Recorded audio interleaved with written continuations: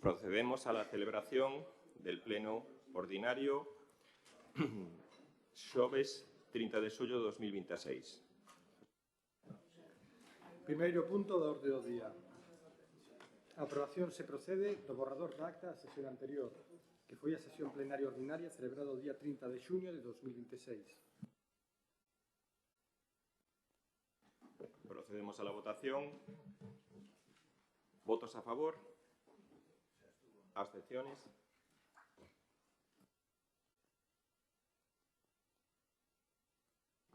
Punto segundo da orde do día. Dación de conta do informe da Tesorería Municipal do segundo trimestre de 2026, de cumprimento do prazo de morosidade, Lei 15/2010. Punto terceiro. Modificación de créditos 14/2026, transferencia de crédito 8/2026. Intervencións. Noelia.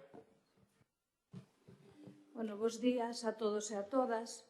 Dende o noso grupo estamos a favor de mellorar a seguridade vial e a accesibilidade dos dous núcleos da DP 0511. O que hoxe debatimos non é a necesidade destas actuacións, senón a forma na que foron planificadas e presupuestadas. O propio expediente recoñece que os proxectos inicialmente previstos deben reformularse, porque ao seren revisados o coste aumenta e, ademais, a financiación inicialmente prevista mediante a venda dunha parcela municipal non vai poder materializarse.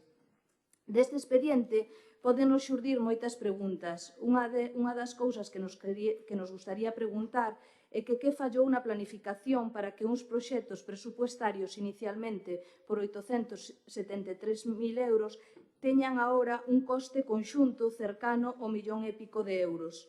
Que modificacións técnicas xustifican ese incremento?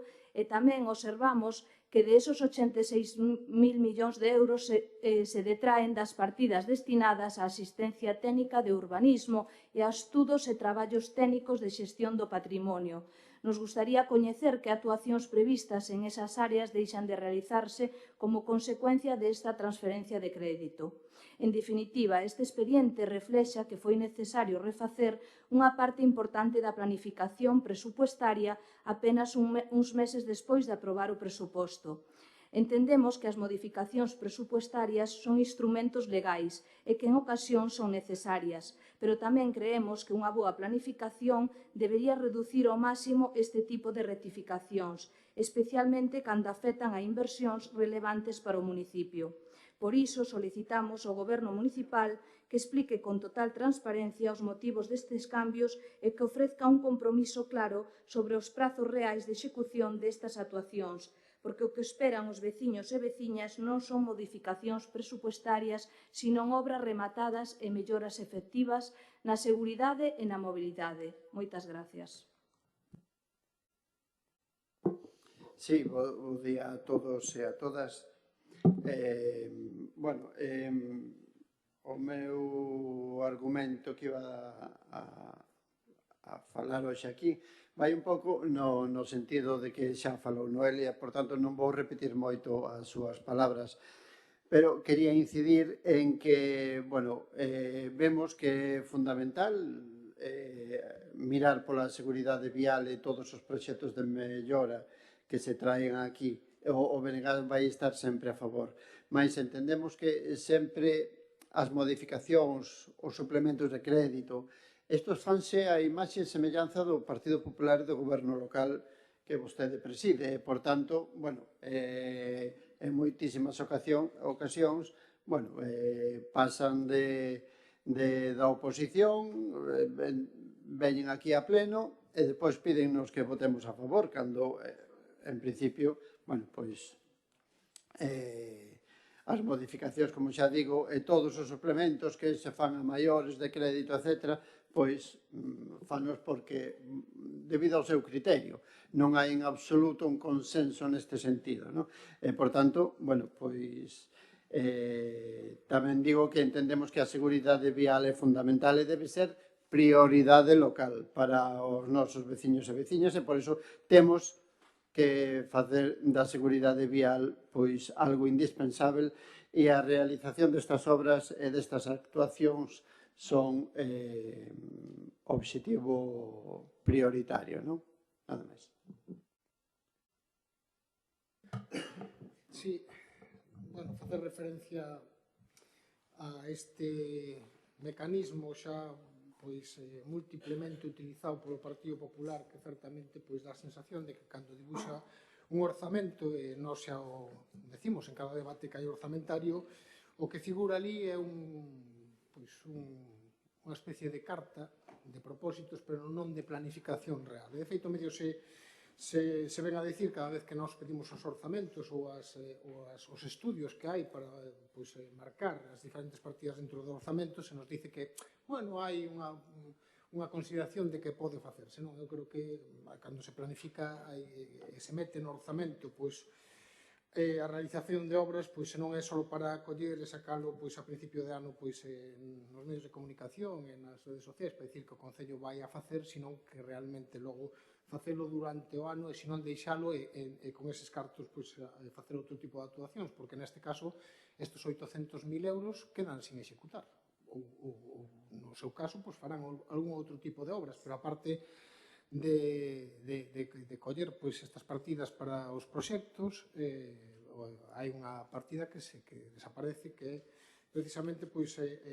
estes dous amaños que se iban a realizar por vía de 873.000 euros. Por tanto, eu creo que hai que ser máis serios na planificación, non? Creo que cando se se dibuxa algo nun orzamento logo é para executalo.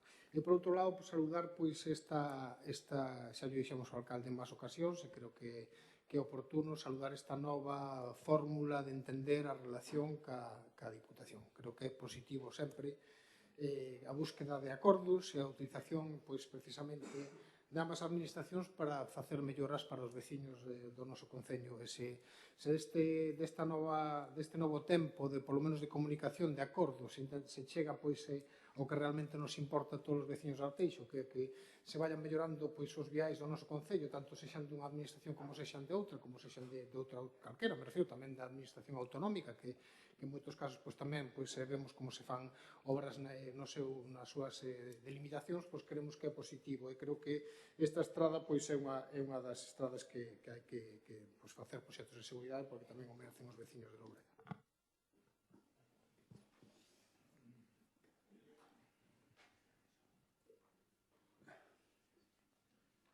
Ola, bons días a todos e a todas. Pois ben, como falamos estes días, e hoxe tamén, o que teremos aquí é a modificación a través da transferencia de crédito do anexo de investimentos. E por que o traemos? Porque modifícase o importe das actuacións, importe de proxecto de mellora de seguridade vial e condicionamento de P501 Herberíns en Loureda, que pasa dunha estimación inicial de 423.000 euros a 662.616, e Sendas Barreiras, que pasa a denominarse proxecto de mellora da accesibilidade de P501 o Foxo Herberíns, Barreiras, a un importe, estaba orzamentado en 450.000 euros o total do proxecto, e pasa a 426.063. Vale.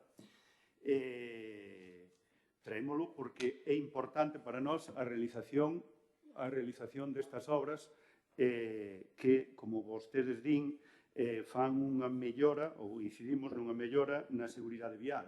Obras que facemos o Ayuntamiento nunhas carreteras que non son da nosa titularidade, para beneficiar os veciños. Noelia fala de fallou a planificación, eu entendo que non, porque isto xa estaba no anexo de investimentos. As modificacións que se fan no coste ou no custo do proxecto derivan dunha estimación inicial dun proxecto de 25, as modificacións técnicas, despois din que as partidas que sacamos, que se sacan do programa 1 de urbanismo e do programa 9, que é de obras, xa son partidas destinadas a financiar asistencias técnicas. As asistencias técnicas, eses 86.000 euros que supoñen a anualidade do 2026, son necesarias para a dirección de obra e a coordinación de seguridade e salud, é dicir, non están minorando ninguna das partidas que fosen necesarias para outro acometemento, é dicir, a Seguridade e Salud, a Coordinación de Seguridade e Salud e a Dirección de Obra podrían ir perfectamente a esas partidas. Despois, di Martín de que anulamos 800.000 euros, que é iso que queda sin executar. Non é que anulemos 800.000 euros, esos 800.000 euros era o custe asociado a estas dúas inversións. Non anulamos esos 800.000 euros. Anulamos 800.000 euros e pasamos de 800.000 a 1.100.000. Se sumamos os 662 de Herbedín Loureda e 426.000 de Foxo Herbedíns, das Barreiras, son 1.100.000. Vale? Que pasa?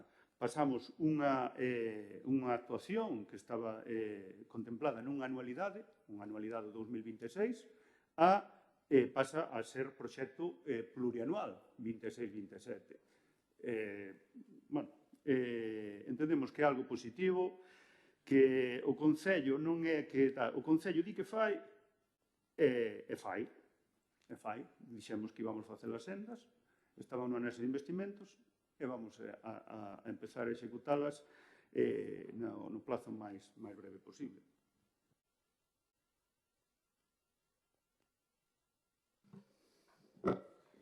Bueno, como dixen anteriormente, entendemos que as modificacións son instrumentos legais e, como dixen, en ocasións hasta necesarias, pero despois de aprobar un presuposto anual que evidentemente é un documento vivo, estemos mes tras mes traendo modificacións, é o que nos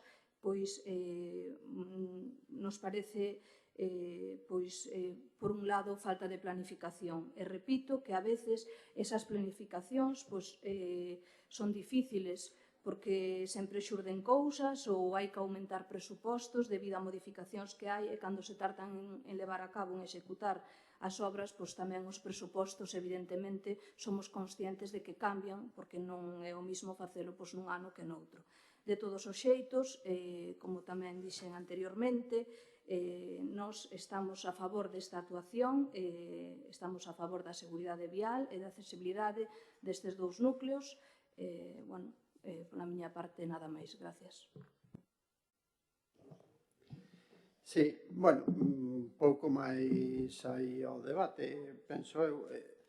A verdade é que nós temos que entender, e cando digo nós non me refiro xa só ao BNG, senón a toda a corporación que a seguridade vial neste Concello ten que ser prioritario sempre. Entón,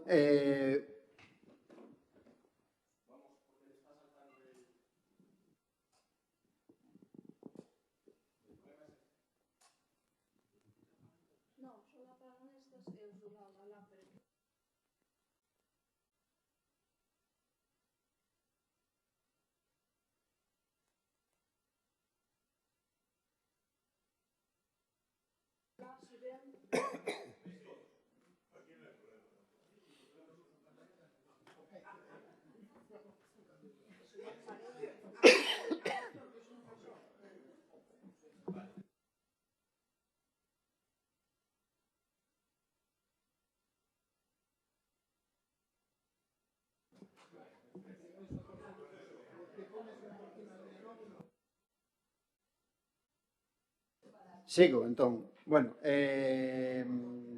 como estaba dicindo, entendemos que a seguridade vial é fundamental e debe ser prioritario neste Concello. Aínda temos moitas carencias en canto ao vial que circula por todo o noso Concello e entendemos que aquí se vai actuar sobre estradas provinciais.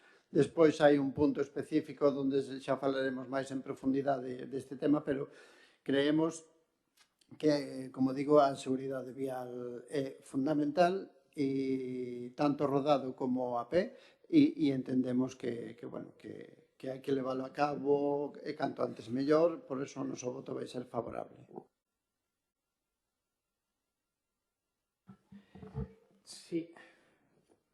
A ver, isto é unha modificación, me refiro, non hai nada novo de ninguna obra que se vai a facer que non estuvera xa planificada por parte do Concello. Me refiro que estamos votando unha modificación na cual implementan unhas novas partidas que se detraen dunha serie de temas de proxectos, todo eso para facer os proxectos ou para complementar os proxectos. E claro, eu entendo que claro que se van a facer no 27, o mellor, pero a realidade é que no orzamento do 2026, nos 18 millóns que había para investimentos, se detraen 800.000 euros que se deixan de executar no ano 2026 porque non se van a facer esas obras. Non estou mentindo en nada do que digo. Que se vayan a facer no ano 2027 porque este ano non puderan facelas? Pode ser, ou non. Eso xa veremos no ano 2027, pero a realidade é que hai 800.000 euros orzamentados no ano 2026 que van a deixarse de ejecutar. Iso é unha realidade como un templo. De 18 millóns, esos 800.000 non se van a ejecutar e se van a utilizar 80.000 euros ou non sei cantos para facer os proxectos. Por tanto, eu creo que sí que hai un tema de planificación que o que se orzamenta debe intentar executarse. E se non se executa, evidentemente, se deixan de utilizar cartos públicos que están dentro dun anexo de investimentos que se vendeu que se van a executar 18 millóns. Eso é a realidade. Que se fan ou que non? Que é necesaria a obra en Arbedíns? Por suposto. Nas Barreiras, en todo o tramo desa vial da Diputación que necesita esa actuación en canto á seguridade viaria. Eso non vamos a poñer en dúbida. Ahora, eso sí, a realidade é esa, que se deixan de executar unha serie de investimentos para este ano. Bueno, vou empezar por Noelia, que, bueno, o sea, cando falamos de modificacións no orzamento, neste caso veñen motivadas, son necesarias, entendo que teñen que ser entendibles. Unha obra que estaba proxectada para facer nunha sola anualidade, no ano 26, surxen sempre temas imprevistos e tal. Aquí hai procesos expropiatorios que ao mellor demoraron un pouco máis do que tiña previsto o que é o departamento. E daquela, a nos oblíganos esa modificación na cuantía do total do proxecto, a máis eso que se conviertan en plurianuais, trelo aquí, porque se fai unha modificación do anexo de investimentos, pero eso non implica que non estuvese suficientemente planificado. Martín, eso de, claro, estas actuacións estaban asociadas, o sea, o seu financiamento a unha venta dunha parcela. Unha venta dunha parcela que se estima, con criterio prudente, que probablemente non se chegue a facer neste exercicio. Un importe de 800.000 euros que, evidentemente, hai que dalos de baixa, pero non é que se deixen de executar esas obras. Eses 800.000 euros iban asociados a estas sendas para mellora de seguridade vial en Loureda. Pasamos de 800.000 a 1.100.000 que vamos a executar, con outra fonte de financiación, pero que vamos a executar. Daquela non deixamos de executar nada. Non pasamos de 800.000 a 100.000. Pasamos de 800.000 a 1.100.000. Vale? Pouco máis. Creo que está totalmente xustificada a modificación, que non tal, e que debería de verse como algo moi positivo para a cidadanía, unha obra importante na que estamos orgullosos.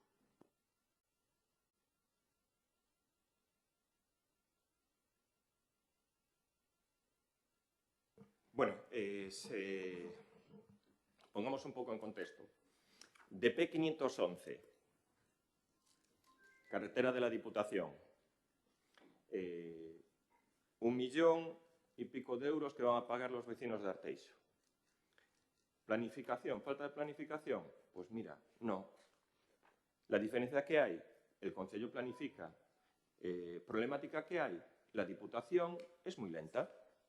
Porque estas actuaciones están englobadas en un acuerdo donde el Concello de Arteixo se hace cargo de pagar y ejecutar estas dos actuaciones en Loureda, Herbedíns, As Barreiras o Foxo, y a mayores también tenemos que hacernos cargo de ejecutar la DP, la 512, que es de la Avenida Finisterre a la travesía, en la travesía de la Groufa, que son otros 600 y pico mil euros. Vamos, el Concello va a pagar en carreteras de la Diputación 1.600.000 euros. ¿Qué recibe a cambio el Concello? Bueno, pues dentro de la formalización del convenio, vamos a intentar conseguir que la Diputación nos financie lo que es la ejecución de la DP 506, que es la carretera de Barrañán hacia la carretera de Callón. Claro, los proyectos los hace todos el Concello, las expropiaciones las hace todos el Concello, paga todo lo que es el Concello, la ejecución después la realiza el propio Concello. Lo único que le pedimos a la Diputación que nos financie, en este caso, la senda de Barrañán. Una senda que, después de actualizar los proyectos, del primer proyecto que teníamos de junio del 25, aproximadamente 1 millón de euros, ha pasado a julio del 26, 1.200.000. Lo mismo que estas dos sendas que traemos aquí, que una de ellas ha incrementado por, sobre todo, la situación de la construcción actual, cerca de 100 y pico mil euros su precio. Y cuanto más se retrase la Diputación, en firmar el convenio, todavía seguramente incrementará más el coste para el Concello. La otra opción que tenía el Concello, pues seguramente no se haría la senda de Barrañán, no se haría la senda de Herbedíns, no se haría la senda de Loureda y no se haría la senda de la Groufa. Carreteras de titularidad de la Diputación, competencia de la Diputación. Para evitar ese problema, para, sobre todo, agilizar y ayudar a que los vecinos de Loureda, de la Groufa, de Barrañán, tengan una senda segura, se implica el Ayuntamiento. Pero claro, esta implicación tiene un coste muy elevado y bueno, pues o optamos por esa opción o decidiríamos entre eso o nada. Y el Concello lo que busca, sobre todo, es garantizar la seguridad viaria de los vecinos de Arteixo, aunque sea actuando en carreteras de la Diputación. Procedemos a la votación. ¿Votos a favor? ¿Abstenciones?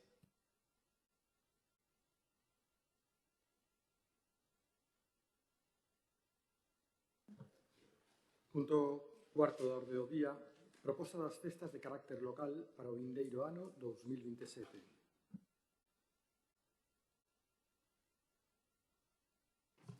Bueno, os festivos de carácter local que propón o equipo de goberno para o vindeiro ano 2027 para o noso municipio son o 9 de febreiro, que se corresponde a martes de Entroido, e o 26 de xuño a festa patronal de Santiago Apóstol. O equipo de goberno propón estas datas, poderían ser estas ou calquera outras, pero dende o noso grupo non nos imos opoñer. Nada máis, gracias. Sí, ben, xa comentou Noelia que cales son eses días festivos que se propoñen, que son o 9 de febreiro, martes de Entroido e o 26 de xullo, como ven sendo habitual, cando non coinciden en domingo, evidentemente, a festa patronal do Santiago Apóstol. Entendemos que seguimos, bueno, pois unha tradición de festivos que se alternan dependendo un pouco de se cadran en domingo ou non, ou son outras festividades, pero entendemos que debe ser así, nada máis. Procedemos a la votación. ¿Votos a favor?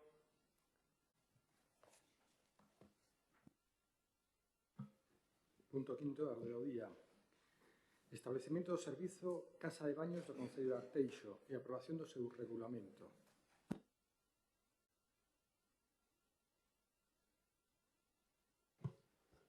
Desde o noso grupo municipal queremos comezar dicindo que toda actuación destinada a recuperar o patrimonio histórico do noso municipio e poñelo ao servizo da cidadanía merece, en principio, unha valoración positiva. A recuperación da Casa de Baños pode supoñer unha oportunidade para Arteixo, tanto dende o punto de vista patrimonial como turístico e económico. Agora ben, desde o noso grupo entendemos que tan importante como rehabilitar unha instalación é garantir que a súa xestión sexa eficiente, transparente e sostible. E precisamente aí é onde consideramos que aínda existen cuestións importantes por concretar. O regulamento que hoxe se somete á aprobación deste pleno establece o marco xeral do servicio, pero deixa para un momento posterior aspectos tan relevantes como as tarifas que deberán aboar as persoas usuarias. que serán fixadas pola Xunta de Goberno local, así como as condicións concretas do futuro contrato de xestión. Por iso, dende o noso grupo, queremos formular as seguintes preguntas ao Goberno municipal. Cales serían as tarifas previstas para acceder á casa de baños, se está previsto establecer bonificacións para as persoas empadroadas en Arteixo e para colectivos como persoas maiores, persoas con discapacidade ou familias numerosas. Que mecanismos de control exercerá o Concello sobre a empresa adxudicataria para garantir unha correcta prestación do servicio e se compromete o Goberno municipal a informar periódicamente ao Pleno sobre o funcionamento e os resultados económicos deste servicio. Dende o noso grupo compartimos o obxectivo de recuperar este espazo e poñer en valor un elemento importante do patrimonio de Arteixo. Con todo, entendemos que hoxe se nos solicita un voto favorable cando aínda descoñecemos cuestións fundamentais para poder valorar con todas as garantías a futura prestación deste servicio. Por responsabilidade non imos votar en contra dunha iniciativa que pode resultar beneficiosa para o noso municipio, pero tampouco consideramos responsable apoiar un expediente no que aínda quedan decisións tan importantes por concretar como tarifas, condicións de futura xestión ou os mecanismos de control sobre a empresa concesionaria. Por ese motivo, o noso voto será de abstención. Seguiremos facendo un seguimento rigoroso deste proxecto para garantir que a Casa de Baños cumpra o seu verdadeiro obxectivo, que será prestar un servicio público de calidade, accesibilidade para a veciñanza e xestionado con absoluta transparencia e responsabilidade. Gracias. Bueno, bo día a todos e a todas. Estamos moi de acordo co establecimento dun servicio para a veciñanza que é lúdico e saudable e que o tempo recupera unha tradición histórica do noso Concello, o uso termal das aguas mineralo-medicinais, aparte un edificio que ten a súa historia. Ademais, contribuímos a unha atracción turística máis para o noso Concello que non se refire só á época estival, sino que durante todo o ano, asunto bastante importante. O que non estamos moi de acordo é que se xa máis sostible e eficiente esa xestión indirecta, sabida é a nosa postura polos servicios públicos e polo que nos apostaríamos en este caso, pero se o Goberno non se considera capacitado para levar a cabo esta xestión directa, bueno, pois poñeremos por diante a prestación do servicio. E en canto ao regulamento, bueno, o regulamento é un documento que é fundamentalmente técnico, digamos, e nada que obxectar a súa aprobación. O noso voto, pois, vai a ser favorable, agradecendo a aportación externa que hubo neste caso e que a fixe posible. Gracias.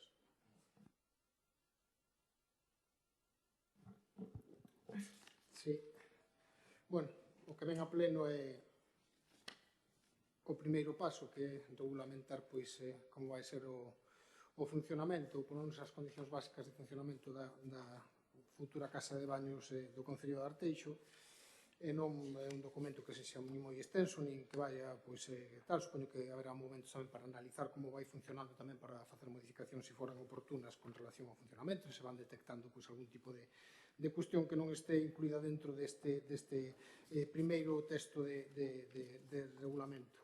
Si añadir un par de cuestións, o indispensable agradecemento unha vez máis á Fundación Amancio Ortega por facer posible que este edificio singular do noso Concello, dos poucos edificios singulares do noso Concello histórico que pasase a ser patrimonio público. Creo que isto foi unha gran noticia e, por lo tanto, agradecerllo a esta fundación, que o fai dun xeito altruista, e tamén agradecerlle ás administracións públicas, tanto con relación no seu momento a capilla, o entorno, o jardín, as primeiras obras do edificio onde estaba o restaurante e o hotel, e agora con relación tamén á Casa de Baños, que moitas administracións estén involucradas dentro desta creación da Casa de Baños. Creo tamén do Arteixo Concilia o edificio da Capela, tanto fondos que daba o Goberno do Estado como ahora a Xunta de Galicia. Por tanto, agradecerlle ás administracións públicas a súa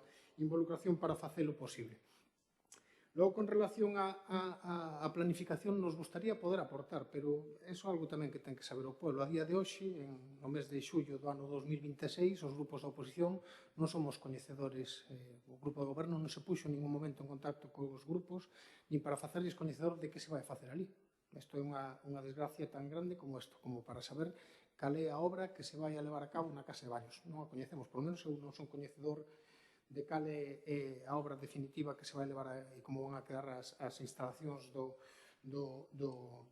deste pequeno balneario que vamos a poder disfrutar os veciños de Arteixo. Por tanto, eu creo que tampouco podemos entrar a valorar algo que non coñecemos como debería de ser e como se debería, eu creo que facer partícipe a oposición. E logo tamén facer unha pequena reflexión si ojalá nos queremos que funcione, que sexa unha instalación que sexa moi utilizada. Eu creo que a nivel de pueblo pode ser que a veciñanza veña a utilizar as aguas termais e aproveite para facer unha sesión de entrada. Ahora, non sei se terá moitas posibilidades de funcionamento a nivel turístico externo, porque é certo que o turismo de baños está moi ligado tamén a ter un lugar onde dormir. A día de hoxe, en Arteixo, núcleo onde se pode dormir. Un problema que temos neste concello. Non hai hoteles, non hai ninguna ou casi ninguna oferta hotelera, ou as que hai son poucas, están xa moi copadas con relación á industria que temos xa no noso concello, empresas moi importantes que copan esta oferta hotelera que está prácticamente no entorno do polígono, ni sequera está no centro hai 4 cosiñas moi limitadas. Por tanto, eu creo que isto, ao mellor no seu día non se valorou, certamente o hotel se vai utilizar para outra cousa, pero unha oferta de turismo é difícil que alguén veña de fora cando non vai a poder dormir e que vai a dormir en Coruña para virse ao balneario de Arteixo. Bueno, xa me quedo dúbida, isto é unha reflexión única e exclusivamente. E logo, con relación ao tema económico, que non ven agora, pero sí virá, que con relación ao estudio que ven, no cual se fai un estudio a pérdidas, non?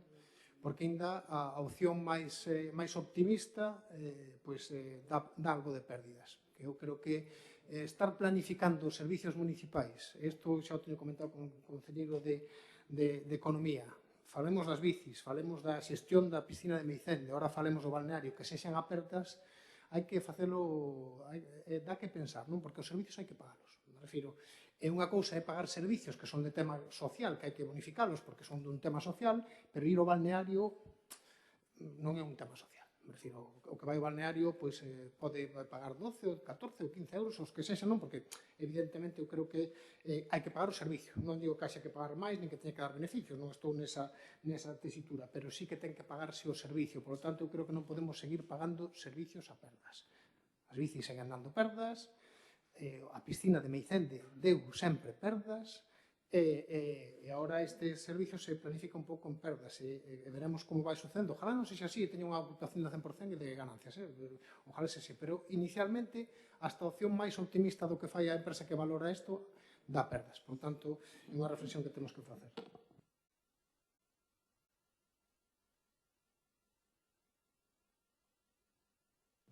Bueno, pues a mí me gustaría iniciar la intervención como decía también el portavoz del PSOE, pues agradeciendo a todas las fundaciones y administraciones que estuvieron implicadas en este proyecto. En primer lugar, pues agradecer a la Fundación Amancio Ortega la donación de 3 millones de euros para poder comprar íntegramente lo que se denomina el complejo balneario de Arteixo, balneario histórico testado de 1700 aproximadamente, y donde gracias a esa aportación podemos recuperar pues lo que es el aprovechamiento de las aguas minero-medicinales para, en este caso, un uso público, porque al final estas aguas, casa de baños, va a ser público, ¿no? También quisiera agradecer en este caso pues, a la Xunta de Galicia por hacer la aportación aproximadamente de 3 millones de euros para poder rehabilitar, en este caso, la casa de baños. Además, una subvención que era específica para actuaciones termales.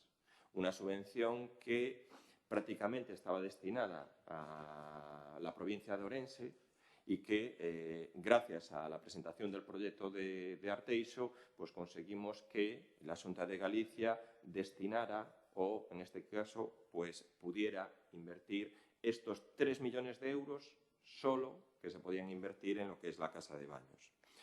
Y gracias a esa actuación se ha podido recuperar lo que es también el hotel balneario, la capilla, y que están pues todas las actuaciones en marchas.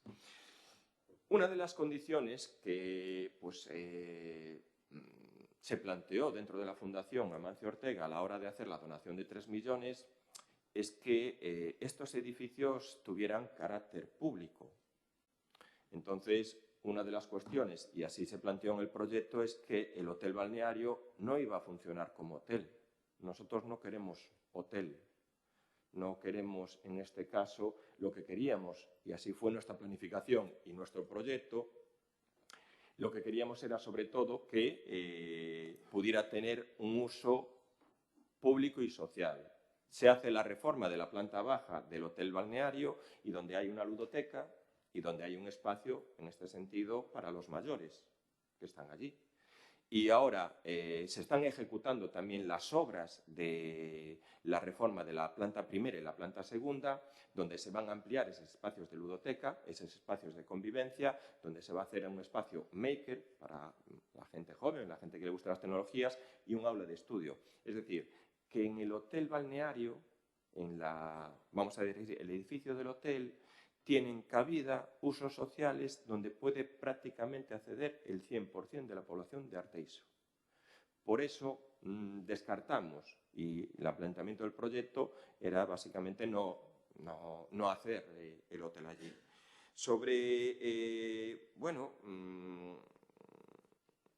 Estamos en un área metropolitana aproximadamente de unos 400.000 habitantes. 400.000 habitantes. Que prácticamente no hay ninguna opción de agua termal. La opción más próxima de agua termal es en Carballo. Es en Carballo.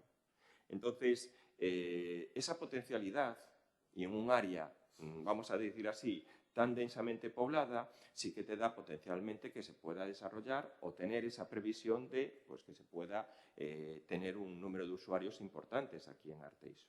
No es, lo vuelvo a decir, no estamos aislados de un núcleo poblacional importante, no, estamos en un entorno con 400.000, vamos a decir, no es exageración, que puede haber unos 300.000 potenciales clientes, que es también dentro de lo que incide lo que es el estudio económico que plantea para hacer este reglamento. Sobre todo cuando se hacen los estudios para, en este caso, iniciar la elaboración del reglamento, sí que partimos de una propuesta conservadora, ¿no? Un escenario conservador, que es, sobre todo, en el inicio, en el arranque y en puesta en funcionamiento de este balneario, para nosotros queremos ir observando cómo va evolucionando. Entonces, se hace un estudio económico con una propuesta conservadora donde se estima que en el primer año el índice de ocupación es del 35%, un tercio. Un tercio. Por eso, en el estudio económico sale que el primer año está reflejado en pérdidas. Claro, en el estudio más optimista, en el siguiente, ya tiene una ocupación del 40-41%. Y sí que ya sale un escenario donde el segundo año ya estamos en reequilibrio.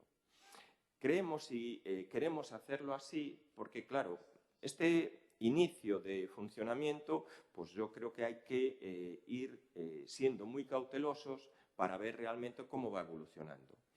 Sobre las tarifas, el estudio que se plantea es un estudio genérico y se traslada en el estudio que la tarifa van a ser 10 euros. 10 euros. 10 euros, tarifa con un tiempo de acceso de, creo que son 1 hora. 10 euros, 1 hora. Y también se plantea el uso de bonos. Si adquieres 10 bonos, el coste son 8,50. Bien, a partir de ahí hay que desarrollar esta propuesta en una dimensión más genérica, habrá que desarrollarla pues, dentro de un concepto más específico. Pero esto es la base para que en tanto lo que es el estudio económico como el reglamento se haga. Por supuesto que cuando se abrió la piscina de Meicende se abrió a pérdidas, Meicende Pastoriza a pérdidas. Y cada vez que va evolucionando y se va aumentando el número de socios, va cada vez reequilibrando más. A día de hoy, vamos a matizar, no está en pérdidas. No está en pérdidas, es decir, el coste de la prestación de servicio está equilibrado. Es verdad que el ayuntamiento asume los gastos de electricidad, agua y combustibles. Pero sí que se ve una evolución positiva para, en este caso, pues cada vez que se equilibre más un servicio en la zona norte de Piscina, que yo creo que habría que tenerlo y potenciarlo. La Piscina de Arteixo da superávit. ¿Por qué? Porque es un núcleo de población más grande. La de Meicén de Pastoriza da pérdidas, se reequilibra. Pasa lo mismo como lo que es el sistema de bicicletas. Claro que las bicis dan pérdidas. Dan pérdidas aquí, dan pérdidas en Coruña, dan pérdidas en Bilbao, dan pérdidas en todas las ciudades en las que están implantadas, todas. No hay ni un solo ayuntamiento, en este caso, que sea un servicio que sea, vamos a decir así, que dé beneficio. No. Es verdad que nosotros apostamos por ir aumentando lo que es la demanda para en algún momento ir reequilibrando. Noelia.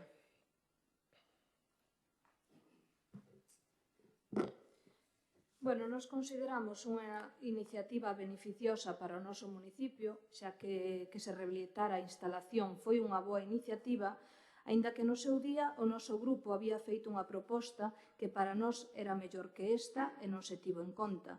Pero dito isto, temos a ben que se rehabilitara esta instalación e fose como é a día de hoxe pois para a casa de baños. E temos aínda máis a ben que se puxera a disposición dos veciños e veciñas de Arteixo e das demais persoas que veñen de outros lugares e que tamén queiran disfrutar dun recinto que antes non tiñamos no noso municipio. Sabemos que este é un primer paso onde se trae a pleno un regulamento, o cal, dende o noso punto de vista, como dixen antes, quedan moitas cousas e moitas cousas importantes por detallar e, sobre todo, por plasmar de forma definitiva.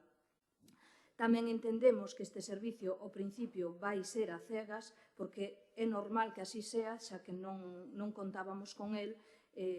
Esperamos que se faga da forma máis correcta, que se poidan correxir esas cousas que en calquer servicio, nun primer momento, poidan sair da forma que non se conta con elas e que se faga todo da forma máis transparente e legal que se poida levar a cabo neste tipo de xestións cando se administra un servicio público. Nada máis, gracias. Sí, bueno, primeiro congratularse de que ese sobrenome de Arteixo Vila Termal volva a ter sentido, volva a asustarse á realidade, non? Ainda creo que hai algún cartel na entrada de Arteixo que o di, por o establecemento deste servicio que reúne a vez das condiciones, é lúdico e a vez saudable, non? É un servicio público que nós, digo, o faríamos con xestión directa do Concello e que, efectivamente, non debe dar pérdidas. Non quer decir, por suposto, que está para ganar cartos, non está para dar un servicio, pero creo que a lei tamén obriga a que se autoalimente dos cartos e que non supone ninguna remora para o Concello. Entón, habrá que estar vigilantes para que isto se asuste a realidade. E logo, por último, volver a insistir, como se fixe na primeira intervención, e dar agradecemento a esas aportacións externas que en realidade foron as que fixeron posible que isto se levara a cabo. E nada máis. O noso voto, por suposto, vai a ser favorable. Gracias.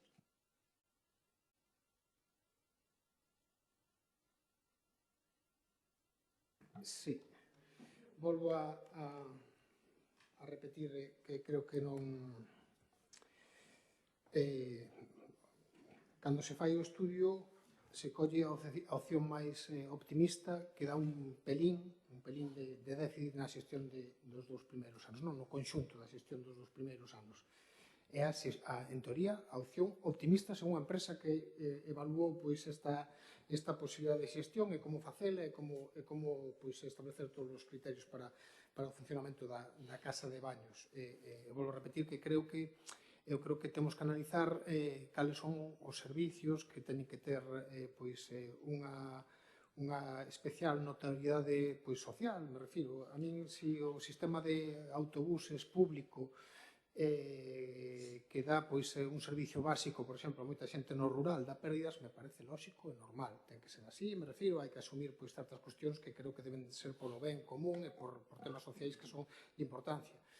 As bicicletas, por exemplo, se un vai ao Concello da Coruña e ve que as bicicletas aumentan cada día o número de usuarios e que son utilizadas por moita xente para ir a traballar, para facer unha serie de actividades de mobilidade pura, que é unha das cuestións que hai que ir potenciando a mobilidade sostible, sin consumo de enerxía generada por combustibles fósiles. Esta cuestión creo que é moi oportuno. Aquí en Arteixo non temos nin carriles de bici. Cando queremos algún carril bici, igual podemos empezar a falar disto. Aquí son máis ben de xeito lúdico, son bicicletas lúdicas para ir a dar un paseo. Por lo tanto, eu creo que si é certo que hai que pagar os servicios, sobre todo aqueles que non teñen un beneficio social máis aló que este lúdico, por exemplo, que fan as bicis, ou outro tipo de cuestións que, vou repetir, a piscina de Meicende, por desgracia, vai acabar a súa xestión dando pérdidas. O saben calquera que eu fui un usuario dali e sabemos os usuarios que hai, Carlos.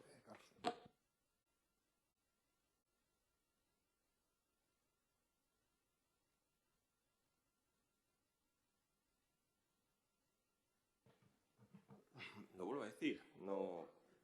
Por supuesto que la piscina de Meicende Pastoriza da pérdidas,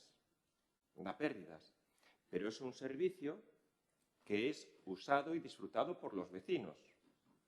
Y es una segunda instalación que era totalmente necesaria, ya que teníamos la instalación de Arteixo y que, bueno, pues tenía, vamos a decir, una gran cantidad de usuarios. Tenemos dos instalaciones, en este caso vinculadas por el ámbito del agua y el gimnasio, que son instalaciones actualizadas, modernas, recientes, que además que tienen un uso y una aceptación de manera muy importante. Pero hay que asumir que en este caso, poco a poco y sobre todo captando cada vez más socios, pues en algún momento se va a reequilibrar. Y luego también hay que asumir, pues, oye, situaciones que es complejas a veces de analizar o de prever, porque a veces no sabes lo que es el coste de la electricidad o no sabes lo que es el coste del gas en estas instalaciones, ¿no? Entonces, yo creo que yo creo que la totalidad de los servicios que oferta el Concello están en déficit. Me refiero, todas las actividades sociales, todas las actividades educativas, la escuela de música, prácticamente todo lo que oferta el Concello, todo lo que oferta para que sus vecinos, sus ciudadanos, pues puedan hacer uso y disfrute de estas actuaciones, está en pérdida. La escuela de música tiene una desproporción económica de 1:10. 1 es lo que paga el usuario, 10 es lo que le cuesta al Concello. Y pasa lo mismo con las actividades sociales, también con el tema de... Tiene que asumirlo el Concello. Irá, oye, progresivamente, si se captan en este caso pues más usuarios, pues se mejorará. Pero es un sistema que sobre todo demuestra que la calidad de servicios que ofrece el Concello de Arteixo no lo tiene nadie. No lo tiene nadie. Y estamos, en este caso, sí que reivindicamos y mucha gente lo valora, es tener esas posibilidades, los centros Concilia, las actividades, lo que digo, educativas, sociales. Yo creo que en este caso, claro que hay que buscar un equilibrio económico, pero también hay que atender y entender, sobre todo, el servicio que se hace. Por supuesto que los buses son deficitarios, altísimamente deficitarios. Pero nosotros, nuestra idea de la movilidad es tener la demanda para ir progresivamente aumentando la oferta. Las bicicletas, lo vuelvo a decir, completamente deficitarias. Oye, si no hay un carril bici en Arteixo, oye, está el paseo fluvial con el paseo marítimo. Eje vertebrador de los movimientos principales en este concello. En Coruña, que yo tengo los datos de Coruña, en Coruña, pues oye, el 90% de las bicis coruñas son actividades de ocio. 90%. 90%. Entonces, hagamos progresivamente entre todos que vayamos aumentando la oferta de bicicletas para conseguir lo que es esa demanda. Para nosotros es importantísimo. Después ya se trabajará en itinerarios seguros, ya se trabajará en lo que es la ampliación de carriles bicis, pero intentemos, en este caso, tener una oferta para conseguir esa demanda. La Fundación Amancio Ortega fue muy claro cuando coincidimos y nos donaron. Los usos que estaban condicionados a la donación era un uso para todas las edades y planteando ludoteca, mayores, aula de estudios, zona para jóvenes. Eran los usos. La Fundación Amancio Ortega ya venía de invertir, en este caso, en la construcción de una residencia y en la construcción de una guardería. Entonces, complementaba diciendo residencia, personas mayores, guardería de 0 a 3. Hagan ustedes un edificio que tenga un uso para las edades que nosotros ya hemos cubierto en el otro lado. Y creo que ha sido y es un buen proyecto y que aparte pues es un proyecto importante que ahora se va completando y que, oye, que también tenemos que reconocer que la Fundación le gusta el trabajo que estamos haciendo. La Fundación pagó la donación. Ahora, yo quiero agradecer también a los técnicos municipales, a redactores, a toda la gente que se implicó, en este caso, en la rehabilitación completa del complejo balneario. La Casa de Baños, aparte de ser un edificio histórico y tener una tradición histórica de aguas, tiene una singularidad, que es agua mineromedicinal. Es agua termal con las características similares, minerales, que tiene el agua de La Toja, del balneario de La Toja. Y la singularidad, que es lo más importante, que tiene los 3 pozos de agua termales dentro de la Casa de Baños. Recuperar eso, que aparte era una de las condiciones que también con la donación que nos dio Amancio Ortega, siempre la Fundación siempre dijo, oye, recuperar la Casa de Baños, recuperar el termalismo, recuperar la historia de Arteixo, como dice Raúl, esos carteles que había, Villa Termal, ahora sí que es una villa termal. Y creemos en este caso que tener y recuperar nuestra historia, recuperar la historia de muchos vecinos de Arteixo que se fueron a dar baños en esa Casa de Baños. Y aún encima que sea de carácter público, porque al final el balneario es público, las aguas son municipales y todo el complejo balneario está destinado, en este caso, a los vecinos. Procedemos entonces a la votación. ¿Votos a favor? ¿Abstenciones? Punto sexto da orde do día. Proposta de rectificación do inventario de bens e dereitos do Concello de Arteixo.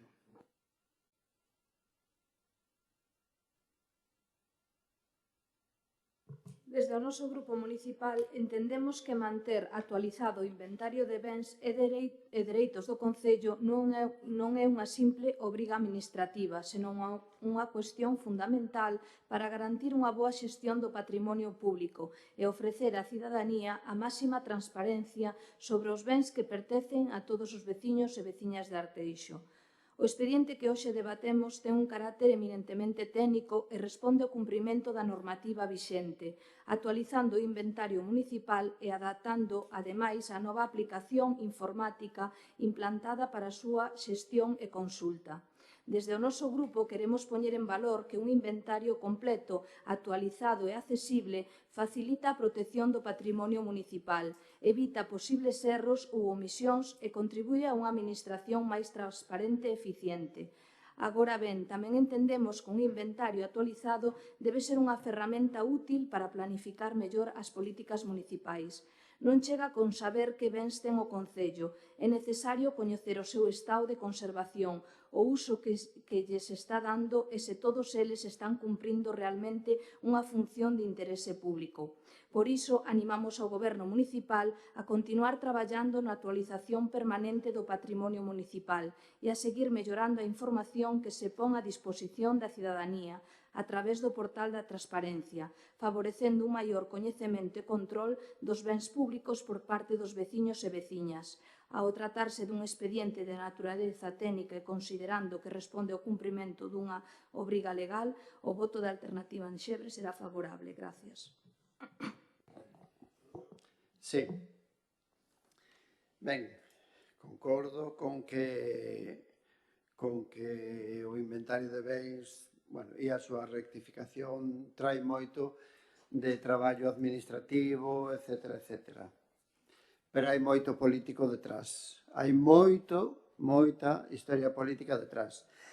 Na documentación dice que o inventario de bens e dereitos do Concello de Arteixo que se aprobou definitivamente no Pleno Municipal do 30 de xuño do ano 22. O ano 22 xa dera moitos tumbos e o BNG, recórdolles, señores do Goberno, alegou no ano 2016 ao inventario de bens, cousa que non respostaron.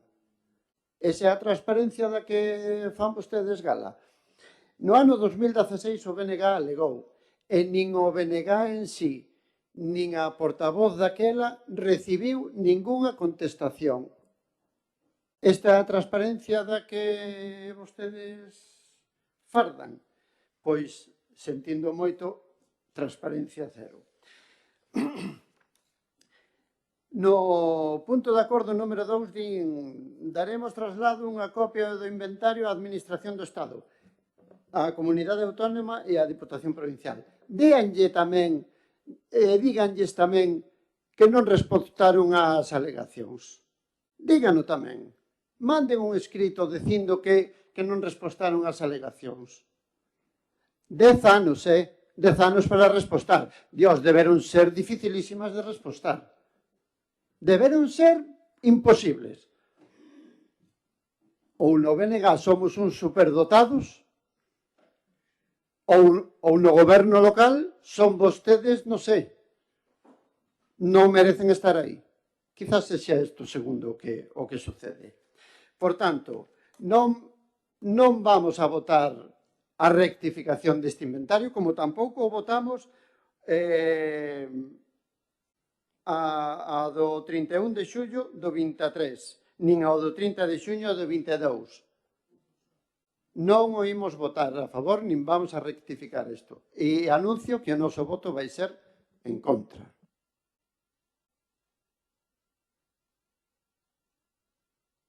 Sí.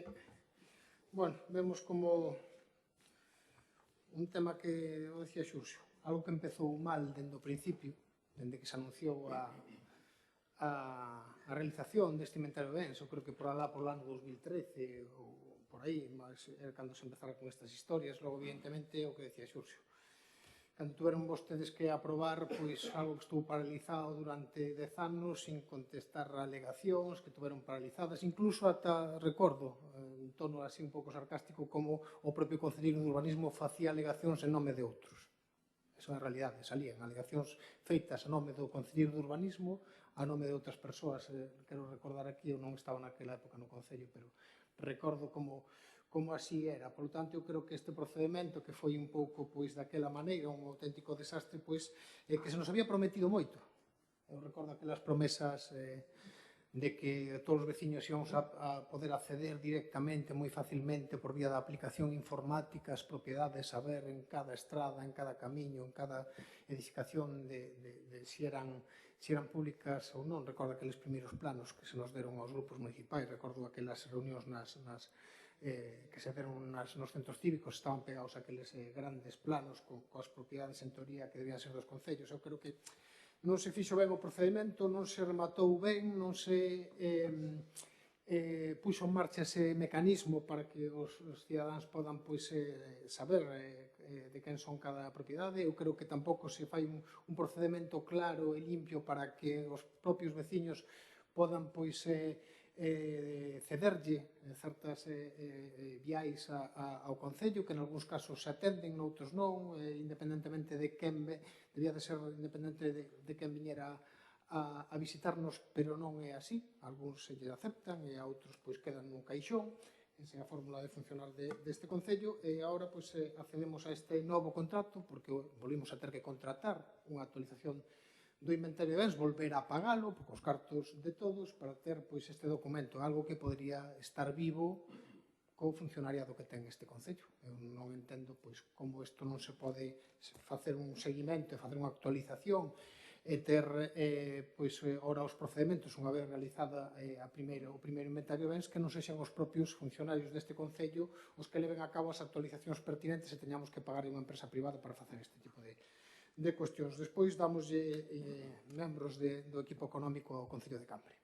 Eu creo que deberíamos analizar un pouco esta situación porque son cartos de todos nós. Xa sei que o grupo de goberno non lle doi nunca os cartos, nunca lle dou os cartos porque como choven en Arteixo e non son do seu bolsillo, eu creo que deberíamos de intentar implementar que sexan os propios departamentos que fagan este tipo de renovación ou de actualización do inventario de bens que debería de ser realizado polo propio funcionariado público. Nós non temos nada que decir na actualización, simplemente que estaremos expectantes e, evidentemente, nos vamos a abster na votación. Sí, bo día a todos e todas. A ver, contar.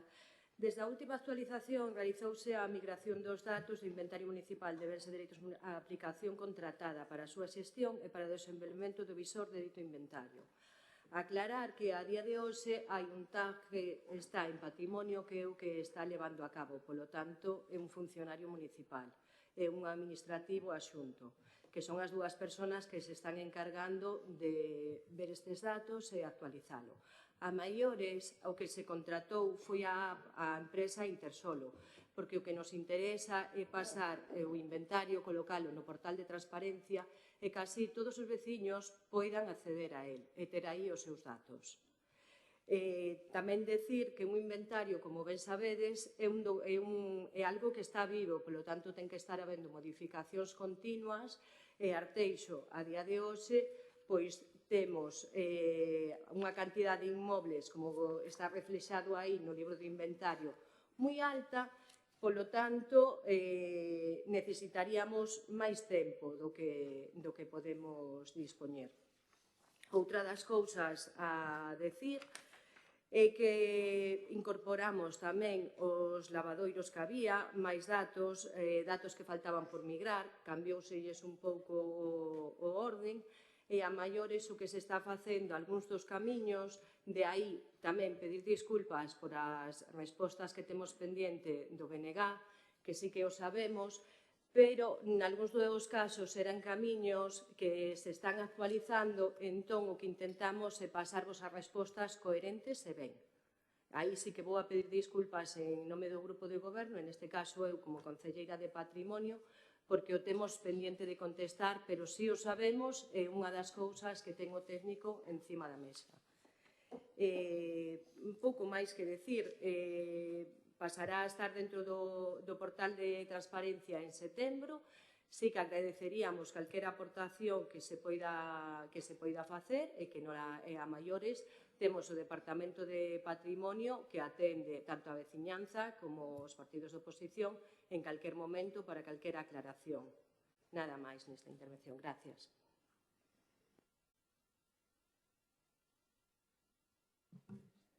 Bueno, eu sí que vou añadir que estou a favor da argumentación de Xurxo, xa que sí que é verdade que este equipo de goberno non leva moi ben o de responder nin ás alegacións nin ás solicitudes de información que fan por rexistro de xeito correcto, tanto ben sexan veciños ou veciñas de Arteixo como os grupos da oposición, e sí que é verdade que sí que quería recalcar isto e darlle, neste caso, a razón ao compañeiro do Bloque Nacionalista.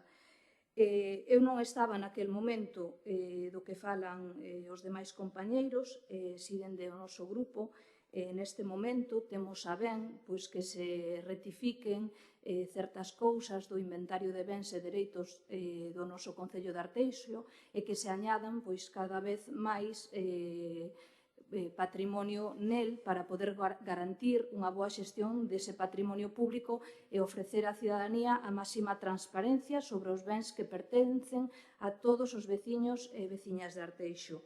Nós sí que imos dar ese voto de confianza neste primer momento e, como dixen, animamos ao Goberno municipal a que continúe traballando na actualización permanente do patrimonio municipal e a seguir mellorando a información que se pon a disposición da cidadanía a través do portal de transparencia, favorecendo un maior coñecemento e control dos bens públicos por parte dos veciños e das veciñas. Nada máis, gracias.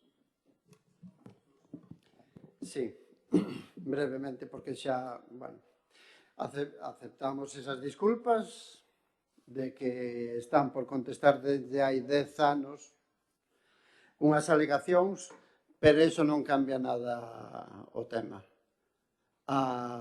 En 10 anos se poden contestar unhas alegacións, aínda que se esteñan traballando para solucionar eso. Pero o que está dicindo é que se nos dá razón, que se está traballando para solucionar certos temas e responder ás alegacións. Por tanto, contesten as alegacións, señan o máis transparente posibles e depois xa falaremos do tema. De momento, o noso voto vai ser en contra.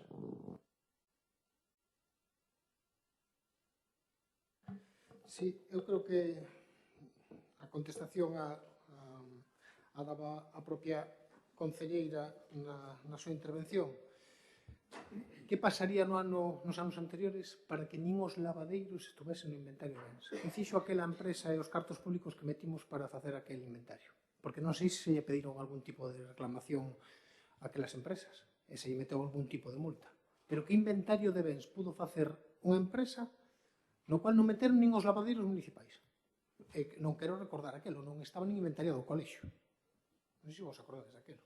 Eu creo que o que decía Xuxo, facían falta moitas disculpas por aquel procedimento que foi un auténtico desastre e non quero recordar as palabras co que se nos trataban os membros da oposición cando falamos sobre o tema, porque de todo menos bonitos. Por lo tanto, eu creo que é obligación do Concello ter un inventario de bens, saber cales son as propiedades do Concello para poder facer calquer cuestión nelas e saber onde ten que realizar as súas inversións. Por lo tanto, eu creo que este é un tema que hai que ter. Estamos no ano 2026 e o importante, ademais, agora é que precisamente se faga efectivo eso de que haxa un espacio de consulta rápido para a veciñanza que poda consultar todas as propiedades e saber que isto pasa moito, non? Cando hai unha disputa, por exemplo, de un camiño, se é un camiño de servidume, se é público, se é privado, este tipo de cuestións. Eu creo que hai que intentar ir avanzando con relación a saber cales son as propiedades públicas, precisamente para saber onde hai que actuar e tamén incluso facilitar a todos os veciños aqueles que queran facer algunha cesión ao Concello. Gracias. Sí, pouco máis que decir. Documento vivo, estamos traballando nel, o técnico municipal, en este caso administrativo que lle axuda, que lle asiste, ca axuda da empresa, pois o que intentamos é telo o mellor posible, comprométome a contestar as alegacións na maior brevidade posible e pouco máis. Decirvos que vai estar un portal de transparencia onde aí se vai a poder consultar tanto os veciños como calquera dos membros da oposición. Sigo reiterando, temos a vosa disposición tamén o Departamento de Patrimonio para toda a veciñanza, incluídos, por suposto, os membros da oposición, e calquera aclaración que podamos facer desde aí. E nada máis, o resto, pois sigo pedindo disculpas porque posiblemente o inventario de bens nos entendemos que é algo moi necesario, pero que a veces se solapa co día a día. Arteixo é un concello onde temos moitísimos frentes e a área de patrimonio tamén. Polo tanto, reitero as disculpas e nada máis. Gracias.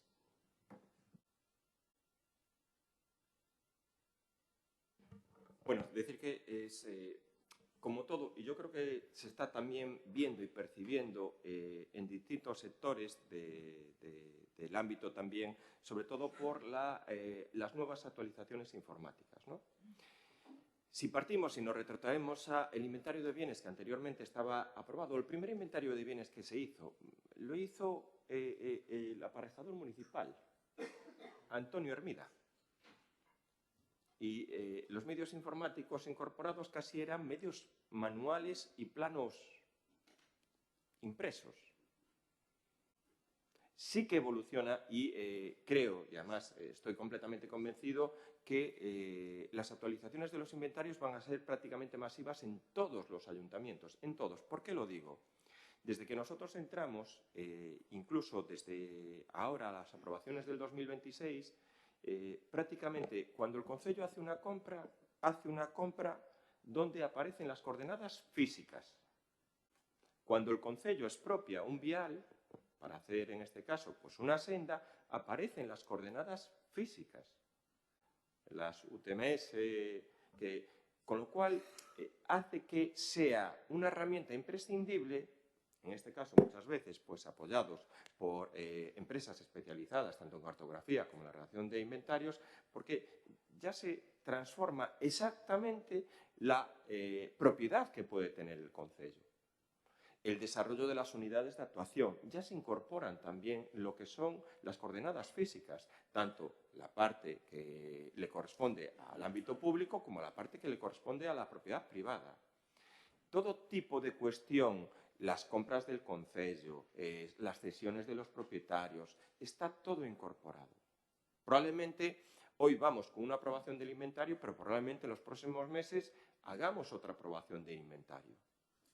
Y una de las cuestiones que era más importante para nosotros abordar, que se comentó aquí, había edificios municipales que no estaban dentro del inventario. Recuperar y tener inventariado y tener georreferenciado todas las propiedades y titularidades del concello, yo creo que es un objetivo prioritario y básico. Pero es un trabajo muy, muy, muy denso y un trabajo complejo, largo, que también es muy difícil al final tener, vamos a decir así, como un 100% del inventario completamente actualizado. Y luego, muchas de las actuaciones y cesiones que se pueden pedir o solicitar están dentro del amparo de la ley. A veces no se pueden ceder caminos que no comuniquen, que den directamente, en este caso, a, vamos a decir así, parcelas privadas. Pero aún así vamos a seguir trabajando en la actualización del inventario. Procedemos a la votación. ¿Votos a favor? ¿Abstenciones? ¿En contra? Noelia. A favor, vale. Punto séptimo. Solicitude de transmisión da titularidade de travesías de estradas provinciais.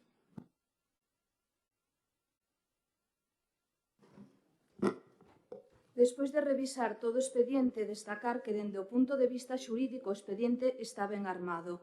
O secretario fundamenta correctamente a competencia, o procedemento e a legalidade da operación.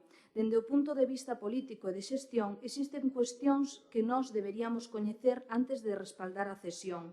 Cal é o estado real das estradas, canto costará mantelas, que inversións serán necesarias e se a Diputación asumirá actuacións antes da entrega.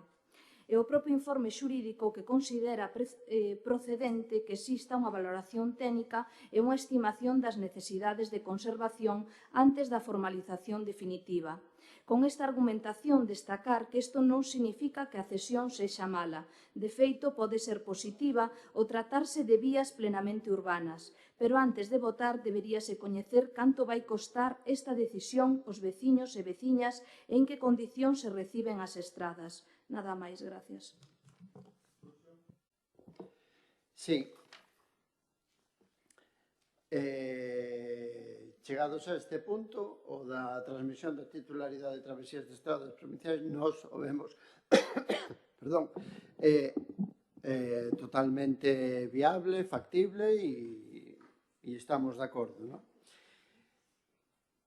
Temos que recordar tamén que bueno, e o comentou Martín nun punto anterior, resulta que a actitude do Concello, ou vou a poñer por diante ao cambio de actitude da Diputación e do Concello, para que ninguén se moleste, é o que había que facer.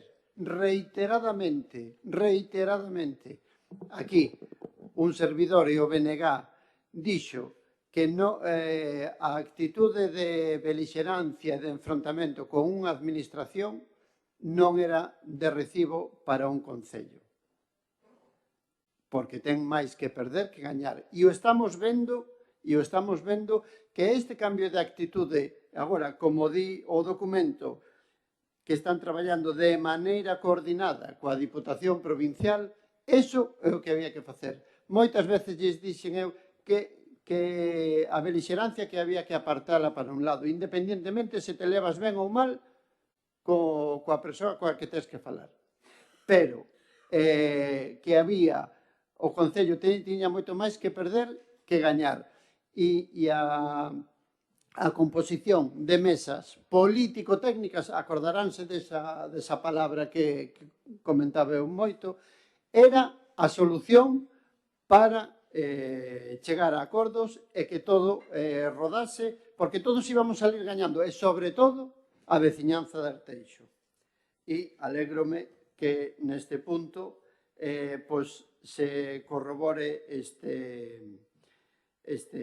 isto que acabo de decir, non? Porque di, así mesmo, o Concello ven promovendo de maneira coordinada coa Diputación Provincial a execución de sendas, peonís, outras melloras de seguridade, etc. Por tanto, eu creo que é esencial. E falando sobre a transmisión de titularidade de travesías, eu sempre pensei e penso que canto máis cerca do veciño e da veciña esteñan os gobernos e as posibles solucións, mellor. Por tanto, eu sí que creo na transmisión de titularidade de travesías que se podan ceder ao Concello, desde a Diputación. Por tanto, entendo que vai ser positivo, sempre, como digo, canto máis cerca do cidadán, moito mellor, e as solucións estarán aí sempre para que non se retrasen moito tempo, e outra para eso, darlle solucións canto antes, non?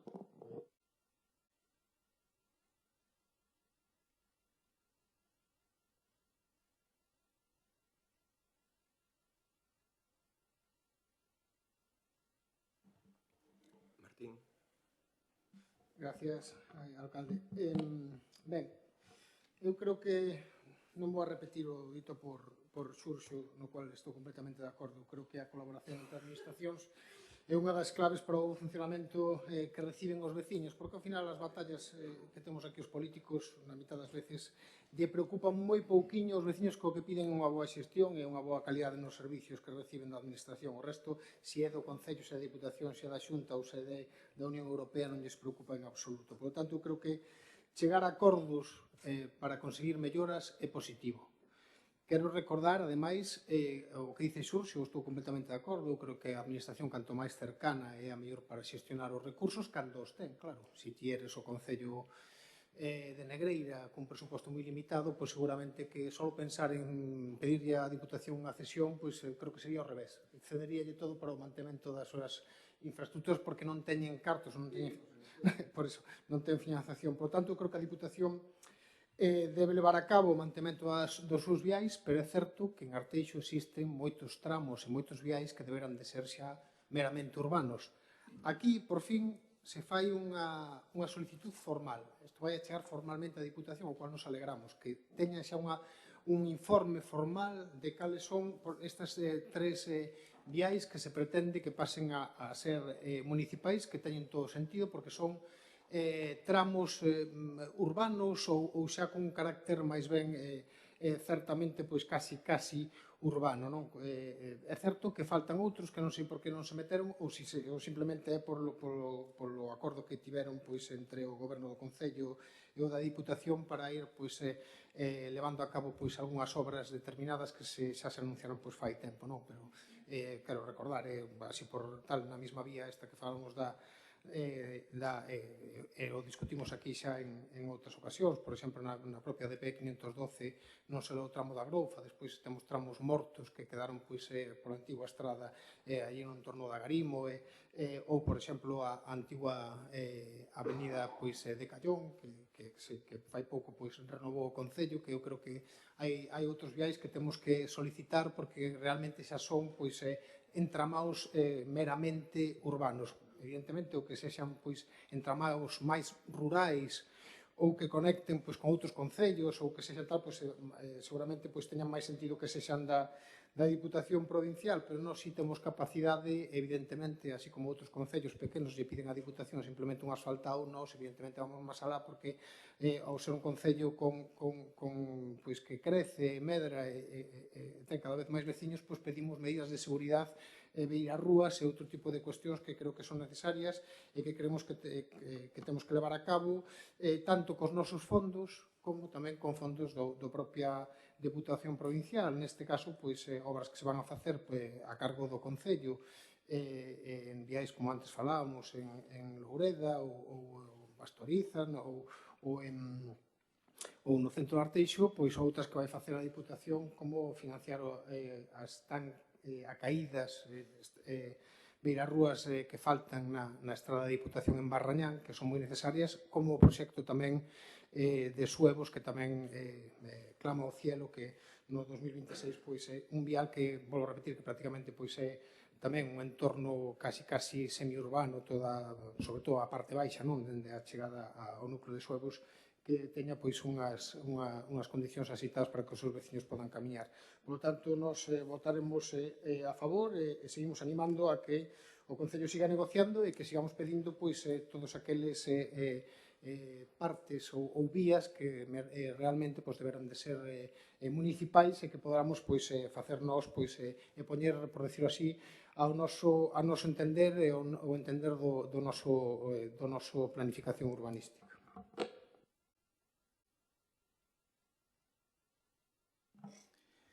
Ola, bons días a todos. O que traemos aquí neste punto 7 do Pleno é a solicitude de transmisión de titularidade das estradas provinciais da DP 501, que é a que dá acceso ao santuario de Pastoriza, a DP 506, que é a que vai desde Lañas a Barrañán, hacia a zona da Canteira, e tamén a DP 512, que é a coñecida como travesía da Groufa, e que conecta a travesía de Arteixo con a avenida de Fisterra. A motivación desta solicitude recae en tres consideracións.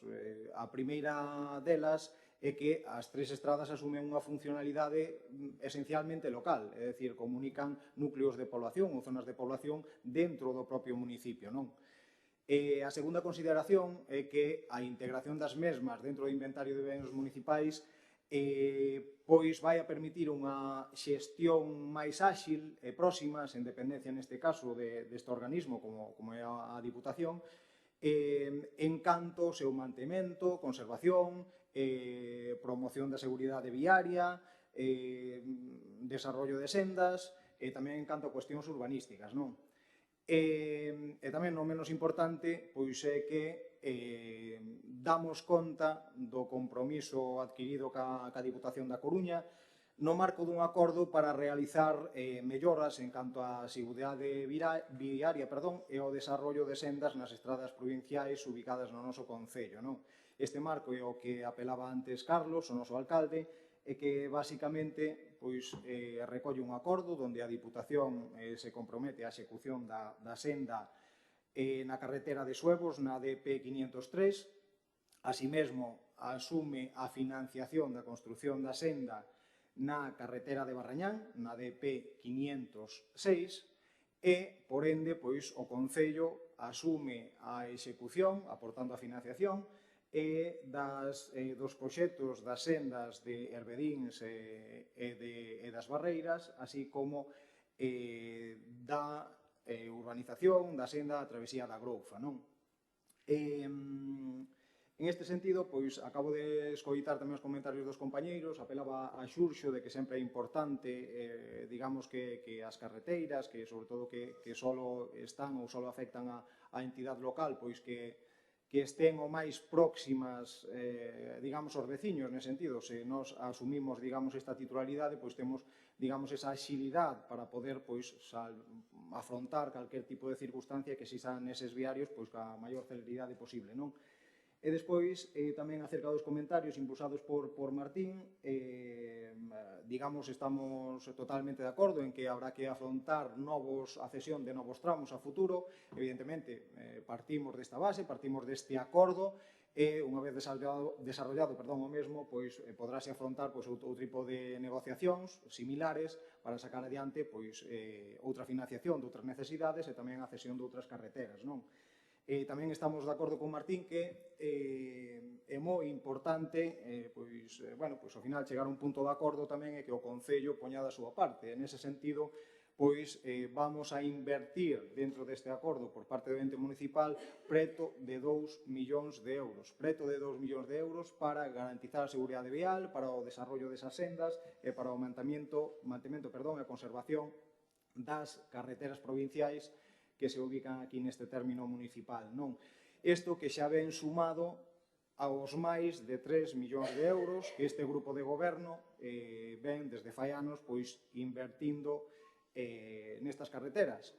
E isto é porque, evidentemente, para nós non hai nada máis importante que a seguridade dos nosos veciños, das persoas que circulan por esas vías tamén, e tamén, a través destas actuacións, tratamos de mellorar a calidade de vida das persoas, promovendo o desarrollo das distintas sendas peonís, moi alineados tamén ca mobilidade activa e sostible. Nada máis pola miña parte.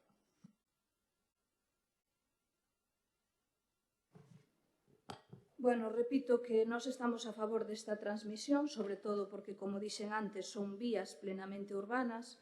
O que sí nos gustaría, que sí que tamén o dixen, é ter esa valoración técnica e unha estimación das necesidades de conservación antes de formalizar esta transmisión de forma definitiva. Nos parece positivo adquirir estas estradas, pero non queremos asumir un gasto, polo menos dentro do noso grupo, un gasto excesivo cando sexan nosas, cando consideramos que deben ser entregadas nas mellores condicións. É verdade, como dicía o concelleiro do Partido Popular, que a Diputación nos dá outras cousas a cambio, pero nós pensamos que nós tamén llas imos dar a eles nun futuro asumindo uns viales que ahora mismo son deles e que creemos que teñen unhas deficiencias importantes o cal nós vamos a ter que acarrear como Concello con ese gasto. Non foron respostadas as miñas preguntas da primeira intervención e repito que o noso voto vai ser o da abstención. Nada máis, gracias.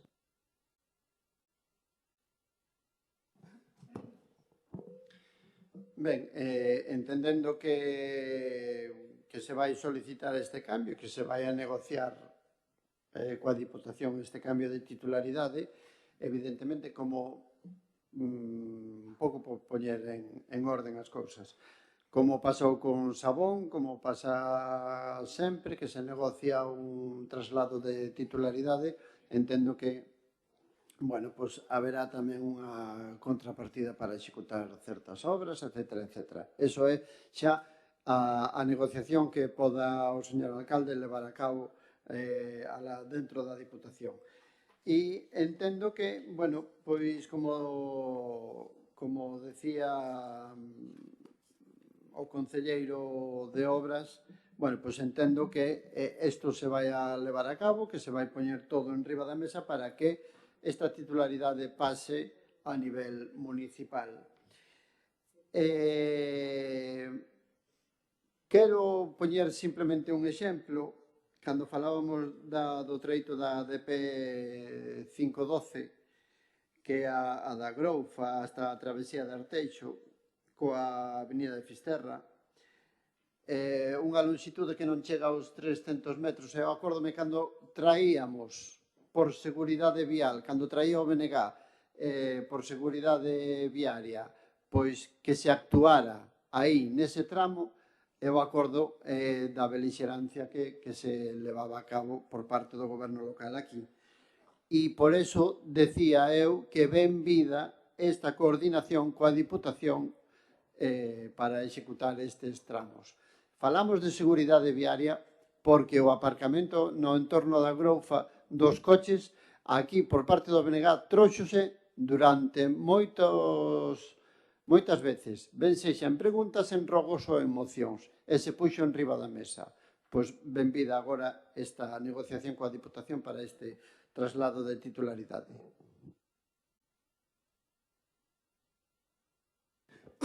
Sí, gracias.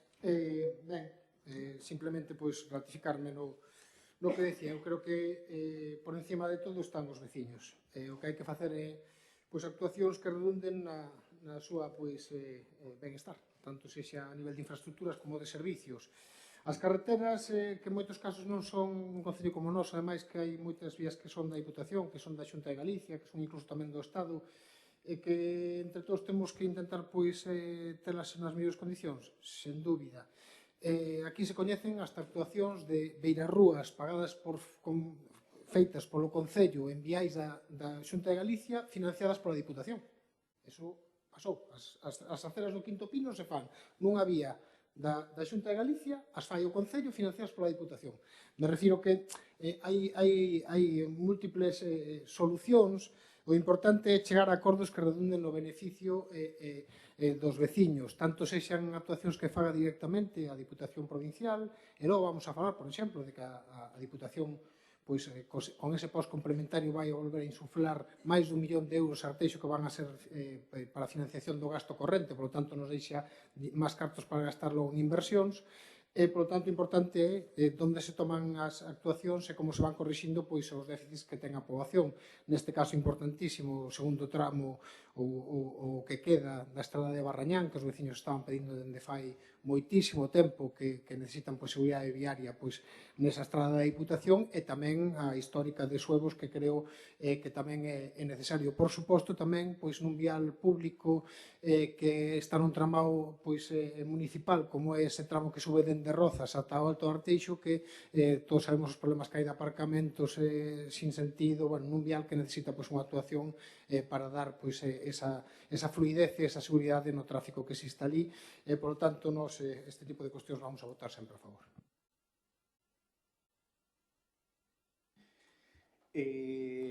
Nesta segunda ronda, intento tratarei de dar resposta aos planteamentos que puxestes agora.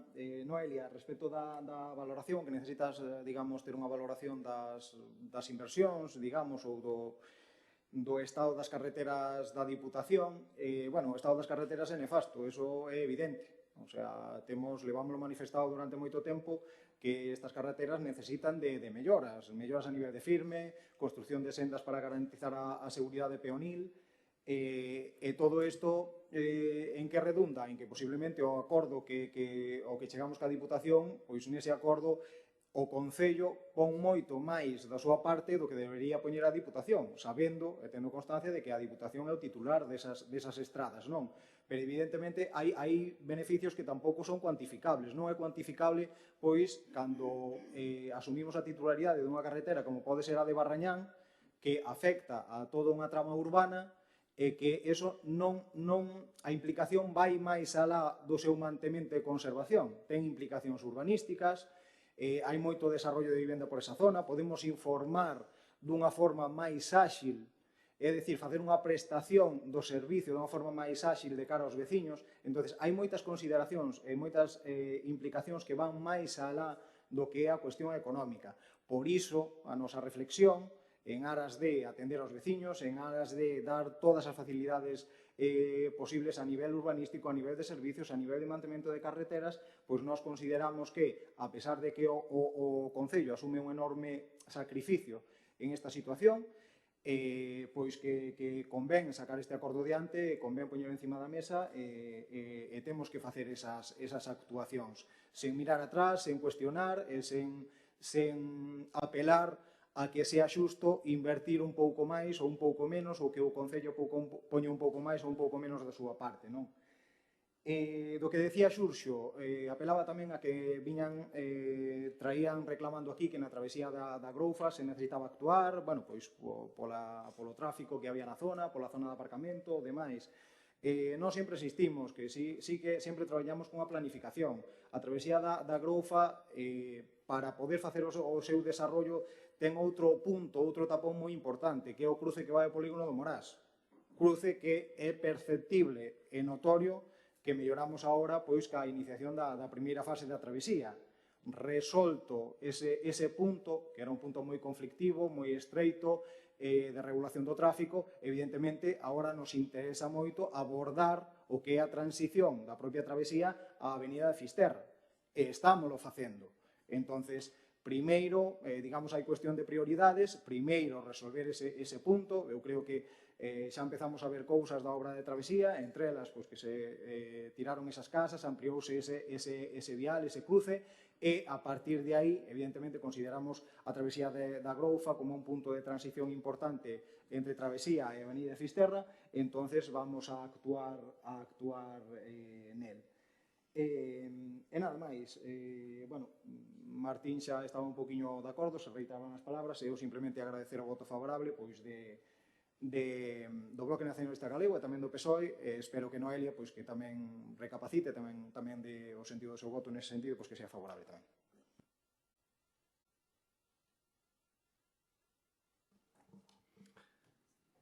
Bueno, vamos a hablar de las carreteras que pedimos la cesión. Pedimos la cesión de la DP 501, que es la carretera que va desde la travesía de Pastorizal a Iglesario. Por cierto, carretera o estrada reformada y pagada por el Ayuntamiento de Arteixo. Pedimos la transferencia de la DP 506, en este caso solicitando pues, la inversión de 1.200.000 euros, y el Concello se haría cargo de las expropiaciones, de los proyectos, de la ejecución. Vamos, lo único que pedimos es que nos den el dinero y después que nos den la titularidad de la carretera y que se vayan de allí. Lo digo así abiertamente. Y que la Diputación se vayan de allí. Pedimos que nos den el dinero de financiar la DP 506, que es la carretera de Barrañán, porque el Concello, a cambio de ese 1.200.000 euros, que es de su titularidad, es de su propiedad, el Concello va a invertir 1.600.000 euros en hacer carreteras en Herbedíns, en Ofoso, en Agrofa. Deber, no debíamos pedir nada. Deber, deberían hacerlas lo que es la Diputación. Si hacemos, mire, solo decir que desde el año 23 hasta el año 26, julio del 26, inversión en sendas en las carreteras de la Diputación aquí en Arteixo, cero. Cero. Y yo querría ver, porque, y usted habló de, oye, que es lamentable el estado de Suevos, ¿no? Suevos, proyecto de la Diputación, Proyecto, por cierto, del año 24. Si nosotros hemos hecho una actualización del proyecto presentado en junio del 25 con un incremento de un 16-18%, imagínense ustedes lo que va a pasar con ese proyecto de la Diputación. Luego que no nos digan que nosotros no programamos, porque a día de hoy ese proyecto es totalmente inviable. Pedimos, por supuesto, la cesión de la carretera, la DP, la 512, que es la travesía de la Groufa, donde hay un problema de seguridad y de tráfico, que tendría que haberlo resuelto la Diputación. Y para hacer esto ponemos el dinero y aún encima nos quedamos con la carretera. Y si nos retrotraemos, hemos invertido cerca de 3,5 millones en carreteras de la Diputación, y la Diputación ha invertido solo en el tramo de Armentón a Anzobre. Las carreteras de Lañas hechas por nosotros, las sendas, las de Barrañán hechas por nosotros. Prácticamente todas las sendas de titularidad de la Diputación ha habido intervención por parte del Concello. Si me dice, oye, este acuerdo es ventajoso para el Concello, yo, pues no sé qué decirle. También esto es como las lentejas, o lo comes o lo dejas. O lo tomas o no hay senda en Barrañán, no hay senda en Loureda, no hay senda en la Groufa. Y ya veremos si se hace la senda de Suevos. Lo vuelvo a decir, no porque...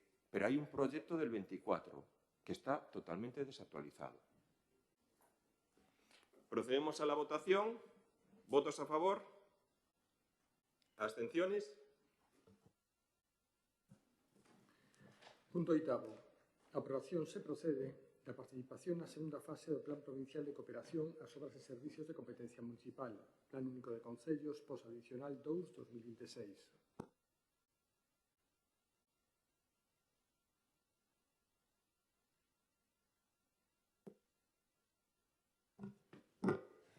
facer unha pequena aclaración sobre o punto anterior, sobre o que dixo o concelleiro de Obras, de que a concelleira nunha escrita debería recapacitar.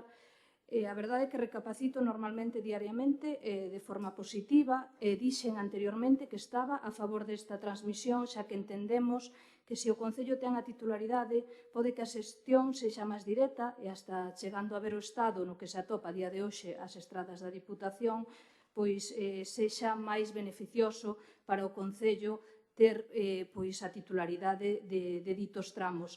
O que sí me sorprendiu foi que, despois de escoitar varias veces as intervencións, sobre todo o señor alcalde, dicindo que non se iba a invertir máis cartos nas estradas da Diputación baixo ningún concepto, o cal nos alegramos que se cambiara de opinión, pero era tan reiteradamente esas intervencións e esas opinións que agora que nos fagamos cargo desas estradas,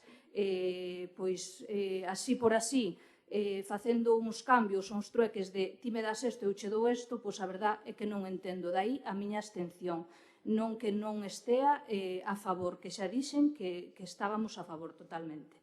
Dito isto, referíndome ao punto de aprobación do POS adicional 2/26, dende o noso grupo municipal entendemos que todos os recursos públicos deben empregarse coa máxima eficacia, responsabilidade e transparencia. Por iso, ademais de valorar o contido deste expediente, tamén queremos analizar se o destino destes fondos responde realmente ás necesidades do noso municipio e se o resultado que perciben os veciños e veciñas é o que cabe esperar dun investimento desta magnitude. Neste expediente comprobamos que o Concello solicita, dentro da segunda fase do POS adicional 2/26, 1.060.497.000 euros para financiar gasto corrente, destinándose prácticamente a totalidade desa contía á limpeza viaria, con un importe de 1.060.000 euros. É aquí onde queremos facer unha reflexión. Se estamos a falar dun investimento superior a 1 millón de euros para a limpeza viaria, entendemos que a cidadanía ten dereito a preguntarse se o estado da limpeza que presenta hoxe o noso municipio é realmente o que corresponde a un servizo con un custo tan elevado. Dende a Alternativa en Xebre, percorremos diariamente os distintos núcleos de Arteixo e recibimos continuamente queixas da veciñanza sobre o estado da limpeza. Hai rúas, beirarrúas e espazos públicos nos que o noso xuízo a limpeza é claramente mellorable. Por iso, gustaríanos que o Goberno municipal aclarase varias cuestións. En primeiro lugar, o expediente identifica unha previsión de gasto de 1.059.000 euros para bens e servizos correntes da limpeza viaria, pero non especifica que contratos, encargos ou servizos concretos se financian con esta partida. Gustaríanos coñecer exactamente que actuación se inclúe e se importe, en particular saber se financia íntegramente o servicio que presta a Sumarte, se corresponde a outro contrato ou se inclúe distintos servizos de limpeza viaria. Esa información non aparece detallada na documentación que hoxe se somete a aprobación deste pleno. En segundo lugar, tamén observamos que a asignación total do POS adicional 2/2026 para o Concello de Arteixo é superior á cantidade que agora se solicita nesta segunda fase. Gustaríanos que o Goberno municipal explicase ao pleno cal é o destino do resto da asignación prevista dentro deste plan, xa que este expediente non o concreta expresamente. Porque ao final o importante non é só dispoñer de recursos públicos, o verdadeiramente importante é que ese diñeiro se traduzca nun servicio público eficaz, nun municipio máis limpo e nunha mellor calidade de vida para todos os veciños e veciñas. Por responsabilidade institucional e porque consideramos positivo que o Concello poida financiar estes servicios con cargo aos fondos provinciais, o voto do noso grupo será favorable. Iso sí, o noso apoio a este expediente non supón en ningún caso unha mala xestión actual da limpeza viaria. Todo o contrario, seguiremos exixindo que un investimento desta contía teña un reflexo real nas rúas de Arteixo e que os veciños e veciñas perciban unha mellora efectiva dun servicio esencial para o noso municipio. Moitas gracias. Sí, brevemente, porque este é un punto que se trae reiteradamente cada ano e vemos que se produce reiteradamente e entendemos que así. O Plan Único de Concellos, o POS 2026, que é algo máis de 1 millón de euros que se destina según se trae a pleno a gasto corrente, máis de 1.060.000 euros. O POS realmente significa Plan de Obras e Servizos, non? Entón, xa sabemos que legalmente se pode utilizar para gasto corrente, que así o permite, digamos, a normativa da Deputación, e podemos entender de que o que aforramos en gasto corrente que se vai a gastar agora, pois o teremos ese aforro para outras obras e outros servizos, non?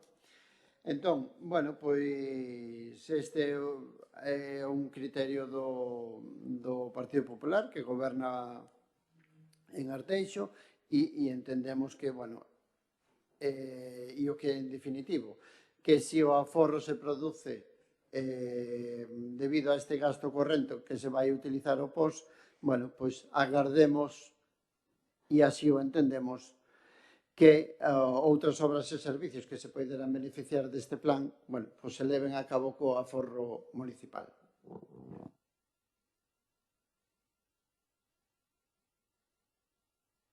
Sí, bueno, seguir incidindo na necesidade dese traballo que vai facendo a Diputación por establecer pois cada vez unha mellor xestión dos seus fondos, no sentido de que van chegando pois cada vez máis directamente os concellos pois cunha serie de condicións obxectivas para a súa pois entrega, non? Porque ao final son fondos de apoio pois aos concellos, non? Por lo tanto, eu creo que o cambio dende o ano 2011, despois do goberno de Diego Calvo e Carlos Calvelo na Diputación, pois que evidentemente pois xestionaba casi de forma pois subxectiva os fondos e os daba aos seus amigos, pois cambiou dunha forma sistemática que se pode ver nos números en cantos cartos chegan agora aos concellos de forma directa sin ter que pasar pola mão de ninguén da Diputación. Eso é unha cuestión que é evidente, que está nos números, que o decimos en cada orzamento que ven, porque facemos sempre un análisis do que chegaba no ano 2011 e o que chega no ano 2026 dos fondos da Deputación, e tamén pois, que se vayan implementando outras vías de colaboración cos concellos, pois, sobre todo para aqueles que teñen máis problemas, non? Porque antes, como decía Xurxo, os fondos do POS eran fondos moi derivados xa directamente para temas de obras e servicios, e se foi pois tamén facendo outro tipo de inversións a nivel pois de financiar pois este gasto corrente que moitos concellos pois consume as contas dos municipios, ou outro tipo de actuacións a nivel de emprego e a nivel social que sempre se agradecen, sobre todo para aqueles concellos que necesitan máis do apoio dunha administración superior pois que pode complementar pois as necesidades que ten un concello. Nada máis que, bueno, decir que se utilicen ben estes fondos, que ao final son fondos para gasto corrente, por lo tanto, pois son para gasto de funcionamento diario.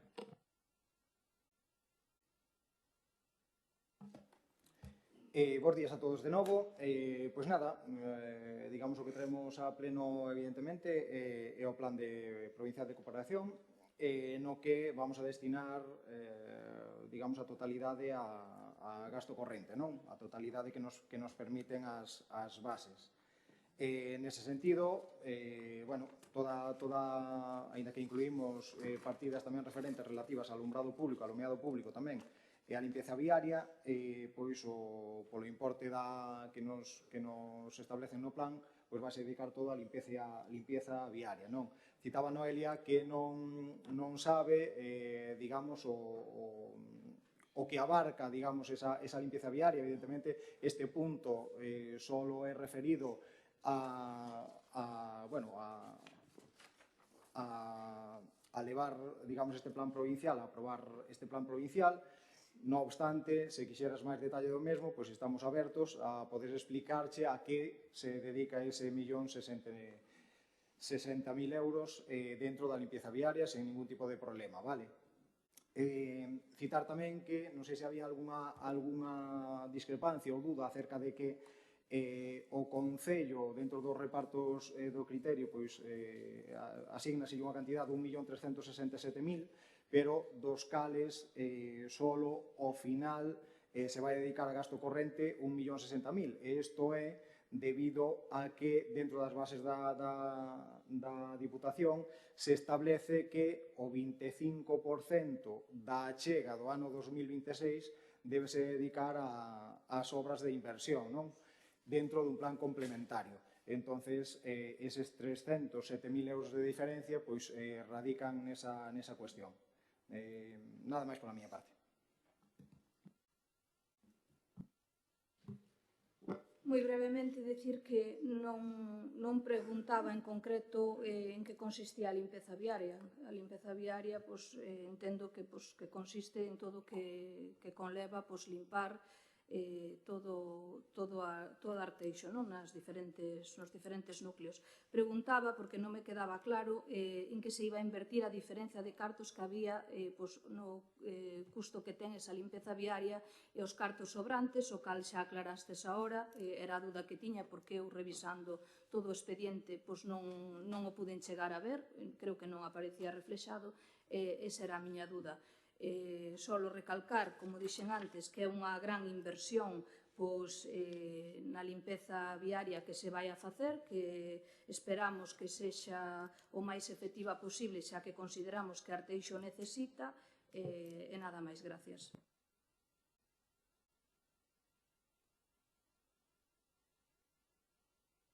Nada, agradecer o voto favorable. Procedemos entonces a la votación. ¿Votos a favor?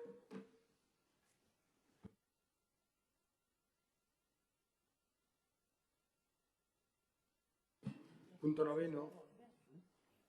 Recurso a reposición contra a resolución do xurado de expropiación de Galicia. Proxecto Londra, finca 2C. Mira, unha apreciación. Eu creo que podíamos debatir porque son idénticos o punto 9 e o 10. Sí, es lo que me acaba de decir José María. Vale, entonces el punto número 9 enuncia también el punto número 10, José María. O punto número 10 é recurso a reposición contra a resolución do xurado de expropiación de Galicia, proxecto Londra, finca 16T. Vale, inda que despois se faga unha votación individual, se procede a facer o debate de maneira conxunta.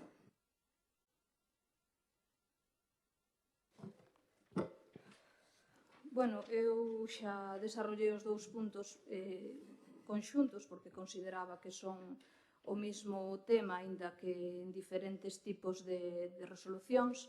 E dende o noso grupo municipal queremos facer unha breve reflexión sobre estes dous expedientes que se traen hoxe aquí. Estamos ante dous recursos de reposición que o Concello pretende interpoñer contra as resolucións do xurado de expropiación de Galicia, ou existir unha importante discrepancia sobre a valoración do solo afectado polo proxecto Londra.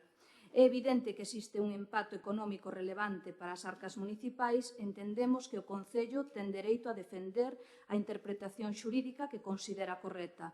Do mesmo xeito, tamén debemos respetar que o xurado de expropiación de Galicia é un órgano independente creado precisamente para resolver este tipo de controversias ante a Administración e os propietarios afectados. Por iso, consideramos que este non é un debate de carácter político, senón fundamentalmente xurídico e técnico. Os informes municipais sosteñen que as parcelas deben valorarse como solo en situación básica rural, mentras que o xurado mantén un criterio distinto. Será, en definitiva, a tramitación do recurso e, se é o caso, os órganos xudiciais competentes que determinen cal é a interpretación correcta. Nós non dispoñemos dos elementos necesarios para afirmar que unha das dúas posicións sexa indiscutiblemente a correcta. Entendemos que non sería responsable converter unha cuestión eminentemente técnica nunha decisión política. Por ese motivo, mantendo o máximo respeto tanto polo traballo realizado polos servicios técnicos municipais como pola resolución adoptada polo xurado de expropiación de Galicia, o noso grupo municipal optará pola abstención nestes dous puntos da orde do día. Moitas gracias. Sí. Ben, como decía Noelia, estamos ante, dous recursos que quere poñer o Concello frente á resolución dun xurado de expropiación de Galicia. No proxecto Londra fixéronse unhas expropiacións que, según informes do propio Concello, valoráronse en moi pequena cantidade, argumentándose, pero chegou recentemente unha resolución do xurado de expropiación onde acorda fixar como prezo xusto da finca 2C, que é a primeira que ven a pleno deste proxecto Londra, unha cantidade de 30.540 euros frente a que valoraba o Concello de 1.700. O sea, hai unha cantidade tremenda. En cambio, a outra finca, a outra parcela, falaba de que o Concello tamén a valoraba en 1.000 e algo, 1.000 e pouco, cando o xurado de expropiación a valora en 17.880 euros.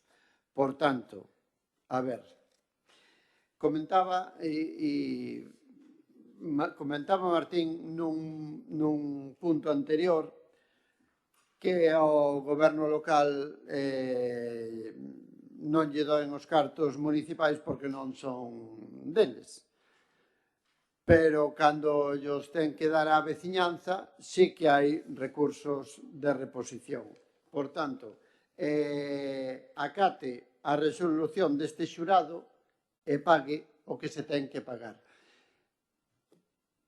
Según o xurado de expropiación, estes terreos pertencen a unha unidade de actuación que aínda non se desenvolveu e que, por tanto, hai que pagalos como tal.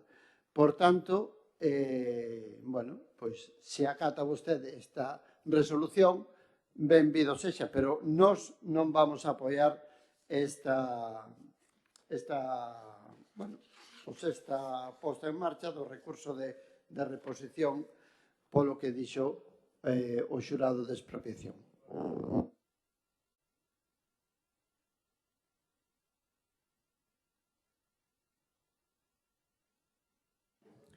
Sí, eu quería... Cando se trae isto a un pleno, o mínimo é que o grupo de goberno previamente ao debate explique o que trae ao pleno e, polo tanto, lle pido explicacións ao concelleiro de urbanismo sobre este tema.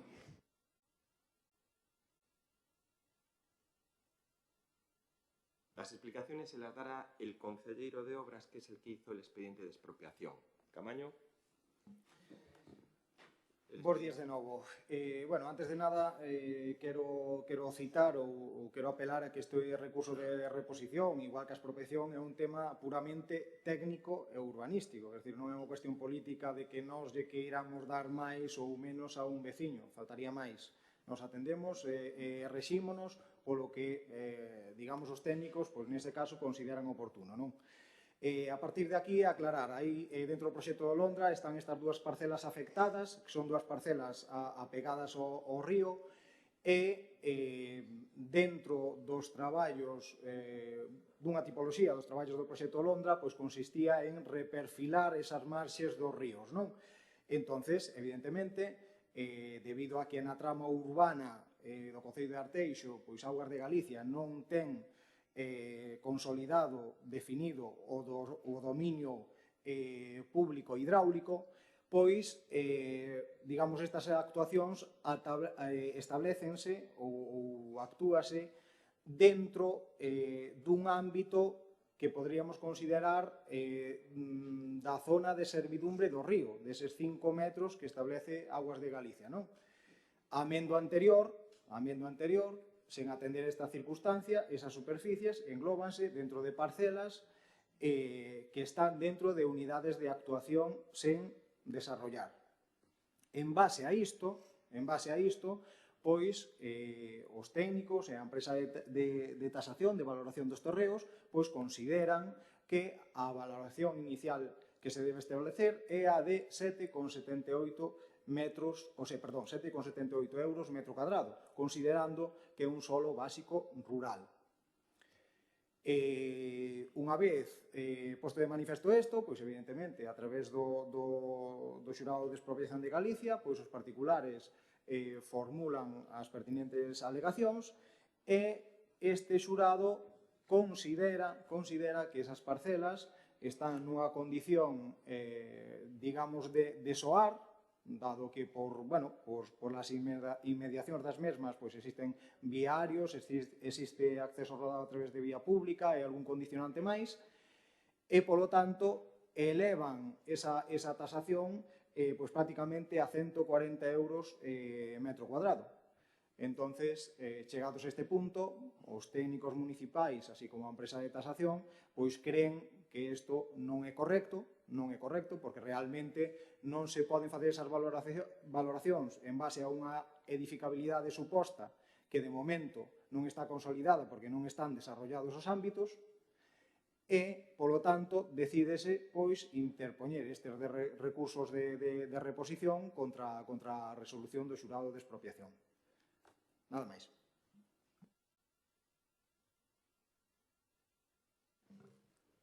Bueno, eu voume repetir un pouco o anterior porque creo que o expliquei perfectamente. Eu teño moitas dudas sobre este tema. Como dixen, non temos capacidade de decisión en algo tan delicado como é isto.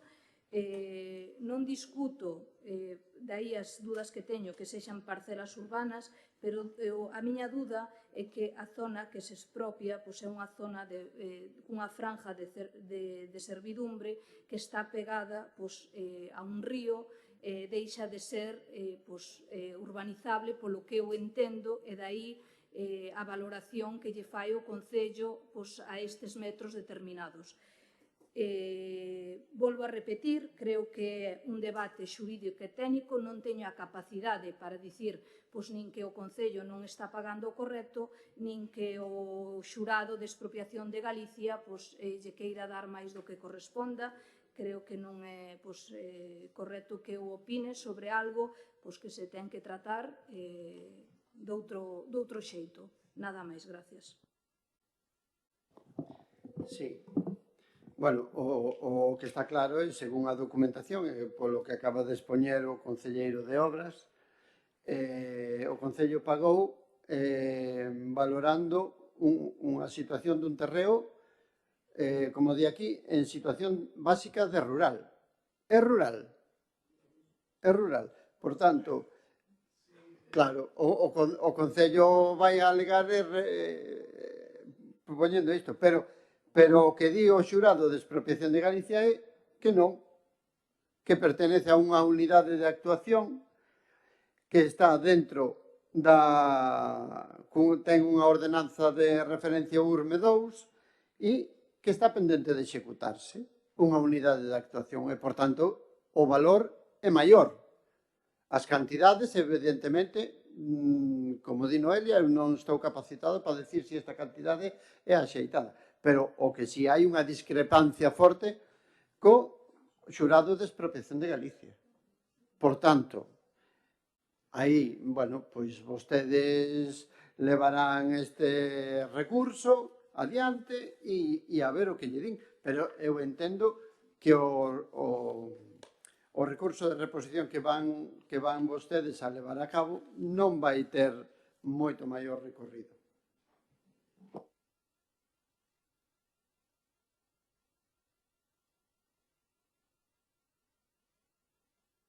Sí, é que de feito é un tema urbanístico este, ao final, con todos os respetos ao concelleiro de Obras que evidentemente sempre dá explicacións e dos mellores dos xeitos posibles, ademais. Pero eu vou repetir, a min que haxa recursos, a ver, a forma de actuar que ten que ter o goberno do Concello de Arteixo sempre, eu creo, debería de ser sempre intentar defender os intereses do propio Concello. Eso é o que nos chama aquí, me refiro, temos que actuar sempre para intentar salvar e defender os dereitos do Concello de Arteixo. Se algún técnico cree oportuno que este precio marcado polo tribunal non é oportuno e é unha forma de facer un recurso, pois debe de facelo. É así, pero en todos os casos, independentemente de quen sexa afectado. Isto é unha das cuestións que deberamos de ter como criterio, me refiro, o criterio debe ser se hai alguén dentro do Concello a nivel técnico que nos di, ou xurídico, que nos di que temos que defender os intereses do Concello, hai que ir, independentemente de quen sexa o propietario, que neste caso eu non sei quen son os propietarios. E, por lo tanto, eu creo que hai que actuar sempre dese xeito. Pero volvo a repetir sempre, porque porque xa coñezo algunha cuestión que total é que vamos a recurrir, non vamos a recurrir nada. Eu creo que esta é unha cuestión que debe de ser como criterio oportuno. Quería preguntar tamén, porque eu creo que a ver se hai algún tipo de denuncia máis con respecto a este proxecto Londres. Se hai máis propietarios que presentaron algún outro tipo de denuncia, porque me consta que algo debe de haber. E quería saber un pouco como está esta cuestión, porque sí, se escoitaron moitas queixas na execución, de como se fixo, de como se valoraron as cousas e como se levou a cabo en moitas propiedades privadas, o corte de moitas árbores e os destrozos que se fixeron en moitas fincas.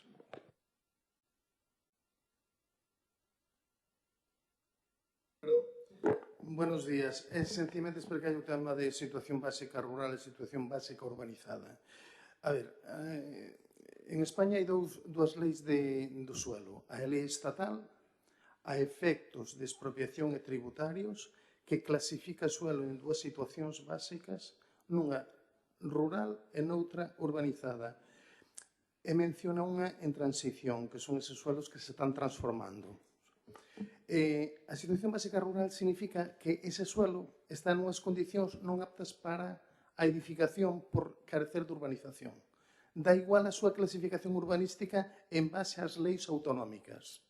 Vale? O sea, vale o mismo un suelo en urbano en situación básica rural que en rústico en situación básica rural.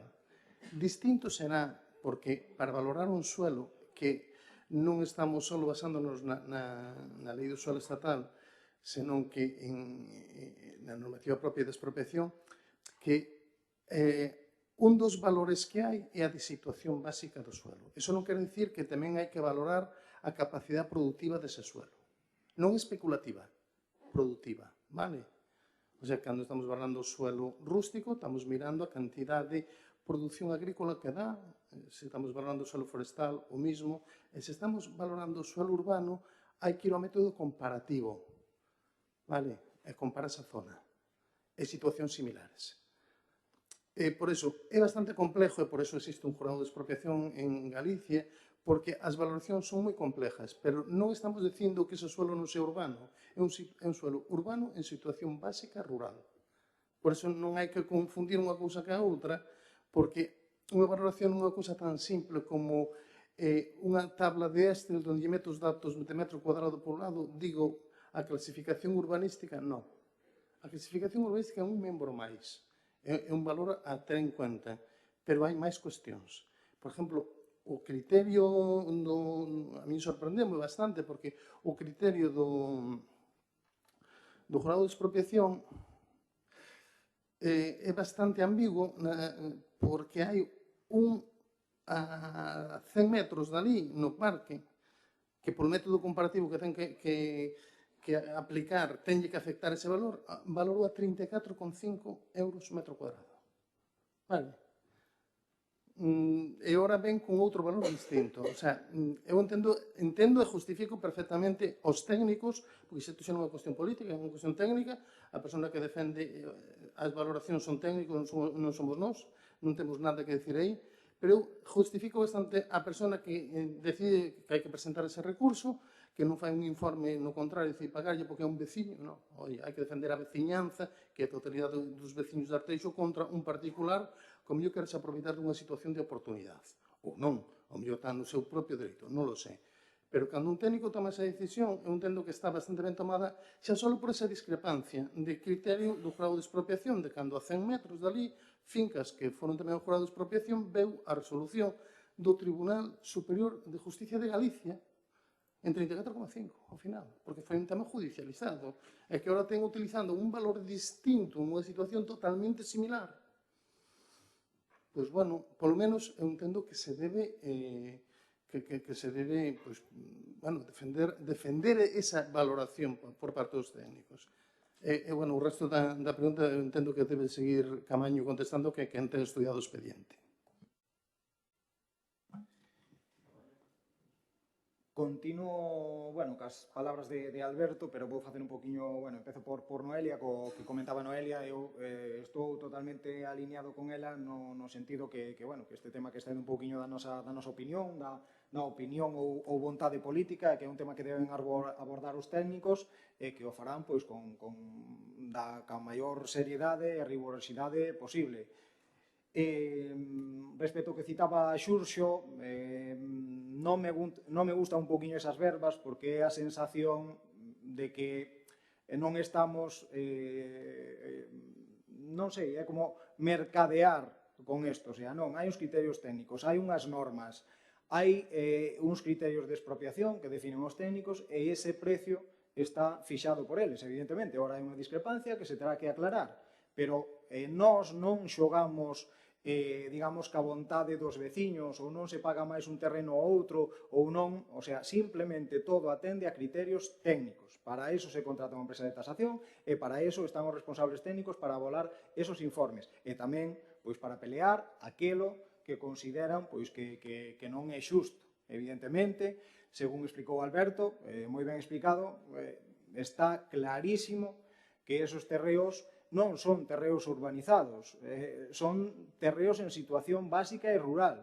E esa apreciación por parte do xurado, vale, pois, digamos, entendemos que non é a correcta, pero sempre, sempre, sempre apelando ao criterio técnico. Isto non é unha cuestión política, nin a efectos de opinión, nin a efectos de vontades.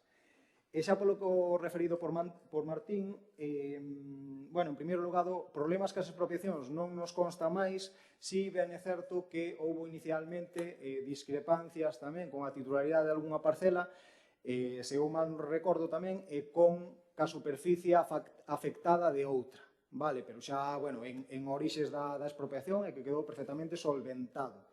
Entonces, a efectos expropiatorios non coñecemos ou non me consta, vale, salvo omisión involuntaria, que existan máis casos deste tipo. E relativo á execución do proxecto, vamos, é un proxecto de referencia, plantamos o curso dos ríos, tanto Bolaños como Bidueira, máis de 800 árbores que de momento non teñen un porte considerable, pero co paso do tempo valoraremos, digamos, esta actuación dun xeito moi positivo, sacamos moitísimos toneladas de residuos sólidos urbanos do río, reperfilamos todos os cauzales e ampliamos as ODTs para evitar as inundacións, a sabendas de que eses ríos constituyen, digamos, un eixo dentro da trama urbana de Arteixo e queremos evitar eses riscos, a vida conta do que vemos a través dos medios de comunicación que está pasando pois noutras partes do noso país. Entonces, é un proxecto que evidentemente terá ou cometeríamos algún tipo de error, pero que en términos xerales pois foi un proxecto moi positivo para Arteixo. En ese sentido, tamén lle quería preguntar ou que tome noción que este mismo proxecto, esta mesma subvención, tamén foi sacada para os seus compañeiros do Concello da Coruña e tamén para o Concello de Santiago. E a día de hoxe nós temos este proxecto, é unha realidade, está executado, cobramos a subvención, certificamos todo o importe e Coruña aínda non conseguiu sacado adiante e Santiago creo que está en fase de redacción de proxecto. Nada máis pola miña parte.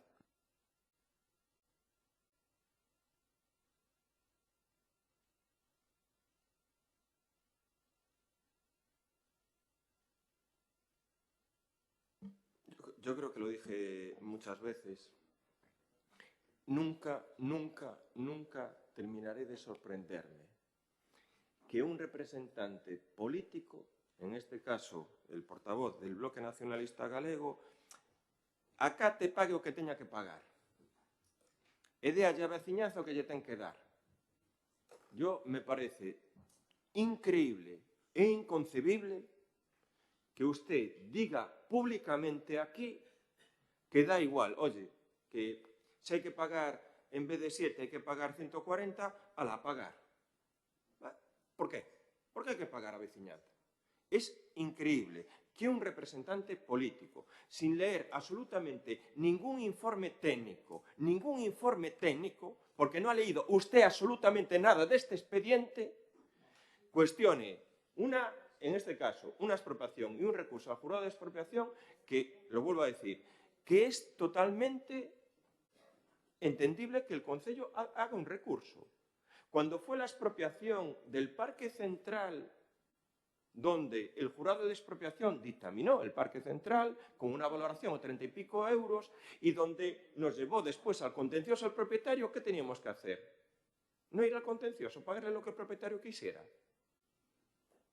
Suelo que tiene, vamos a decir así, una catalogación que estamos hablando aquí de lo que es los 5 metros de ámbito de zona de protección del río. Y si el Concello de Arteixo tiene que pagar los 5 metros de ámbito de protección del río a un precio de suelo urbano, pues oiga, como comprenderá, yo creo que no se va a hacer ningún paseo fluvial ni aquí ni en ningún ayuntamiento de Galicia.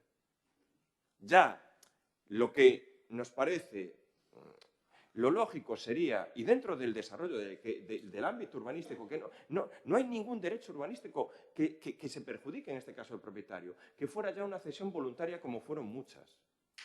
Una cesión voluntaria como fueran muchas, que sería lo lógico, que además es la regeneración de un ámbito de lo que es un río, que protege también sus propias propiedades, donde no se le perjudica absolutamente nada en ningún derecho urbanístico. Y usted viene aquí, que lo digo, dello a veciñanza, acá te pague. De verdad, por favor, léase el expediente. Léase el expediente. Esto, en 15 años que llevo aquí, es una de las mayores barbaridades que he escuchado que dice un político. Dello, acate.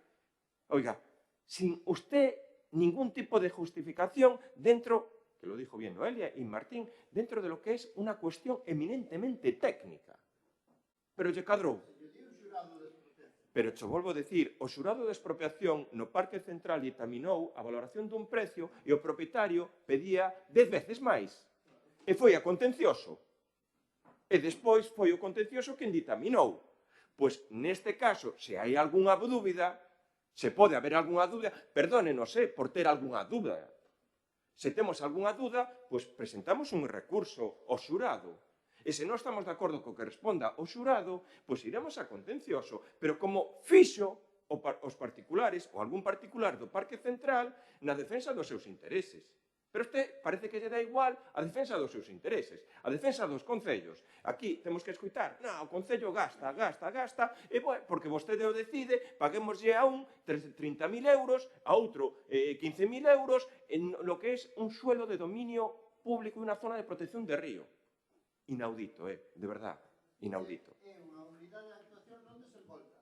Unidade, home, bueno, igual, vamos a esperar a que se resolva o recurso e saberemos o que ditamina o xurado de expropiación, porque entendemos, neste caso, que aquí teñen un erro no que é a apreciación a valoración do suelo. E cando resolva, pois xa volveremos aquí a traer o tema. Pero bueno, procedemos entón primeiro á votación do punto número 9. Votos a favor do punto número 9. Abstencións, en contra.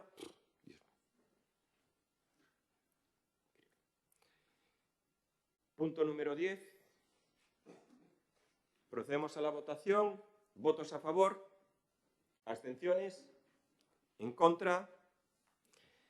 Mira, vamos a aprovechar para hacer un pequeño receso, ¿vale?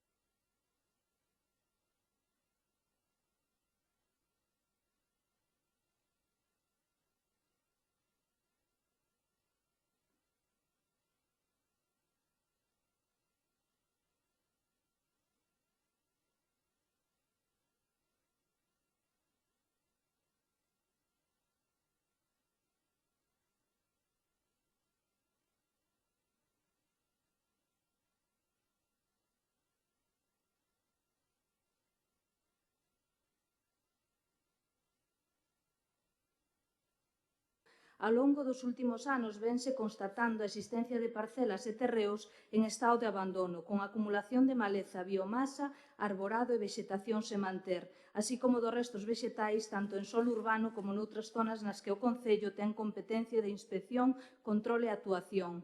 Esta situación non constitui un problema únicamente estético, pola contra representa un importante risco para a seguridade das persoas e dos bens, favorece a proliferación de pragas e animais nocivos, deteriora a salubridade pública, afecta a convivencia veciñal e incrementa notablemente o risco de incendios, especialmente durante os meses de maior perigo.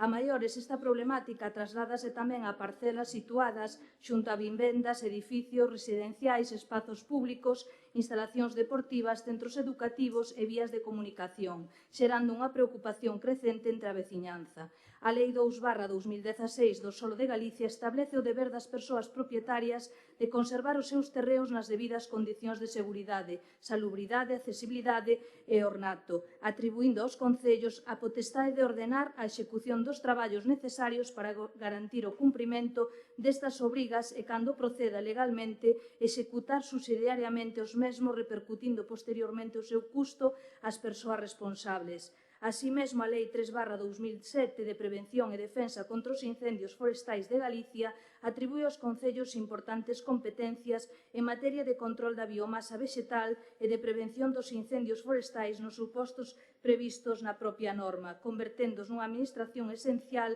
para garantir a protección dos núcleos de poboación e das persoas. Pero a realidade que se observa actualmente en Arteixo evidencia que os mecanismos municipais existentes non están a ofrecer unha resposta suficientemente eficaz fronte a esta problemática. Son numerosos os casos nos que, malías comunicacións e denuncias presentadas pola propia veciñanza, determinadas parcelas continúan durante meses e mesmo anos no mesmo estado de abandono, sen que se acade unha solución efectiva. Esta circunstancia evidencia a necesidade de reforzar a capacidade municipal de inspección, seguimento e actuación, garantindo que os expedientes administrativos non se limiten á súa mera tramitación, senón que conclúan co efectivo cumprimento das obrigas legais. A prevención dos incendios, a protección da saúde pública e a conservación do noso entorno non poden depender exclusivamente da iniciativa dos particulares nin da presentación continua de denuncias veciñais. Resulta imprescindible que o Concello conte cun sistema permanente, planificado e eficaz de inspección e control que permita actuar con carácter preventivo e garantir o cumprimento da legalidade en todo o termo municipal. Por todo o exposto, adoptamos a adopción dos seguintes acordos. Primeiro, que o Concello de Arteixo proceda con carácter inmediato a revisión de todos os expedientes relacionados con parcelas en estado de abandono existentes no termo municipal e impulse as actuacións administrativas que correspondan en cada caso, esgotando as medidas previstas na normativa vixente para garantir o efectivo cumprimento das obrigas legais das persoas responsables. Segundo, que o Concello elabore e poña en marcha, no prazo máximo de 6 meses desde a aprobación da presente moción, un plan municipal permanente de inspección, control e actuación sobre as parcelas en estado de abandono co obxectivo de garantir o cumprimento das obrigas legais de conservación, limpeza e xestión da biomasa no ámbito das competencias municipais. Terceiro, realizar unha inspección progresiva de todo o termo municipal co fin de identificar aquelas parcelas que incumpran as obrigas legais de conservación, elaborando un inventario municipal actualizado que permita establecer prioridades de actuación en función do risco existente. Cuarto, impulsar de maneira sistemática a incoación dos expedientes administrativos que procedan, efectuando os requisitos correspondentes ás persoas responsables para que executen os traballos necesarios dentro dos prazos legalmente establecidos. Quinto, garantir un seguimento efectivo de todos os expedientes iniciados ata a completa restauración da legalidade, recorrendo, cando proceda conforme a normativa vixente, a execución subsidiaria dos traballos e a repercusión íntegra do seu custo ás persoas obrigadas. Sexto, establecer un protocolo de coordinación entre as áreas municipais competentes, especialmente urbanismo, medio ambiente, servicios municipais e policía local, co fin de mellorar a eficacia das actuacións e reducir os tempos de resposta. Sétimo, habilitar unha canle específica para que a veciñanza poda comunicar incidencias relacionadas co estado das parcelas, garantindo o seu rexistro, seguimento e resolución. Oitavo, dar prioridade ás actuacións nas parcelas situadas nas proximidades das vivendas, centros educativos, instalacións deportivas, edificios públicos, parques, espazo de uso colectivo e demais zonas nas que exista un maior risgo para a seguridade das persoas ou para a prevención dos incendios. concellos. E noveno, dar conto pleno da corporación unha vez transcorridos 6 meses desde a aprobación do plan e posteriormente con carácter semestral das actuacións desenvolvidas no marco deste plan municipal, indicando canda menos o número de inspeccións, requerimentos, expedientes incoados, expedientes resoltos, execucións subsidiarias realizadas e estado dos expedientes que permanezcan pendentes. Moitas gracias. Lo sinto. Restalle do que me sobra.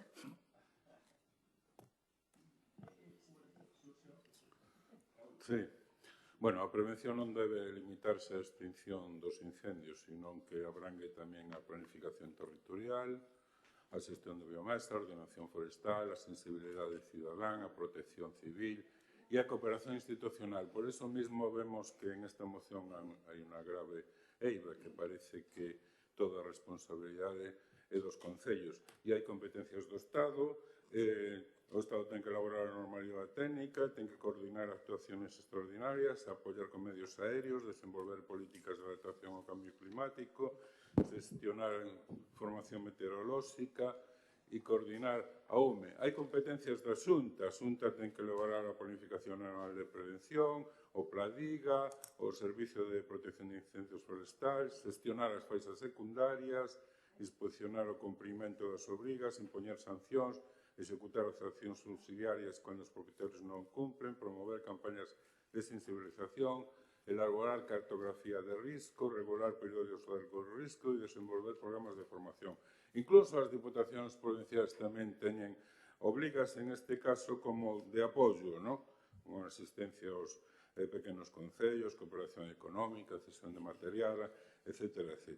En canto aos concellos, sí, teñen como competencias a xestión da biomasa, o planeamento urbanístico, a protección civil, o mantemento das infraestructuras, a educación e sensibilización. Teñen obrigas as persoas propietarias, como sabemos, a limpiar os terrenos, as faixas de protección, xestionar a biomasa, respetar as distancias de plantación, non introducir especies prohibidas e facilitar as inspeccións.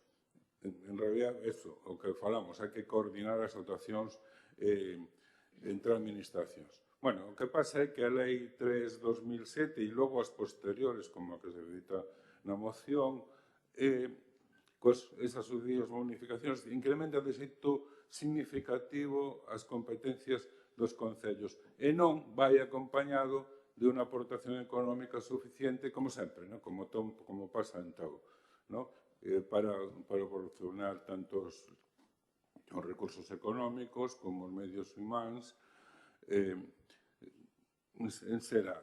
Entón, os concellos teñen unhas eivas importantes, como son a insuficiencia, como decíamos, de recursos humanos,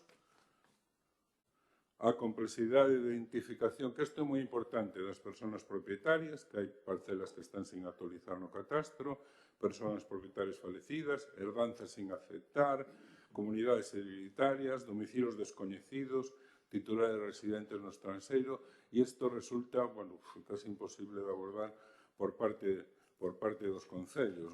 Sabemos aquí unha cantidad de eivas tremendas. Quizás unha posible solución sea habilitar con SEAGA, como se está facendo a través da FEGAN, posibles convenios que palíen algo a situación. Entón, o enfoque de moción parece nos equivocados. Os concellos sí que teñen que facer algo, sí, pero pedir en 9 puntos actuacións que son tremendamente dificultosas non é a solución. O Concello, entendemos, non pode asumir todas estas cosas por o que acabamos de comentar. É imposible. Sí é moi necesaria unha moción deste tipo.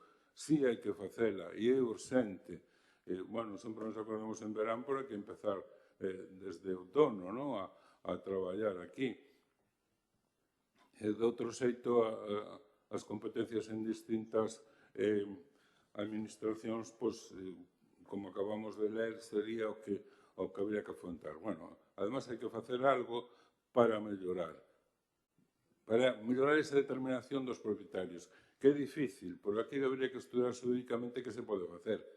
Non se pode, por parte do Concello, expropiar un territorio que non se sabe quen é o propietario, de algún xeito xurídico habrá, e para iso a coordinación entre as distintas administracións sí é importante, para en ese determinado momento saber, na discusión con distintos alcaldes sobre este tema, sempre moitos dicen, bueno, expropiamos e veredes como aparecen debaixo das pedras os propietarios. E cando aparezcan debaixo das pedras, entonces, bueno, a pagar todos os impostos que te corresponden, a desbrozar e a pagar as multas por non facelo. Algo habrá que facer, algo habrá que estudiar, non? Entonces, pero bueno, o enfoque desta moción non parece o aceitado, algo hai que facer, algo hai que concretar, algo hai que decidir, pero non como se plantea esta moción, e por iso nos imos a abster. Gracias. Sí, certamente, co transcurso dos anos, a problemática que xurde, ademais, con relación ao abandono que existe cada vez máis das zonas rurais, con relación ao cambio climático, cada vez as temperaturas máis extremas e a falta de humidade, que este ano no inverno non foi, pero, bueno, é certo que outros anos sí, vai facendo que haxa que ter cada vez unha maior implicación con relación a ter, por decirlo así, na mellores condicións posibles, as nosas parcelas, as nosas fincas, os nosos montes e sobre todo aquelas que están nesas franxas perimetrais dos núcleos de poboación que faga posible que no caso de que haxa un incendio que en ningún caso chegue ata as vivendas e chegue a afectar a persoas físicas ou as propiedades máis esenciais da nosa veciñanza, non?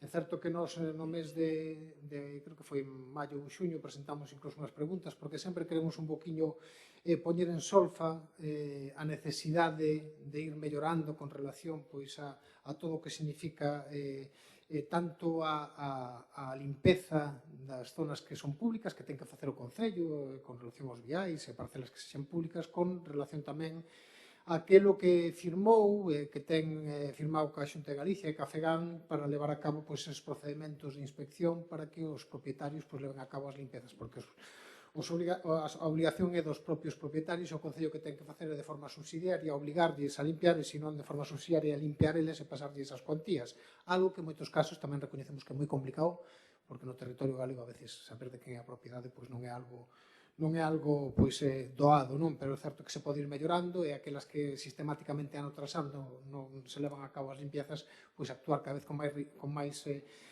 axilidade, pedirlle esa limpeza e en tal caso actuar xa de forma coercitiva, porque todos sabemos de moita xente que casi hai que obligala con multas, senón non leva a cabo estas limpiezas. Pero todo isto está establecido en lei. Nós, de feito, aquí hai xa un plan contra incendios que está vixente, hai leyes vixentes, por tanto, todo está establecido, me refiro.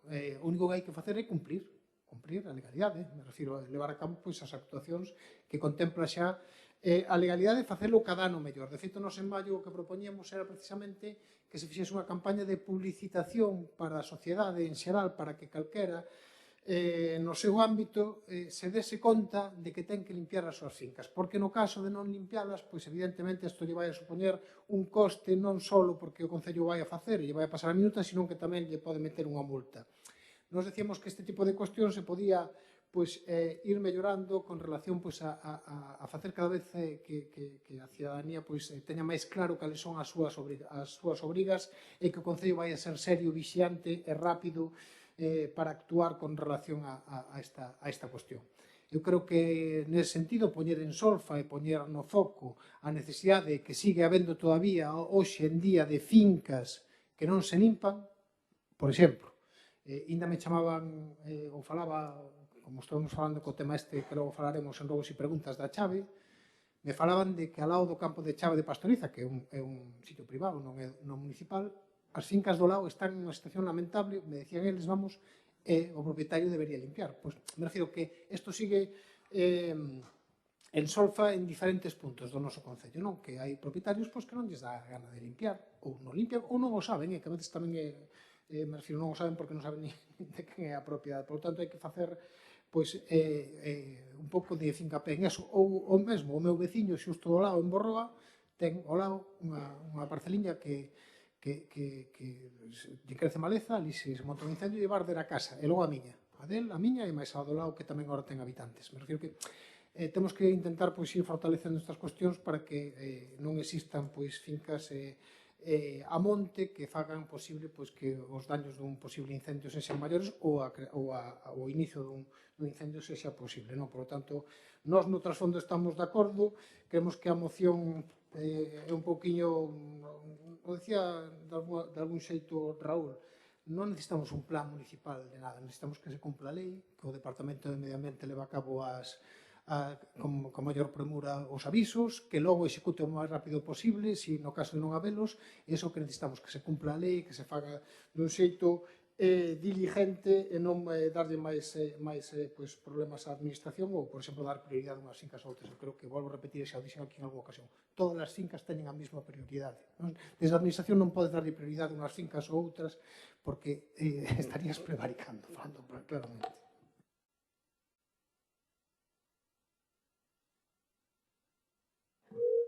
Buenos días. Si estamos un pouco de acordo xa... A ver, agora si, ben.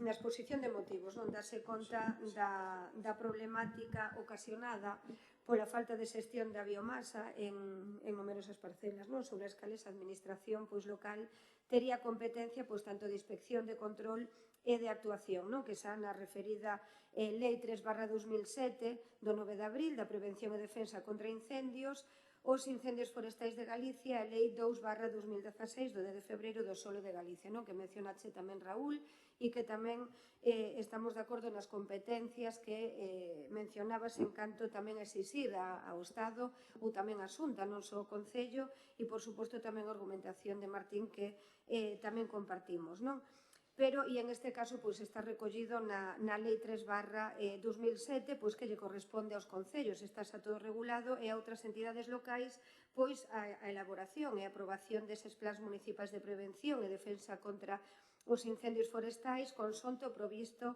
na lei e na legislación galega de montes, e tamén integralos nos plans de emerxencia municipais. Tamén adoptar as medidas de prevención de incendios forestais que lles correspondan a terreos da súa titularidade, colaborar cos medios disponibles coa Dirección Técnica de Extinción de Incendios Forestais, ordenar a execución das obras necesarias para conservar e manter o solo e a biomasa vegetal nas condicións precisas que eviten esos incendios que tanto nos preocupan, sobre todo en todos estes meses de verán. De xeito máis concreto, a ordenación e a execución subsidiaria da xestación da biomasa nos termos dos artigos 21, 22 e 23 desta lei, contando para iso coa colaboración técnica ou tamén a económica da Xunta de Galicia nos termos previstos no artigo 59, e tamén xestionar as redes secundarias das faixas de xestión de biomasa e as faixas laterais das redes de viarias da titularidade nos termos desta lei. E, por tanto,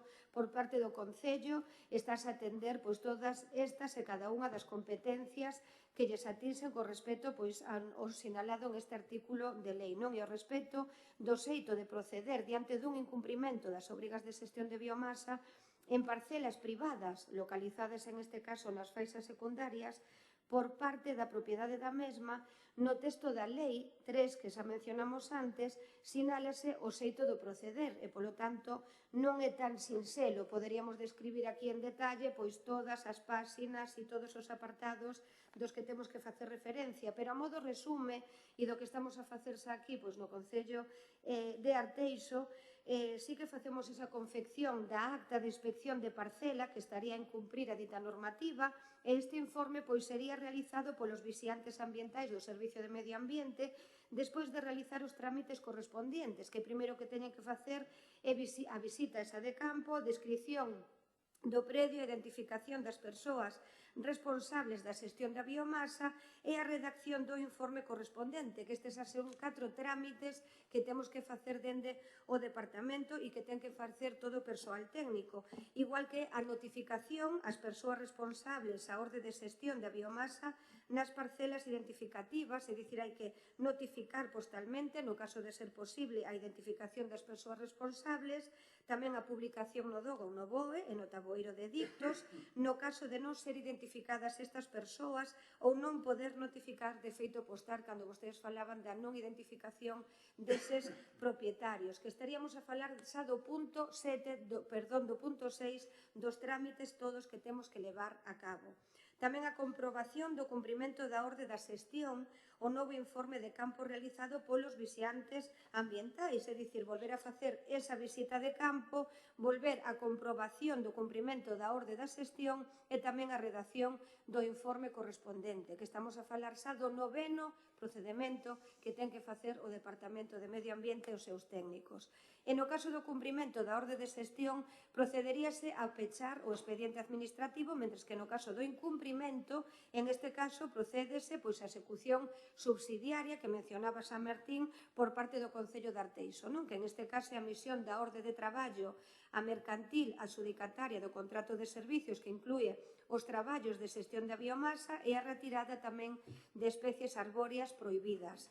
A emisión do informe técnico dando conta da execución de ditos traballos, así como dos custes dos mesmos, a remisión da liquidación definitiva á persoa responsable, no caso de ser coñecida, e tamén a denuncia diante do órgano competente para a instrucción do correspondente expediente sancionador, no caso de ser coñecidas estas persoas responsables. Estamos a falar que esa carga burocrática e ese traballo todo que temos que facer dentro do Departamento de Medio Ambiente, concretamente, pois destes vixiantes ambientais do seu medio ambiente, teñen que facer 13 trámites administrativos para a evolución de todo o expediente. E logo fala dos seguintes... Vale, continúo logo na seguinte intervención.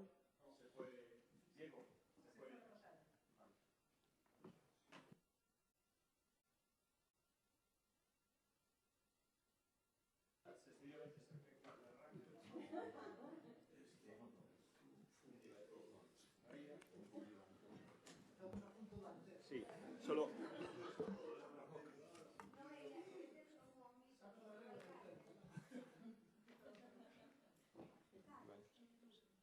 ¿Cómo? Sí. No, solo decir, Noelia, ahora te doy paso a la intervención, de decir, para poder actuar en una parcela, el Concello tiene que hacer 13 trámites administrativos previos. 13, Noelia, tu turno de intervención, si puedes confesar un pouco... Nós reafirmámonos na necesidade desta moción, porque unha cousa é o que se di de cara á pantalla e outra moi distinta é a realidade que viven os veciños e veciñas de Arteixo todos os días. Esta moción non nace dunha impresión nin dunha crítica política sen fundamento. Nace da experiencia acumulada durante anos vendo como os mesmos problemas se repiten unha e outra vez en distintos puntos do noso municipio sin que exista unha resposta eficaz e definitiva por parte do Concello. Vostedes insisten en que existen mecanismos legais para actuar e iso ninguén o discute. O problema non é a falta de competencias nin de ferramentas legais. O verdadeiro problema é que esas competencias non se exercen coa eficacia necesaria, porque abrir un expediente ou enviar un requerimento non significa que o problema quede resolto. O importante é que a actuación remate coa eliminación do risco e co cumprimento efectivo da legalidade. Vou poñer un exemplo moi claro. No ano 2020 presentamos un primeiro escrito denunciando unha parcela en Santaia da Riba, na parroquia de Chamín, por varios eucaliptos que invadían a vía pública e incumprían as distancias obrigatorias ás vivendas. En xaneiro de 2021 tivemos que presentar un segundo escrito porque nada cambiara. En abril de 2021 rexistramos unha terceira solicitude reclamando incluso que se o propietario seguía incumprindo fose o propio Concello quen executase subsidiariamente os traballos e repercutise o seu custo ao propietario, exactamente como permite a legislación e como tamén propoñemos nesta moción. Pois ben, 6 anos despois, esa parcela continúa igual. Ese é o resultado do sistema actual. Se despois de 3 escritos registrados e de 6 anos a situación segue sen resolverse, queda demostrado que os mecanismos existentes non están sendo suficientes para garantir o cumprimento efectivo da legalidade. Pero ese non é un caso illado. Nas últimas semanas denunciamos parcelas urbanas completamente abandonadas na travesía de Meicende, onde a maleza leva máis de 2 anos sen rozarse, xerando un evidente problema de seguridade, salubridade e risco de incendios. Denunciamos tamén a situación en Santa Locaia, onde existen eucaliptos de grandes dimensións situados a escasos metros das vivendas. Alí, no ano 2021, un deses eucaliptos chegou a caer e rompeu o tellado dunha vivenda. 6 anos despois, a situación continúa igual. os eucaliptos seguen en pé e o risco continúa existindo. Pero a realidade é que estes exemplos non só a punta do iceberg. Esta situación repítese en todas as parroquias e prácticamente en todos os núcleos de poboación do noso municipio. Existen parcelas abandonadas, maleza acumulada, biomasas sen retirar e árbores que incumpren a normativa en numerosos lugares de Arteixo. O Concello recibe continuamente comunicacións e denuncias veciñais, pero en demasiadas ocasións os problemas continúan durante meses e mesmo durante anos sen unha solución definitiva. Esa é a realidade que coñecen perfectamente os veciños. Por iso decimos que non estamos diante de feitos illados, estamos diante dun problema estrutural que require unha resposta estrutural. Non podemos seguir dependendo de que os veciños denuncien unha e outra vez as mesmas parcelas ou de que un grupo político teña que presentar escritos reiteradamente para reclamar o cumprimento da lei. Iso evidencia que o sistema actual non está funcionando como debería. E iso é precisamente o que propón esta moción. Non estamos pedindo nada extraordinario, estamos propoñendo un plan municipal permanente de inspección, control e actuación, revisar todos os expedientes pendentes, realizar unha inspección progresiva de todo o termo municipal, coordinar os distintos departamentos municipais, facer un seguimento efectivo de todos os expedientes ata a súa resolución, executar subsidiariamente os traballos cando sexa necesario e informar periódicamente a este pleno dos resultados obtidos, porque a prevención non pode depender exclusivamente da insistencia dos veciños. A prevención ten que formar parte do funcionamento normal do Concello. Un Concello responsable non espera que haxa un incendio, a que caia un árbore sobre unha vivenda ou a que se produza unha desgracia. Un Concello responsable actúa antes, prevén e fai cumprir a lei. Por iso, se realmente consideran que o Concello xa está actuando correctamente, non deberían ter ningún inconveniente en apoiar unha moción que simplemente pretende reforzar a inspección, mellorar o seguimento dos expedientes, reducir os tempos de resposta e garantir que as actuacións municipais cheguen ata o final.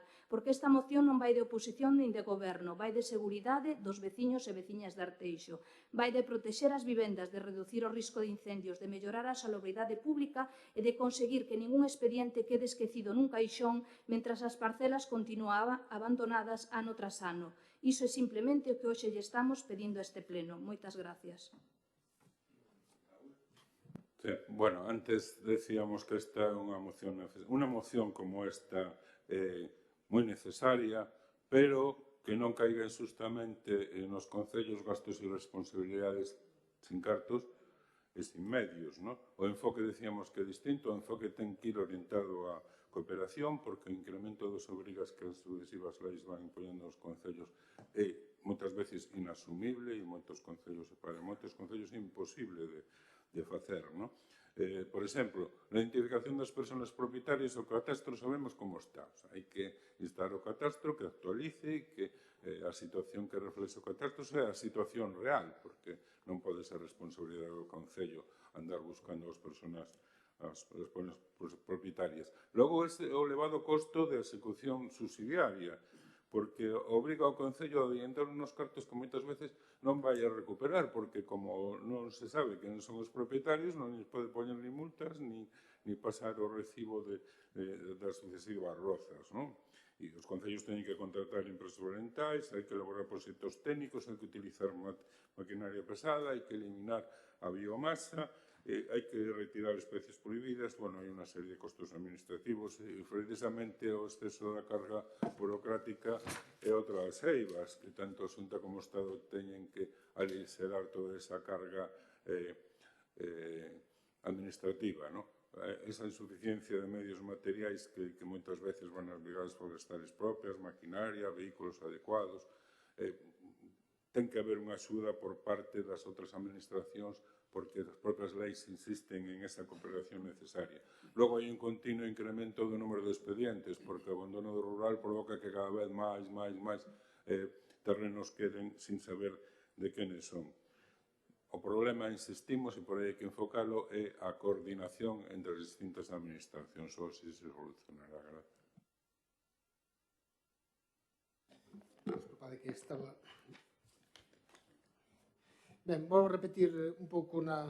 Mira, a ver, eu creo que é certo que hai que mirar, eu creo que xa a veces un pouco obsesión, as competencias do Estado neste tema poucas. me refiro, non creo que teña moitas competencias o Estado na xestión do territorio e na loita contra incendios. Me refiro que creo que aí máis ben son competencias casi todas da administración autonómica e tamén algunha a nivel local, porque evidentemente o territorio tamén é unha competencia local e polo tanto hai que intentar. Pero é certo, eu non vou a quitar dificultade o que significa investigar unha propiedade privada e logo levar a cabo as actuacións, pero tamén é certo que se pode ir mellorando ano tras ano. Por iso eu decía que non necesitamos ningún tipo de planificación, o que necesitamos é ir cumplindo a lei e sendo cada vez máis estrictos e mellor nunha xestión de algo que xa está establecido. Me refiro, se todos os anos hai que decirle a un propietario determinado que ten que limpar esa finca, me refiro ser cada vez máis rápidos e máis concisos para que haxa mellor coñecemento das parcelas que ten o noso Concello e ir determinando aquelas que non se limpian e que hai que investigar cal é a propiedade, porque creo que tamén é unha labor importante, pouquinho a pouco ir coñecendo todas as parcelas do noso Concello, sobre todo aquelas, vou repetir, que están en franxas perimetrais cercanas das vivendas, e facelo cada vez mellor. Eu creo que esta é unha das cuestións que si están encima da mesa, que hai que ir mellorando e sobre todo, ademais, con certos propietarios. Hai certos propietarios que está sendo moi complicado que leven a cabo. Tamén outro veciño que sei que veo aquí en varias ocasións porque atopei na porta do Concello, ali falando da parcela que hai diante na travesía de Arteixo ao lado de Calzados, nesa unidade de actuación, para que limpiara, estuvo 2 anos que telita, este ano acabou limpiando, que o iba a traer eu precisamente cando veo o pleno, iba a traer a necesidade. Por iso digo que hai propietarios que hai que apretarlles, en tal caso empezar a tomar alguna medida máis gorda para que limpien as súas parcelas, porque logo para o lucro que lle sacan non teñen ningún tipo de problema. Pois agradecer realmente un pouco o argumento coherente tanto do BNG como do Partido Socialista e comprensivo ante esta situación, non? Porque realmente, como ben di Martín, está todo regulado e está na normativa e na lei, e en este caso a moción de Noelia, eu non sei como chamarlle, se é subirse ao carro, se é sacar rédito político, se é oportunismo, non sei moi ben cal é a situación deste tema, porque todos estamos sensibilizados e nos preocupa plenamente esta situación e, polo tanto, cando falaba dos acordos da proposta de moción, que parece que é algo novo que nos traíos aquí Noelia, pois dicir que na actualidade o Servicio de Medio Ambiente xa está a tramitar un total de 110 expedientes relacionados co suposto de incumplimentos dos preceptos establecidos cas normas citadas anteriormente, tales eles iniciados no ano 2026. Esa no ano 2025 tiñamos un total de 179 expedientes. En este sentido, compre salientar que no que vai transcorrido do ano 2026 foron confeccionados un total de 361 informes por parte dos vixiantes medioambientais do Servicio de Medio Ambiente e dos cales 326 son relativos á xestión da biomasa, é dicir que a maior parte están vinculados a este tipo de xestión e tamén as talas forestais que afectarían tamén a rede viaria municipal. E mentras que algún destes expedientes afectan únicamente a unha parcela, en outros casos foron identificados un total de 42 parcelas que estarían a incumprir os preceptos legais relacionados ca xestión da biomasa vegetal. É dicir que a maioría dos expedientes inicianse a solicitude de parte, é dicir, de algún propietario, pero tamén temos varios expedientes que foron iniciados de oficio por parte do Concello de Arteixo, sabedores desa problemática existente en varios núcleos de población. O segundo, terceiro, cuarto, quinto punto que menciona Noelia na moción, en ese caso, eses 4 acordos propostos redundan na necesidade de realizar inspeccións e de instruir expedientes administrativos, que eran eses 12 pasos que mencionábamos anteriormente, que o equipo técnico está traballando xa nesas medidas, e centrarse nas faixas secundarias. En este caso, que dicir que hai un prazo que foi aprobado, que somos coñecedores, que era o 31 de maio, que en ese caso non se podería actuar, hai que darlle de prazo ao propietario para logo nos poder iniciar todos eses trámites. E máis, ao respecto, no artigo 22.2 indícase que no suposto de incumprimento a obriga establecida no número anterior, o Concello de Oficio ou a solicitude da persoa interesada poderá enviar a persoa responsable a comunicación na que se lle recordará a cabo agora a súa obriga legal e para isto dáselle un máximo de 15 días en este caso a persoa para poder facer uso.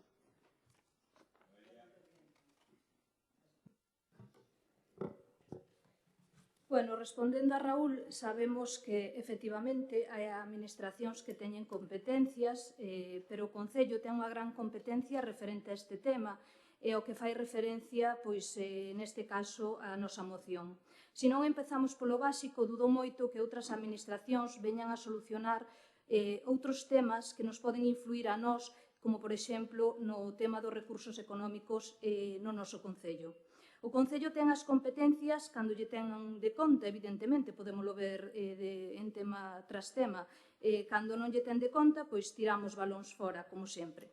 Se non se necesita planificación cando temos o Concello na situación que o temos en relación con este tema, non sei o que necesitamos neste Concello. Despois, referente á intervención da portavoz do Partido Popular, que eu a verdade que non iba a entrar en ataques, pero despois de escoitar o que escoitei, dicir que o oportunismo creo que se pode chamar o voso, pero cando se vos di o que non vos gusta, reviradesvos de mala maneira e mentides descaradamente. Aquí neste Concello contamos cun Departamento de Medio Ambiente, con técnicos preparados, e contamos cun concelleiro do equipo de goberno cunha dedicación exclusiva. Votamos de menos, xa en primeiro lugar, que sexa el quen conteste principalmente esta moción. Votamos de menos que se lle conteste aos veciños e veciñas os escritos que envían manifestando as súas problemáticas referente a este tema. A verdade, nós votamos de menos un concelleiro relevante para un departamento tan importante como é o de Medio Ambiente, cando despois presumimos do que realmente carecemos. Moitas gracias.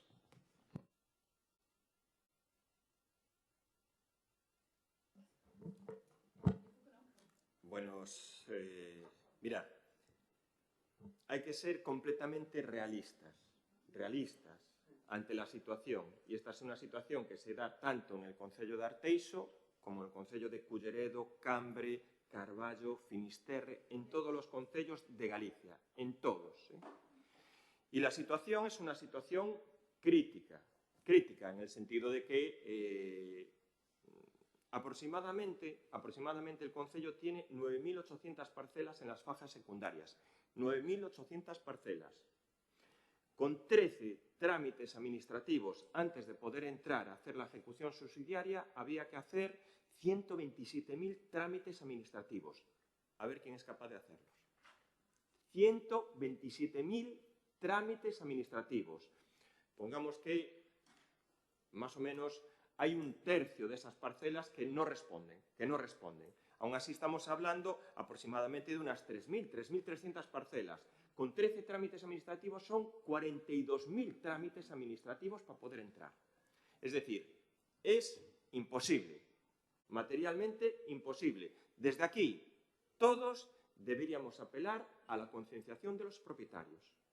Concienciación de los propietarios. Tienen que ser los propietarios que realmente se conciencien de la situación grave y crítica que hay. Porque esto, sea el Concello de Arteixo, sea cualquier concello, y siendo el Concello de Arteixo uno de los concellos de referencia, porque desde el día 29 de mayo todos los recursos del medio ambiente están destinados a notificar a propietarios. Todos los recursos del Departamento de Medio Ambiente, absolutamente todos. No se hace otra cosa que notificar a propietarios. Aún así, para que la gente lo entienda, el Departamento de Medio Ambiente hasta el 28 de mayo no puede iniciar la notificación a nadie. Hasta el 28 de mayo es el periodo voluntario del propietario de limpiar las fincas. A partir de ahí, y llevamos, desde el 28 de mayo, llevamos 6 semanas. 6 semanas. Más de 320 y pico expedientes iniciados, 326, más de 110 expedientes administrativos hechos, más de ya iniciadas 15 órdenes de ejecución. Es materialmente imposible, no hay capacidad ni en Arteixo ni en ningún ayuntamiento para abordar esta situación si no hay la concienciación de los propietarios. No la hay. Es Podemos poner lo que queramos, decir lo que queramos, sabemos de la situación y la situación compleja, la preocupación de todo el mundo. Pero es lo que decía, apelar al Gobierno central. Sí que deberíamos apelar al Gobierno central porque lo que debería hacer es hacer otra ley, otra normativa que pueda permitir acceder a las parcelas privadas de manera más directa. Si no, es imposible. Si no, es imposible. Tiene que haber realmente un cambio normativo, Estado, Xunta, las administraciones competentes, para que permitan o faciliten, en este caso, poder entrar a los ayuntamientos. Es que si no, es materialmente imposible.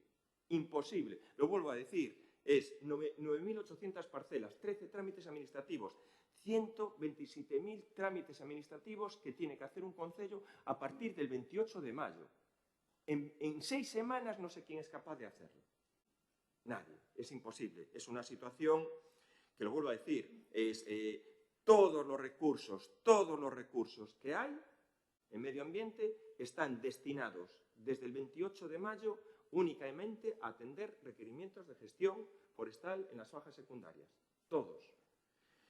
Y luego yo creo que es lo que decía, si no participa, si no somos capaces de que los propietarios se hagan cargo de sus propiedades, ojo, que también hay que advertirlo, un propietario notificado, como pase algo o pase un incendio, el concello llevará las culpas, que lo sabemos, que lo va a llevar las culpas, porque es todo culpa del concello. Pero ojo a las responsabilidades del propietario cuando está notificado, ¿eh? Ojo a las propiedades, a las responsabilidades del propietario. Y luego también hay que trasladar a los vecinos que donde hay la obligación de cortar es en las fajas secundarias, que están marcadas y delimitadas, en este caso por la Xunta de Galicia, las fajas secundarias. Y, por supuesto, hay que limpiar y desbrozar en los entornos rurales, urbanos y urbanizables. ¿Qué quiere decir? Mucha gente se alarma porque el monte está con maleza, pero el monte existente con maleza que no está dentro de las fajas secundarias no tiene la obligación legal de cortarlo. No hay la obligación de gestionarlo, no lo hay. Sí que se debe atender con total prioridad a las fajas secundarias, pero lo vuelvo a decir, 9.800 parcelas, que no quiere decir que sean 9.800 propietarios. Estamos cansados y, sobre todo, ya imposible de poder actuar cuando ya estamos haciendo notificaciones a Madrid, a propietarios de Madrid. Notificaciones a propietarios de Madrid. En el 13º acto administrativo que se hace, con publicaciones en el DOGA, en el BOP.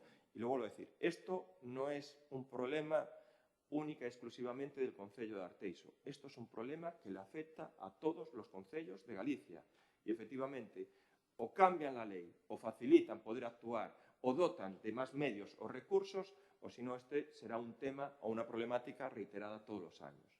Entendemos la moción, nosotros también entendemos que se va a aprobar la moción, pero vamos a proceder, en nuestro caso, a abstenernos a la aprobación, ¿vale?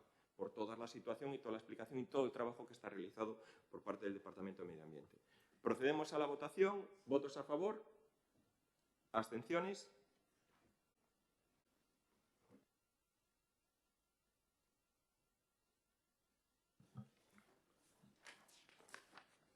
Punto 12º. Moción do Grupo Municipal do Bloque Nacionalista Galego de Arteixo para declarar a mellora da calidade de aire como unha prioridade municipal e exixir medidas urxentes á Xunta de Galiza e ao Goberno do Estado. Sí. Ter un aire limpo non é un privilexio, é un dereito fundamental. Porén, a veciñanza de Arteixo, para a veciñanza de Arteixo, iso continúa sen estar plenamente garantido. O noso concello leva décadas asumindo unha enorme carga industrial e logística, centrais de produción enerxética, grandes instalacións industriais, o Porto Exterior da Coruña, un dos maiores polígonos industriais de Galicia, con outro en desenvolvemento, e un intenso tráfico de mercadorías conviven cunha poboación que soporta diariamente os efectos da contaminación atmosférica. Parroquias como Arteixo, Pastoriza, Osellos, Suevos, Morás ou Balañán coñecen ben os episodios de malos cheiros, emisións industriais, suspensión e incremento do tráfico pesado. A realidade é evidente, mentras Arteixo se recreza, a súa veciñanza continúa asumindo unha parte moi importante dos impactos ambientais derivados dese modelo de desenvolvemento. A Axencia Europea do Medio Ambiente estima que a contaminación atmosférica continúa sendo unha das principais causas ambientais de enfermidade e mortalidade prematura en Europa. Por a súa banda, a Organización Mundial da Saúde advertiu reiteradamente de que non existe un nivel completamente seguro de exposición ás partículas finas PM2.5, especialmente para a infancia, as persoas maiores e quen sufre enfermedades respiratorias ou cardiovasculares. As novas directivas europeas avanzan cara a límites máis exigentes en materia de calidade do aire, obrigando as administracións públicas a adoptar políticas moito máis ambiciosas. Non abonda con cumprir mínimamente a normativa, compre proteger de maneira efectiva a saúde da ciudadanía. En Arteixo continúa existindo unha evidente insuficiencia dos sistemas públicos de vixilancia de contaminación atmosférica. A distribución das estacións de control non permite coñecer con precisión a realidade das diferentes parroquias. Non existe unha información clara e comprensiva para a vixilanza. O BNG considera especialmente grave a pasividade da Xunta nesta materia. O Goberno galego leva anos poñendo por diante os intereses das grandes empresas fronte ao dereito da ciudadanía a vivir nun ambiente saludable. A inspección ambiental sigue sendo claramente insuficiente, a información pública continúa sendo limitada e as medidas preventivas resultan escasas. Ao tempo, o Goberno do Estado tampouco pode eludir as súas responsabilidades no control das infraestructuras estatais do tráfico pesado e as invencións vinculadas ao Porto Exterior de Coruña. Tampouco o Concello pode limitarse a actuar como espectador. A Administración Municipal debe liderar a defensa da saúde pública, exercer presión institucional sobre as administracións competentes e poñer en marcha políticas propias para reducir a contaminación, mellorar a mobilidade sostible e a información á ciudadanía. Arteixo non pode ser tratado como un patio industrial de Galicia. Por estes motivos, o BNG propón os seguintes acordos. Primeiro, declarar a mellora da calidade do aire como un objetivo prioritario das políticas municipais. Segundo, incorporando a cuestión de maneira transversal. Segundo, elaborar un documento marco de estrategia de calidade do aire en Arteixo que incluya medidas concretas, protocolos de actuación en caso de incidencias, calendario de execución, indicadores de seguimiento e evaluación pública anual. Terceiro, exixir a Xunta de Galicia a instalación inmediata de novas estacións públicas permanentes de medición da calidade do aire nas parroquias de Arteixo, Pastoriza, Suevos, Oseiro e Morais, incorporando a medición continua de PM10, PM2.5, NO2, SO2 e O3 benceno, metais pesados, partículas ultrafinas e outros contaminantes de especial relevancia. Exixir tamén o incremento das inspeccións. E cuarto, instar ao Goberno do Estado a impulsar medidas para reducir o impacto ambiental do tráfico pesado asociado ao Porto Exterior de Coruña e as grandes vías de comunicación que atravesan o municipio. Gracias. Falando disto, casi sería mellor na exposición das mocións, porque van moi xustas, non? Que ler a toda a mecha, cambiar os tempos para o que presenta a moción. En vez de 3 minutos e logo 5, que logo, unha vez exposta a moción, onde se expresa todo, igual 5 xa poden ser excesivos e se pode reducir, ao revés, non? 5 para lela e 3 solo para o que presenta a moción, non? E 3 para defendela. Como proposta.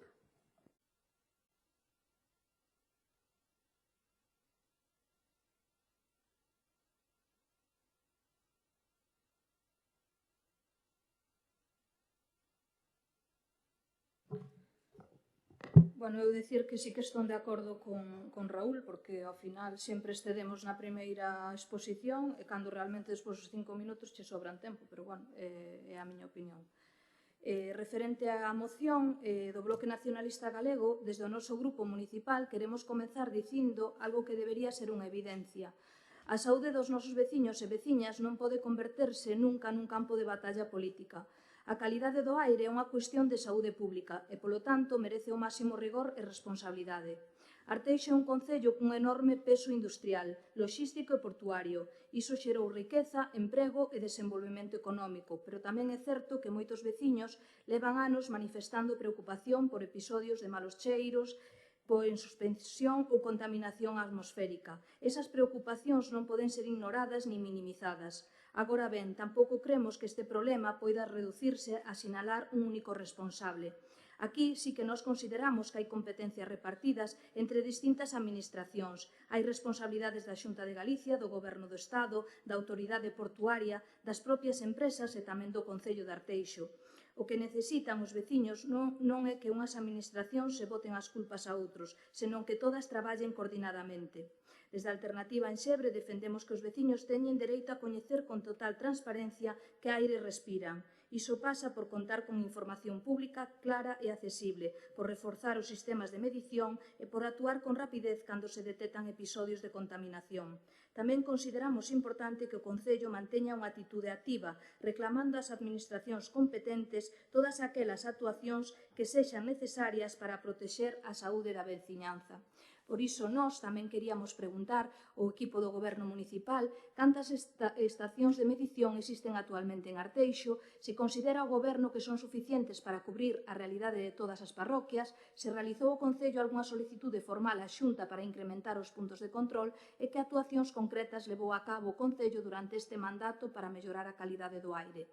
En definitiva, dende o noso grupo, entendemos que a protección da saúde dos veciños debe estar por riba de calquera interés partidista. Creemos que toda iniciativa que contribúa a mellorar o control da calidade do aire e a reforzar a información á cidadanía merece ser estudada con seriedade. Por ese motivo, o noso voto será favorable aos acordos da moción, porque entendemos que perseguen un obxectivo positivo para Arteixo, aínda que iso non significa compartir necesariamente todas as valoracións políticas recollidas na exposición de motivos. Moitas gracias. Sí, eu prefiro ter tempo para debatir que para ler. Cando lee unha moción pode resumila e non lela inteiro. O importante é o debate con o resto dos grupos, que eu creo que é o que espera a xente, que debatamos sobre os temas concretos e, por tanto, por iso preferimos este formato que ao final dache máis tempo para o debate, que é o que realmente nos importa, por lo menos a este grupo. Con relación ao que ven a propoñer o bloque, eu creo que é un tema interesante, reiterado e interesante, porque creo que é unha das grandes problemáticas que existe no norte do noso concello, na parte, que vai dentro do centro, por decirlo así, cara a cidade da Coruña, na cual, si vemos e interpretamos que hai cuestións da calidade do aire que deixa bastante que desexar, con industrias que en algún caso emiten á atmósfera olores insoportables, tanto sexa, por exemplo, en moitas ocasións a cheirona, como a veces o que ven, que non en este concello, pero afecta tamén a este concello con relación ao que ven da planta de basuras de Nostián, con relación aos olores que efectúan tamén o humo, a veces, que supoño que ou pode ser que con metais que solta a Ferro Atlántica a veces sin moito sentido. Me refiro que eu creo que é importante salvaguardar todo o que ten que ver coa calidade do aire, tamén evidentemente cas emisións que causan os graneles que se descargan no porto exterior. Eu creo que son cuestións que hai que analizar, que as competencias son de quen son da Xunta de Galicia, non son nin do Concello, nin son tampouco do Estado.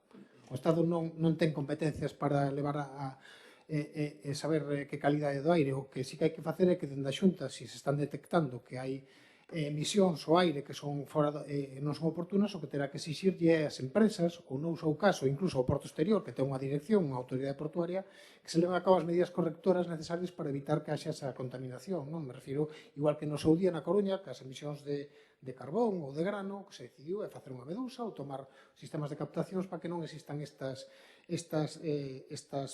emisións ao aire que son contaminantes, ou tamén as que fai a propia refinería en moitas ocasións con emisións de carbón, de azufre ou con algunha fuga determinada. Por lo tanto, eu creo que é certo que a competencia é do Goberno galego, é o responsable de levar a cabo a inspección e levar a cabo a inspección medioambiental e ter estas estacións de medición. E tamén é certo que nós levamos en algunha ocasión que sería bon e oportuno nun concello que ten estes problemas é que complementáramos ese tipo de estacións medidoras con estacións medidoras locais. Eu creo que non sería malo, precisamente, para cando nós teñamos datos que nos indican que está habendo unhas emisións do aire que non son as adecuadas, pois nós decidir a Xunta de Galicia, non está desactuando e nos está dando esta calidade do aire en Suevos, en Meicende, en Pastoriza ou en Villarrodís ou en Rañobre. Me refiro que, ou no centro de Arteixo. Me refiro que eu creo que sería bon que puderamos ter este tipo de cuestións para complementar e exixir.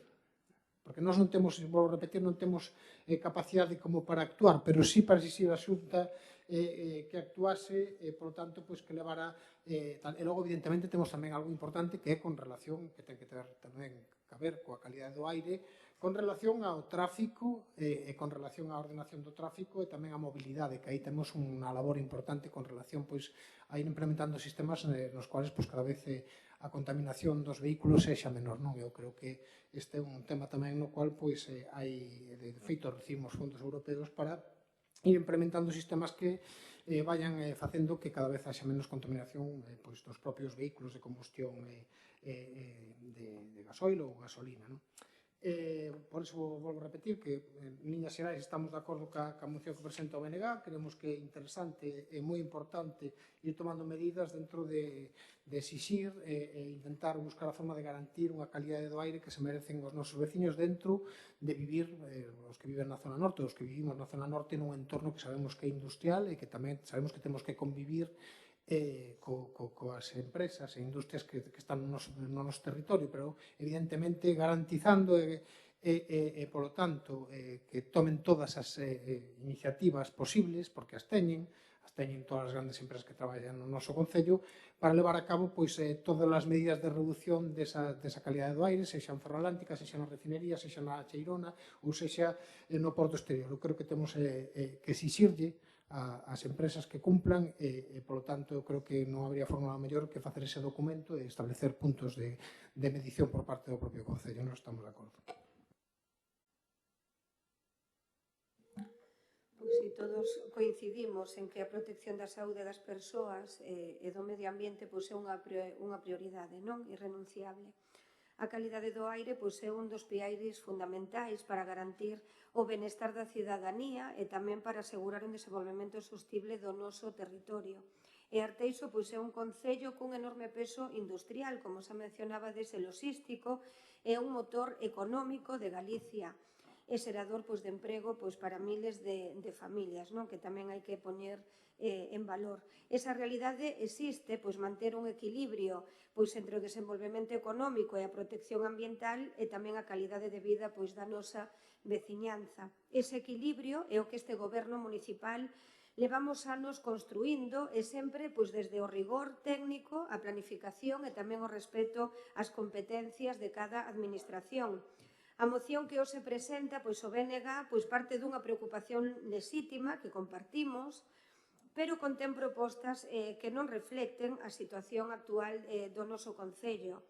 Compre lembrar que a avaliación, a vigilancia e o control da calidade do aire corresponde á Xunta de Galicia, a través da Consellería de Medio Ambiente e Cambio Climático, de acordo co Real Decreto 102/2011 e coa normativa europea vixente. É a Xunta que xestiona a Rede Galega de Calidade do Aire Pública e os datos oficiais e adopta tamén as decisións sobre a implantación das estacións de medición sempre baixo criterios técnicos, que aquí tamén é dándolle resposta ao que comentaba Noelia, é dicir, que neste sentido convén poñer os datos sobre a mesa, non? Arteixo é un concello de Galicia co maior número de estacións de control de calidade do aire, cun total de 5 estacións automáticas. Están situadas, temos no Centro Cívico de Arteixo, tamén en Larín, no Campo da Cega, en Pastoriza e tamén no Encoro de Sabón. E todas elas están integradas na rede oficial da Xunta de Galicia. Estas estacións realizan medicións continuas de contaminación, como son as partículas, sobre todo as que están en suspensión, a PM10, a PM2,5, dióxido de sofre, os óxidos de nitróxeno, o ozono ou o sulfuro de hidróxeno, complementadas tamén con campañas específicas para metais pesados e benzo e pireno. Tamén esas campañas que igual comentaba Raúl, que ten competencia a comunidade e tamén ten que levar a cabo.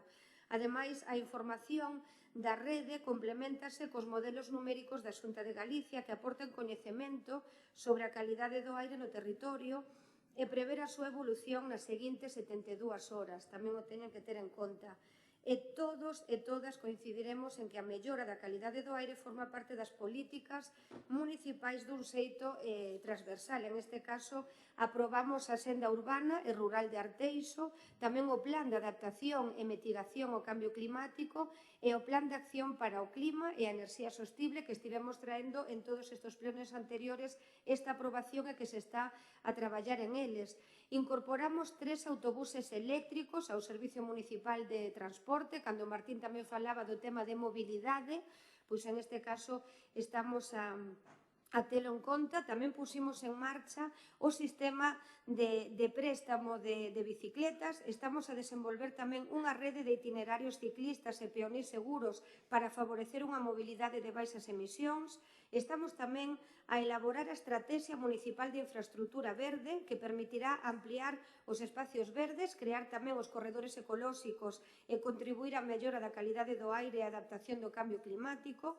E, ademais, participamos activamente nos procedementos de avaliación ambiental das actividades industriais e portuarias, emitindo os informes técnicos e formulando condicións orientadas ao control desas emisións, ao seguimento ambiental das actividades. E por iso, cando a moción propón declarar como prioridade a mellora da calidade do aire, debemos dicir que ese obxectivo xa forma parte da acción cotiá deste goberno, que estamos a traballar día a día en todas estas implementacións que estiven a mencionar. E non é unha declaración de intención, senón que é unha liña de traballo que xa está posta en marcha. E vou a ceder uns minutos, continuo despois.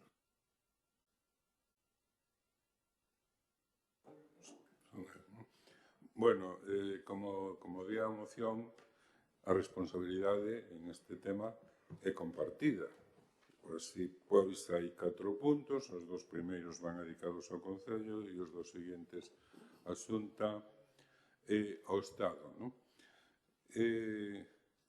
No primeiro punto se fala de, tomando o último que acaba de decir Inés, o objetivo prioritario de políticas municipais. Que problema hai en declararlo? É como unha cuestión publicitaria. O Concello está preocupado porque este Concello non é como os outros que hai alrededor. Este Concello ten unha cantidade de industrias e moitas delas posiblemente contaminantes, teñen que cumplir unha certa normativa, pero, bueno, hai que estar pendientes de que efectivamente cumplan, porque non vou dicir que sexan sospitosos, pero sí que hai peligro de que se rebasen certos límites en certos momentos.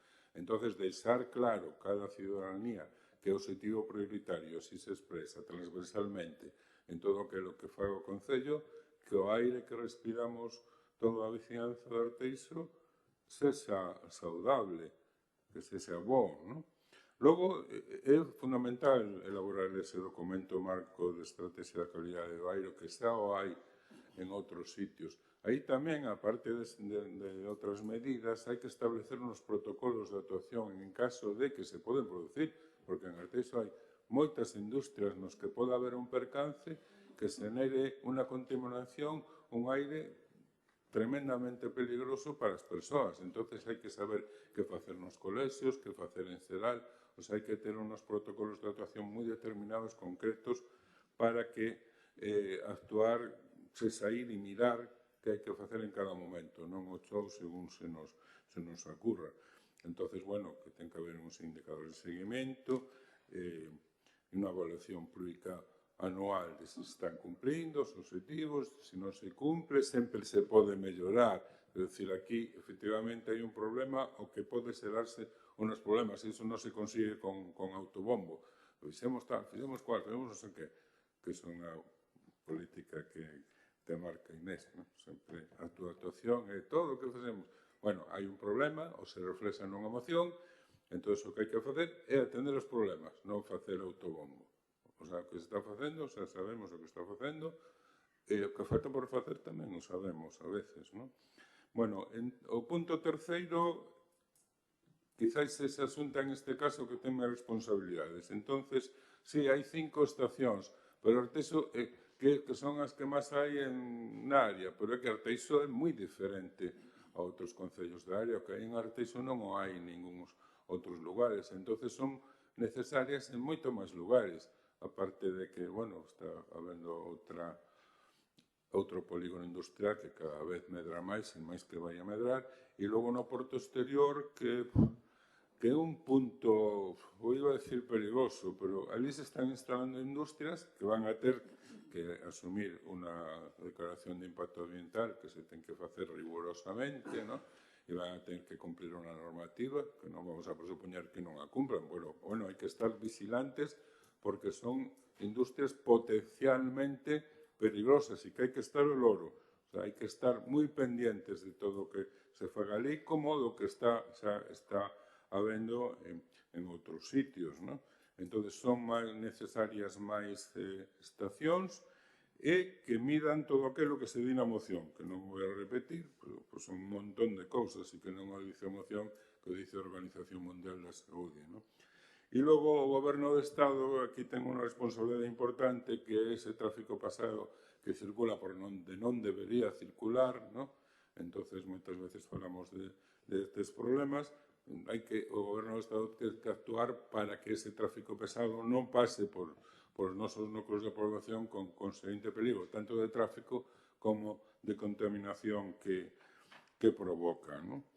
Entonces, bueno, hai que ponerse cos problemas, resolvelos, e creo que é unha moción a caída e que os puntos que corresponden aos concellos son facilmente asumibles e que debería tomalos, ¿no?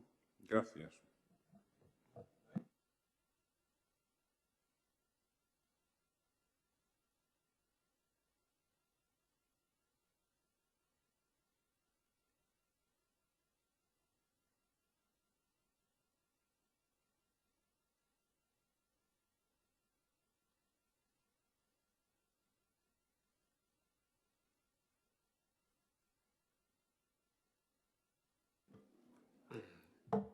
También, moi brevemente,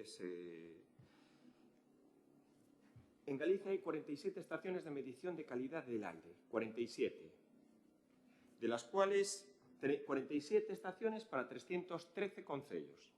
En Arteixo hai 5 desas 47.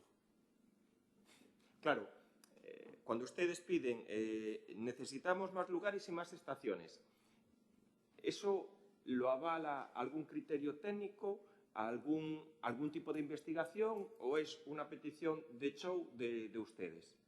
O sentido común. O sentido común. No, si yo voy a cerrar nada más, total, no voy a entrar. A ver, no, además, yo cierro. Ademais, eu teño dereito a réplica que non utilicei aínda. Vamos a cerrar el debate. Teño un último turno. Vamos a cerrar. No. Como que non? Solo intervén unha vez. Diga moción, intervén unha vez. Vale. Me queda un segundo. Entonces tiene razón, Martín. No, yo estoy en el turno de intervención del Partido Popular. Ahora tiene que intervenir, en este caso Raúl, yo puedo preguntarle. Claro, ¿quién le avala a usted el tema de más estaciones? Pueden hacer falta, pero ¿por dónde viene refrendado? Porque estamos hablando de 47, 5 las tiene aquí Arteixo. Y luego hay que decir que en el 2025 de estas estaciones se ha comprobado en sus informes que nunca ni ninguna estación le dio ningún dato de incumplir ninguno de los valores límites para las que están habilitadas. En el 25 las estaciones, y eso es público, no incumplieron ninguno de los valores que hay. Y luego, lo vuelvo a decir, es que nosotros vamos a apoyar, Raúl, vamos a apoyar la moción, vamos a votarla a favor. Claro, porque también es un tema que sí que, oye, pues nos preocupa, pero estas cuestiones son importantes. Y luego, sí que quiero decirlo claramente y matizarlo claramente, porque también en función de la moción anterior, a día de hoy, destinamos todos los recursos de medio ambiente al tema de la biomasa. Vamos a aprobar la moción y también te digo que hasta que pase el verano, nadie de medio ambiente va a dedicarse a este tema. Y entiendo el contenido de la moción y entiendo, en este caso, la propuesta. Pero a día de hoy, lo vuelvo a decir, todos los recursos de medio ambiente están destinados a la gestión de biomasa. Raúl. Sí, ¿qué avala eso de decir que necesitamos más que 5? Pues el sentido común. O O sea, non se pode comparar Arteixo con outros concellos de Galicia, en xeral, non? Porque aquí hai un montón de focos que son posiblemente contaminantes en todas as áreas do Concello de Arteixo. En moitas das súas parroquias que están citadas aquí na moción existe ese problema. Por lo tanto, é de sentido común pensar que temos que establecer, pedirlle a Xunta que é a responsable que establezca esas instalacións de medición, non? Decía que non se pode comparar. Logo tamén o Arteixo non dispor de unha normativa se está aplicando de Coruña en caso do Porto Exterior, non? Cando teria que ser Arteixo o que fixara esas cousas, non? Insisto no posible peligro que pode supoñer o Porto Exterior, non peligro no sentido de que temos que estar a loro, estar vigilantes das posibles industrias que se instalen aí. Entonces, non sei, que traballo lle costa ao Concello? Primeiro, decir que a súa prioridade, que é un objetivo prioritario. Lle costa moito ao Departamento de Medio Ambiente e facer transversalmente que a partir de agora todos os departamentos do Concello teñan como unha máxima, porque é transversal, que ese é un objetivo prioritario, o sea, que traballo corresponde a eso. E logo outra cosa que se pide ao Concello é a elaboración dun documento, o sea, non é tanto traballo. Vale, que despois de época de lumes que se faga, vale, pois despois de época de lumes, pero que quede reflexado xa nos orzamentos para 2027, que non supón tampouco un gasto elaborar un documento, un gasto tremendo, non? Que se fixen os obxectivos, elaborar ese documento marco, establecer esos protocolos de actuación para cando pasa algo, que eso sí urxente, porque se nos vamos a empezar a redactar cando pase algo esa tarde, pois aí vamos mal, non? O documento ten que estar listo o antes posible e non costa tanto, nin en medios, de custo económico, nin en tempo, o que se pide en esta moción. E, bueno, e gracias por aprobala. Logo la reitera todos los medios por parte de Medio Ambiente están destinados a la gestión de biomasa. Todos. No pasa absolutamente... Estamos de acuerdo en aprobar la moción. Tardaremos, pues, sobre todo en aplicar lo que la elaborada del documento un tiempo. Y luego, lo que digo, yo no cuestiono que hagan falta más estaciones de medición de calidad. ¿Qué pasa?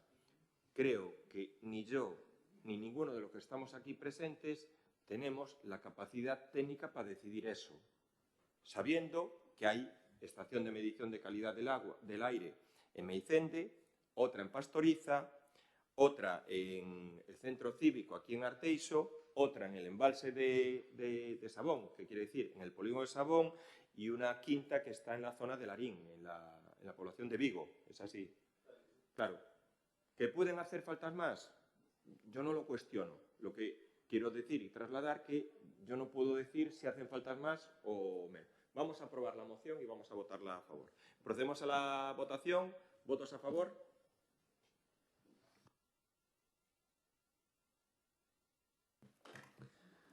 Punto 13º. Moción do Grupo Municipal do Bloque Nacionalista Galego para a elaboración e implantación dun protocolo municipal de prevención e actuación fronte á LGBTI-fobia e as agresións por motivos de orientación sexual, identidade ou expresión de xénero. Sí. Primeiro vou pasar a reseñar os puntos de acordo para que non queden no aire en caso que me pase de tempo. E despois comentarei a exposición de motivos. Os puntos de acordo que se traen a este pleno, primeiro, elaborar e aprobar un protocolo municipal de prevención e actuación fronte ás agresións LGBT-fóbicas, que establecen os mecanismos de coordinación entre todos os departamentos municipais implicados. Segundo, desenvolver un plan anual de formación para o persoal municipal, especialmente Policía Local, en colaboración coa Academia Galega de Seguridade Pública, Servizos Sociais, Persoal de Atención ao Público, Deportes, Cultura, etc., Xuventude, en materia de diversidade afectivo-sexual, identidade de xénero e prevención dos delitos de odio. Terceiro, habilitar un espazo físico como punto de encontro, reflexión e acción para as mulleres e o colectivo LGBT, onde se impulsen a igualdade real, o asesoramento e a participación activa integrado ou complementario ao CIN. Podemos tomar como exemplo a Casa Xoana Torres de Compostela. Cuarto, impulsar campañas permanentes de sensibilización dirixidas á cidadanía para combater os discursos de odio e promover o respeto á diversidade. E quinto, último punto de acordo, instar a Xunta de Galiza a incrementar os recursos destinados á prevención da LGBTfobia, ao apoio ás víctimas e á formación dos corpos policiais, profesorado e persoal dos servizos públicos. Todo isto ven debido a que nos últimos anos asistimos a un preocupante incremento dos discursos de odio e de normalización de actitudes intolerantes que alimentan a violencia contra este colectivo.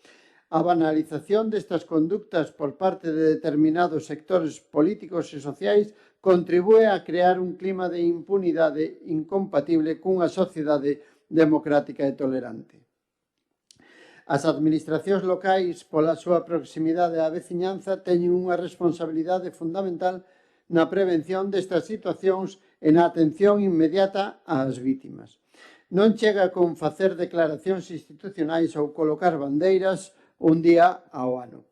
É necesario dotarse de ferramentas eficaces para actuar antes, durante e despois dunha agresión. Arteixo carece dun protocolo municipal específico que coordine a actuación dos distintos servizos municipais ante casos de LGBTfobia.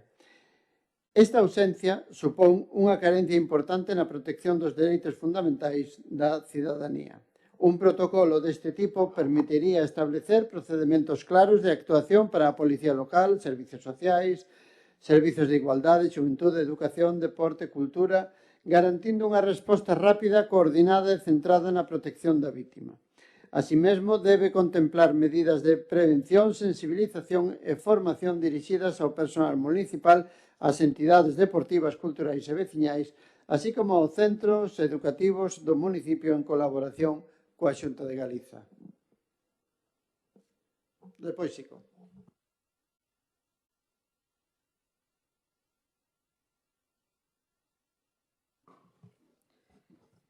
Dende o noso grupo municipal queremos comezar deixando algo moi claro. En Alternativa en Xebre non hai espacio para o odio, para a intolerancia, nin para ningún tipo de agresión ou discriminación contra ningunha persoa, sexa cal sexa a súa orientación sexual, a súa identidade de xénero, a súa forma de pensar, a súa relixión ou a súa condición persoal. Todas as persoas merecen o mesmo respeto, a mesma dignidade e a mesma protección. Vivimos nun estado de dereito no que todos somos iguais ante a lei, e precisamente por iso calquera agresión motivada polo odio merece unha resposta firme das administracións e da sociedade no seu conxunto. O Concello ten a obriga de promover a convivencia, de apoiar as vítimas e de impulsar políticas que contribuían ao respeto mutuo e á prevención da violencia.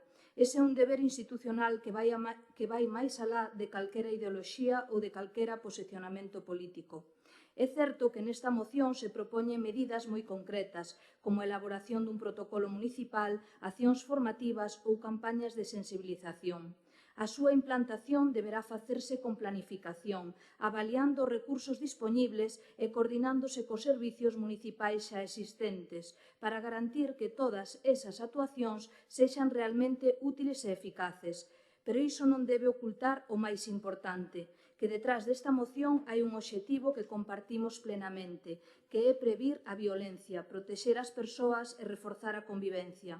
Porque cando unha persoa sofre unha agresión polo simple feito de ser quen é, non só se ataca a esa persona, atácanse tamén os principios de liberdade, igualdade e respeto, sobre os que debe asentarse calquera sociedade democrática. Desde o noso grupo pensamos que as institucións deben transmitir unha mensaxe clara. Ninguén debe sentirse sinalado, discriminado, nin ter medo por ser diferente. Ese compromiso é incompatible con calquera forma de odio ou violencia. Por todo iso, o noso grupo municipal votará favorablemente esta moción, porque entendemos que a defensa da dignidade das persoas e da convivencia está por riba de calquera diferencia política. Moitas gracias. Ben, anunciamos tamén o noso voto favorable a esta moción dos compañeros do BNG. Hai que, como reflexión, podemos decir que é triste que no siglo XXI, no ano 2026, sigamos en esta situación de odio contra as persoas que LGTBI, non? Contra as persoas que teñen dereito como cidadáns, como persoas, como seres humanos, a elexir a súa identidade de xénero, a súa modo de ver, o sea, de tema a nivel sexual, etc., a súa vida, porque isto é a vida das persoas e os dereitos individuales de cada un, e que é triste pois que sigamos na situación que estamos, pero está claro que a realidade que temos neste país é que existe un partido político que señala e que fala do odio e da vergoña que supoñen estas persoas, estes cidadáns, e que parece que quixera volver a outros tempos onde eran encarcelados, torturados e incluso fusilados. E é moi triste que estemos así, pero o máis triste é que partidos como o Partido Popular estén apoiando, estén retirando as leis en favor dos dereitos das persoas LGTBI, das comunidades autónomas onde queren gobernar e teñen que gobernar apoiados por un partido homófobo, un partido que promove o odio hacia estes cidadáns, pois non sei que podemos falar aquí con respecto a isto máis, porque é tristísimo que quen debería de vetar e de poñer unha barrera e que eso non se poida levar a cabo, pois este cedendo ante uns locos que señalan as persoas que teñen unha maneira de vivir diferente ao que eles creen. E, bueno, a min faime pensar que se os apoian só por gobernar, pois non sei, por chegar ao poder. Pero a mí me dá que pensar, e a moita xente, que son como eles. Porque ti, cando apoias a alguén que dice unha barbaridade e que promove unha barbaridade, é que eres igual que el, porque senón non o promoves. E dicir que o demostraron no seu día, cando se levou ao Congreso e se aprobou a lei do matrimonio igualitario. E o Partido Popular levouna ao Constitucional.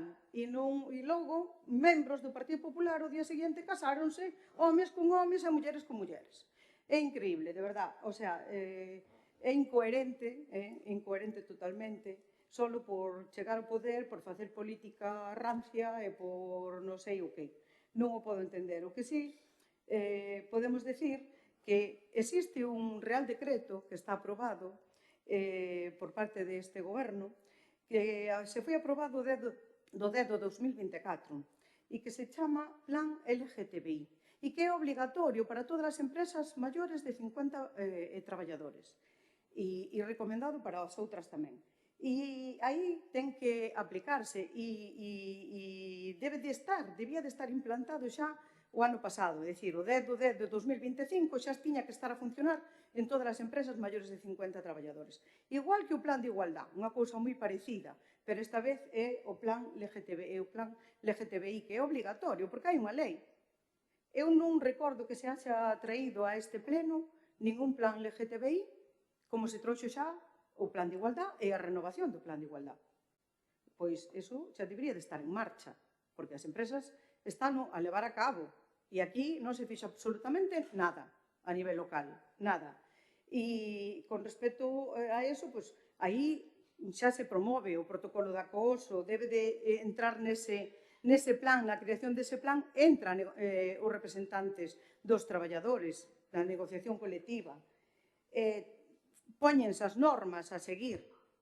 Eu estou de acordo totalmente co tema que dice o BNG, que entendo que eles se refieren a outra cousa, non a este plan, senón que se refieren a un protocolo xeral para todo o Concello. E entendo que vai por aí. Pero tamén debemos exixir que ese plan LGTBI se traiga aquí e se poña en marcha xa, porque xa vamos con un atraso dun ano, prácticamente. dun ano que xa debía de estar funcionando, non da súa creación que xa van 2. Entonces, é importante. Logo, en cantos puntos que formula o BNG, pois prácticamente estamos de acordo en todos, aínda que hai algunha contradición, pero deixo por os seguintes minutos. Compartimos pois a preocupación non polas manifestacións de LGTBI-fobia e o seu incremento pois nalgúns contextos, non? Pero é certo que en Galicia, en este caso a colaboración tamén interinstitucional nos últimos anos pois está dando resultados. E para seguir avanzando pois é fundamental tamén priorizar a colaboración entre institucións e tamén organizacións, pero precisamente as propostas presentadas parten xa de medidas que están postas en marcha, non? Tamén na comunidade en xeral, non digo só concretamente en Arteixo. En primeiro lugar, aclararles que o Centro de Información á Muller pois ofrece xa desde o ano 2024 asesoramento e acompañamento ás persoas do colectivo LGTBI. E gracias ao impulso da formación específica da Xunta, pois tamén para converter estes recursos públicos pois nun espacio de referencia tamén pois para o colectivo, así está recollido.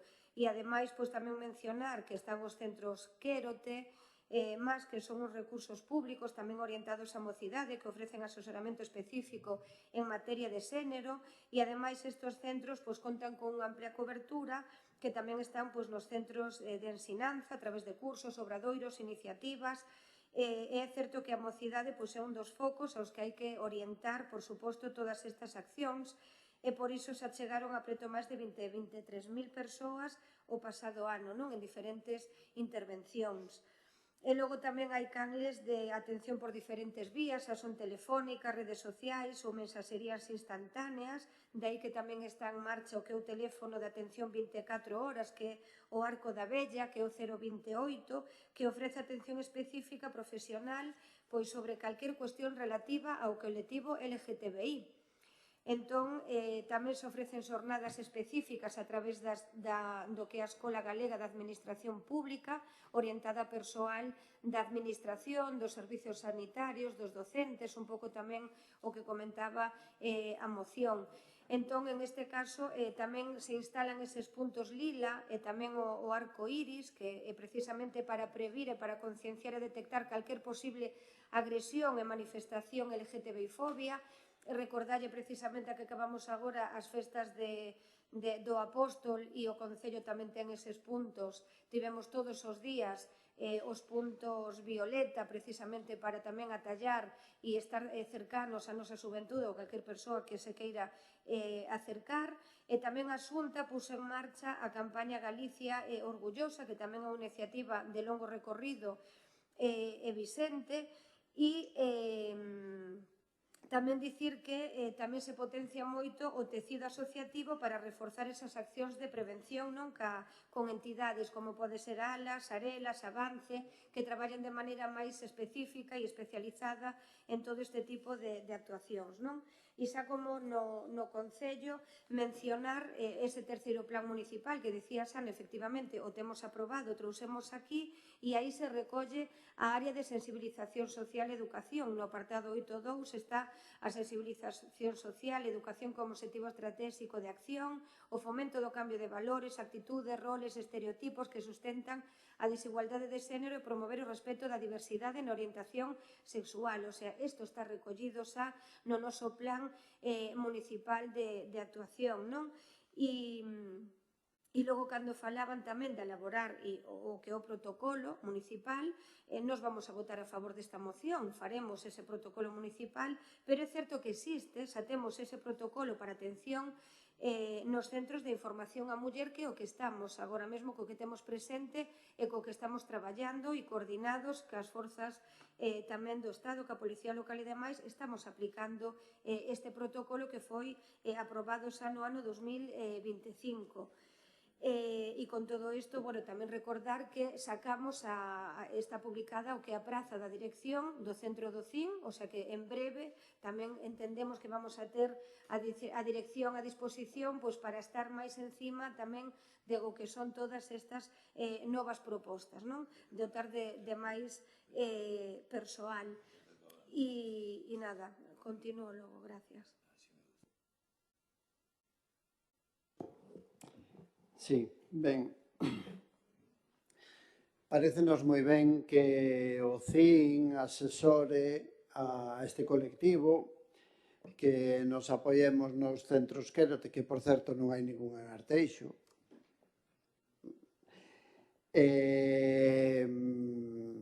Valoraríamos positivamente, por non o decir de outra maneira, valoraríamos positivamente que o CIN se incrementara tanto de recursos económicos como humanos.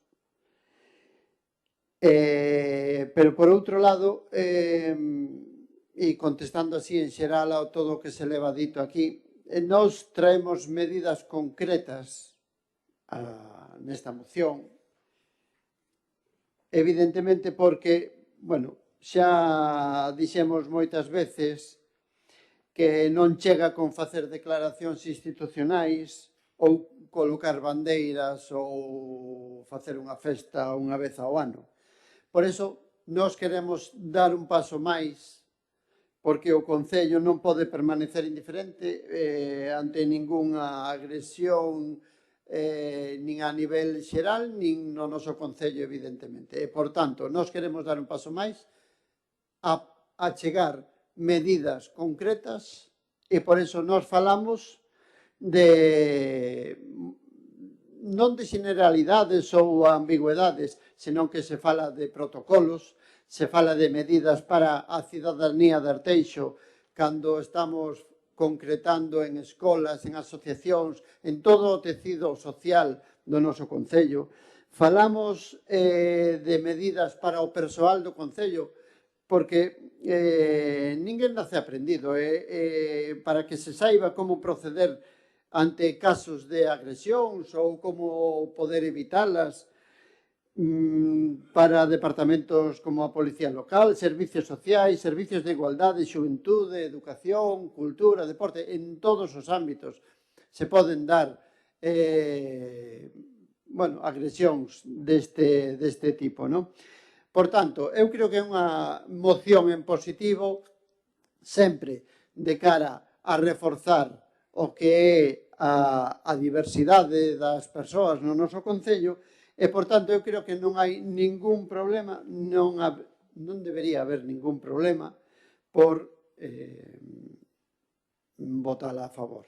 Eu creo que sempre positivo porque no noso Concello tamén hai un colectivo importante de LGTB, entonces eu creo que é moi importante e agradecer os votos afirmativos que xa se comentaron.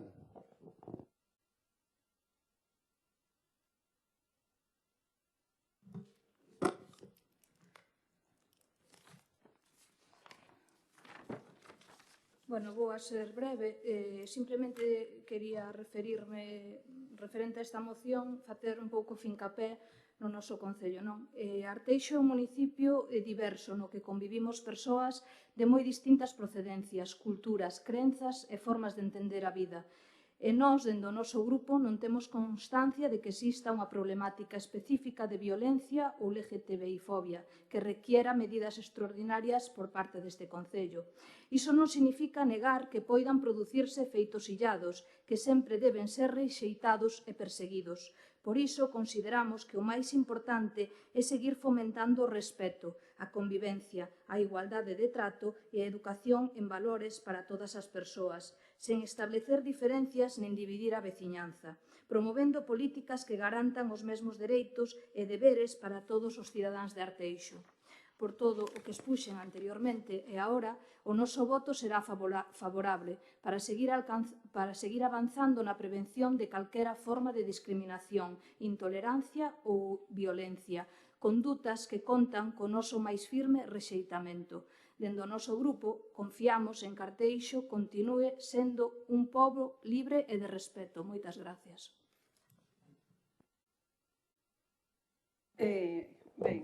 Nada, decir que evidentemente a educación e o respeto é algo prioritario e educar e no respeto hacia os demais teñan a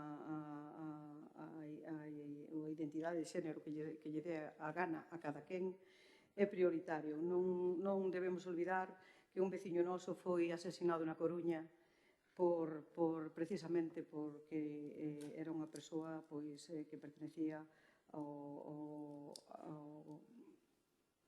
a xente o sea, estaba dentro de ser diferente, vamos a decirlo así, porque non me gusta utilizar os términos. Era unha persoa que outros consideraban diferentes, que outros consideraban diferentes. El non era diferente a nadie, senón que outros o señalaban porque lles parecía que chegaron a asesinalo. Por lo tanto, é verdad que non foi dentro do noso concello, pero sí que foi un veciño noso e que dentro do noso concello, pois sí, que tamén suceden cousas, sobre todo, ao mellor en xente moi xoven, e incluso en xente maior, que señala, se mofa, se rí, vou a utilizar expresións feas, non? É un maricón de merda, ou esa gustan as mulleres, é unha tal.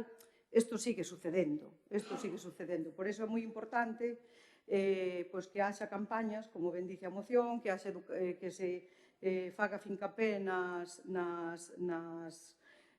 centros educativos, en todos os sitios onde poidamos chegar. Eu dicía que había algo contradictorio con respecto na moción do BNG, porque poñen como exemplo a Casa Xoana, falan primeiro de formar o personal municipal, tal, e logo o exemplo da Casa Xoana Torres de Santiago, que para o asesoramento ás persoas LGTBI resulta que foron contratar a unha empresa privada.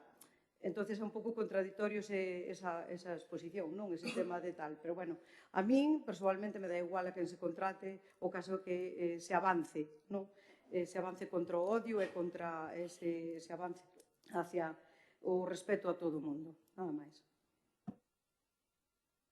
Sí, estamos de acordo co que estamos a dicir. Adiantábase a que vai a ser favorable. De feito, Ana comentaba ese caso que foi unha moción que trouxéramos aquí, que trouxerades concretamente en outubro do ano 2024, xa pasaron uns anos e tratara isto, e tamén fora un voto favorable por parte de todos, unha unanimidade, e seguimos traballando en esa liña. Quero dicir que aquí, como dicía tamén Noelia, somos un concello intercultural de diversidade e tampouco podemos facer guetos e tampouco podemos estar especializándonos con cada situación, pero en este caso, a nivel de políticas xerais de integración, de comodidade e demais, estamos traballando en esas líneas e así o recolle o plan municipal, o terceiro plan, que é o que dicía.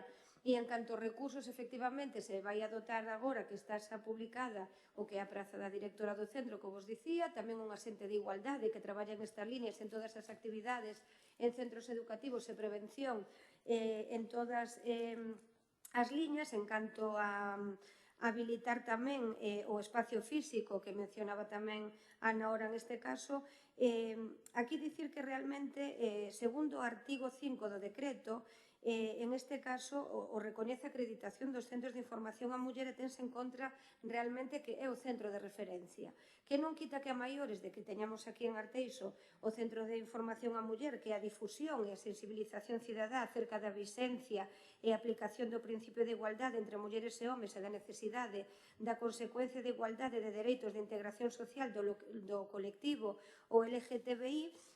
En este caso, tamén é o funcionamento como canle de comunicación entre as persoas usuarias e os distintos organismos que teñen competencias en materia de muller, igualdade, atención e integración do colectivo, sempre está presente. E o punto de referencia, información sobre cursos, estudios, jornadas en materia de igualdade de oportunidades, especial difusión de actividades, servicios desenvolvidos, tamén está dentro da competencia do CIN, realización de conferencias, encontros, jornadas, e logo que tamén temos espacios moi diversos no Concello de Arteixo, en todas as parroquias, centros sociais, quero dicir que o colectivo, en calquer momento que mencionabas que aquí en Arteixo temos o colectivo, pódese ceder esos espacios para facer uso para diferentes situacións que se lle de encontros e demais, están abertos precisamente estos espacios para poder acollelos sin ningún problema. E en canto a impulsar as campañas permanentes de sensibilización, tamén na medida 9.1 do plan municipal tamén está recollido e tamén se están a facer. É dicir, neste curso pasado se fixeron actuacións relacionadas con estes temas nos centros educativos. E xa para finalizar, solo por mencionar o plan tamén neste caso de empregados do Concello, que tamén se fan, e mencionar concretamente a Policía, que tamén vostedes o mencionaban concretamente, se acollen a Academia Galega de Seguridade Pública todas esas formacións e tamén se promociona e se ofrecen a todos os servizos que vostedes mencionaban. Gracias.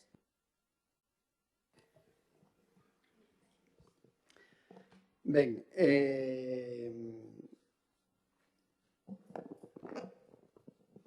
eu creo que hai, co que se está facendo agora mesmo en Arteixo, eu creo que hai que dar un pasiño máis. O tema LGTB non pode ser un punto dentro do outro plan. Eu creo que xa o hai que quitar, é un plan específico, este colectivo é máis numeroso do que parece, do que nos parece a nós, e evidentemente eu creo que necesita un protocolo, un plan diferente. Agradecendo o voto afirmativo de todos os grupos, xa digo, eu creo que o CIN co seu asesoramento non chega, porque aquí hai, incluso por información, o CIN é o centro, o sea, o centro da muller, que non me sale ahora. Claro, un home trans vai ir ao CIM. O sea, quero decir,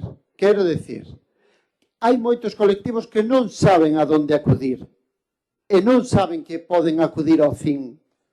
Por eso, información, programar campañas de asesoramento neste sentido non veñen mal. Por eso hai que facer este tipo de campañas de asesoramento e de promoción da información. Por tanto, non viña mal, e antes falamos un pouquiño, de que os centros Quérote, que además hainos na Coruña, en Compostela e en Ferrol, as grandes cidades, pero a seguinte xa é Arteixo. Tanto casi en demografía, pero sí en orzamento municipal. Por tanto, non vería demais que a Xunta, a través, ao mellor, do noso Concello, solicitara un centro Quérote para Arteixo. Bien, procedemos entonces a la votación. ¿Votos a favor?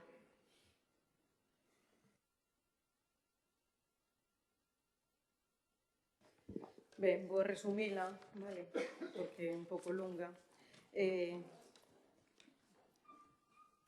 Pedimos melloras no servicio de atención primaria no Concello de Arteixo. A situación da atención primaria en Galicia está a mostrarse como unha fonte de preocupación ante a cidadanía ao comprobar como un elemento fundamental do noso sistema de benestar como é o sistema sanitario público que está a evidenciar debilidades provocadas por unha xestión errática e de desatención.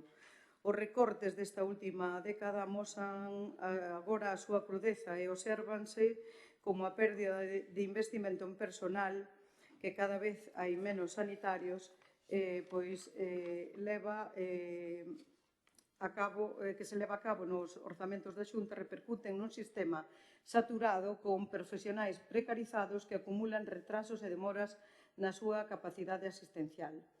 As políticas de recortes destes anos na Xunta levan a Galicia a estar por debaixo dos ratios de media nacional, tanto en todo tipo de personal sanitario, é dicir, levan por debaixo dos ratios en médicos por habitante, en enfermeiros e enfermeiras por habitante, e tamén en ratios por debaixo de profesionais en España por áreas como a saúde mental, tema como matronas, pediatría, etc. A poboación de Arteixo, como moitos outros concellos de Galicia, ten que soportar listas de espera na atención primaria, xa que ao intentar pedir cita nas canles establecidas polos Sergas atopámonos que están pechadas ou as axendas ou que tens que esperar máis de 15 días, incluso hasta un mes, para poder conseguir que te atenda o teu médico de atención primaria. Algo que é inviable no siglo que estamos e que é algo que é inviable e que se necesita rectificar. Por iso instamos ao Goberno de Galicia a que implemente unha xerencia de atención primaria para a área sanitaria da Coruña, dotándoa de recursos e autonomía de xestión e funcionamento.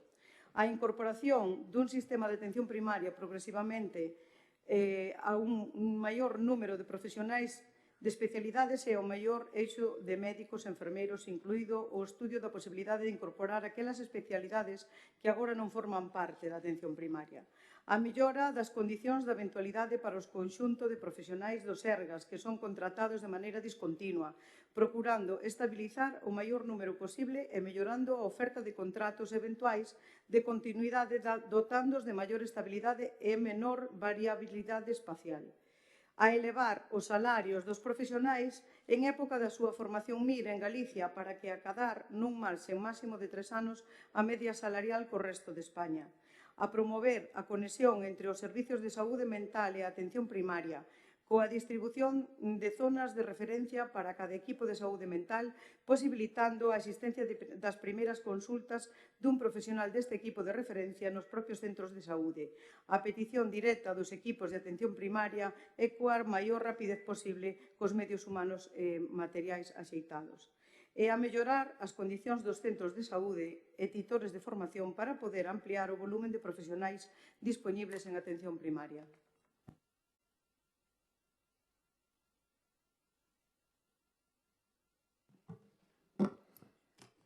Bueno, debido a que esta é unha moción reiterada por todos os grupos e que dun xeito ou doutro defendemos todos, dende o noso grupo, queremos comezar recoñecendo o traballo de todos os profesionais da sanidade pública, tanto sean médicos, personal de enfermería, administrativos, técnicos, celadores e o resto do personal sanitario que son quen sosteñen cada día un servicio esencial para toda a cidadanía. A atención primaria é a porta de entrada ao sistema sanitario e cando falla reséntese todo o sistema.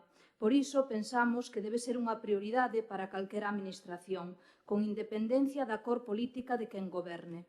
É evidente que moitos veciños de Arteixo atopan dificultades para conseguir unha cita nun prazo razoable, para ser atendidos polo seu médico de familia ou para acceder a determinados servizos sanitarios. Esa é unha realidade que todos coñecemos e que non debemos ignorar. Agora ben, tamén cremos que a sanidade non debería converterse permanentemente nun campo de batalla política. Os cidadáns non esperan de nós un intercambio de reproches entre administracións, esperan solucións, e as solucións pasan por máis profesionais, melloras condicións laborais, unha planificación seria e unha organización que permita prestar unha atención sanitaria de calidade. Nesta moción coincidimos no fundamental, que é necesario seguir reforzando a atención primaria e reclamar aquelas melloras que repercuten directamente na saúde dos nosos veciños. Desde a Alternativa en Xebre defendemos que investir en atención primaria non é un gasto, senón unha das mellores inversións que pode facer unha administración pública. Unha atención próxima, accesible e áxil evita complicacións, mellora a prevención e reduce a presión sobre os hospitais. Por iso, e pensando exclusivamente nos intereses da veciñanza de Arteixo, o noso grupo municipal votará favorablemente esta moción, coa confianza de que todas as administracións implicadas sexan capaces de deixar a confrontación política de lado e poñer no centro o que realmente importa, ofrecer unha asistencia sanitaria pública de calidade aos cidadáns. Moitas gracias. Sí, bueno, estamos diante dun problema. A situación do Servicio de Atención Primaria en Arteixo que nos preocupa enormemente. Non vamos ir máis longe que este ano. Este ano o BNG presentou, solo este ano, 3 mocións, distintas iniciativas. En xaneiro de 26 presentamos unha moción en defensa da sanidade pública galega que, curiosamente, é incomprensible, que o PP votou en contra da defensa da sanidade pública galega. O resto dos grupos votou a favor. En maio de 2026, foi pouco, foi 3 meses, Presentamos outra moción para dotar de equipamento e personal preciso para a instalación de rayos X no Centro de Saúde de Arteixo. Neste caso, esta moción obtivo a unanimidade, lógico, de todos os grupos desta corporación. E o mes pasado, en xuño de 2026, presentamos outra moción sobre a apertura en quenda de tarde dos centros de saúde de Vilarrodís e Meicende, que tamén foi aprobada por unanimidade de todos os grupos políticos que compoñen esta corporación. Así pois, é evidente que a preocupación, atrevemos a decir, sin risco de equivocarnos, que é xeral, da situación da atención primaria en Arteixo e, por ende, do resto da Galiza. Lida a moción que nos ocupa hoxe, estamos de acordo e votaremos que sí a esta moción e votaremos que sí a todas aquelas mocións que se presenten, evidenciando o problema e propoñendo solucións ao mesmo, que tamén o fai esta moción. Os argumentos en defensa, por iso non nos imos estender máis, son os que xa vimos reiterando ao longo deste ano nestas 3 mocións, son os mismos, non vamos a morrer a xente volvendo a repetirlas, pero o que sí que temos que decir é que seguiremos na línea de defensa da sanidade pública sempre. Esa é unha das señas de identidade do BNG, o estamos a facer, o fixemos sempre e o vamos a seguir facendo. Sanidade pública, como mantra. Gracias.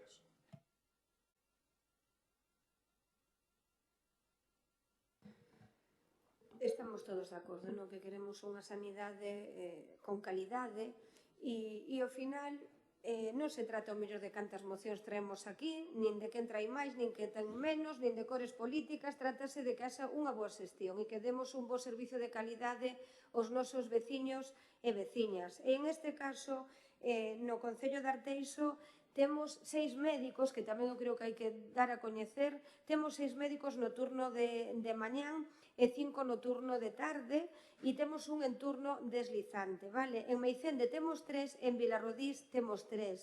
Temos 4 pediatras en Arteixo e un compartido, como xa sabemos, en Meicende e Vilarrodís, que non chegan a ratios, non superamos a ratio en este término cando a veces está pedindo máis demanda.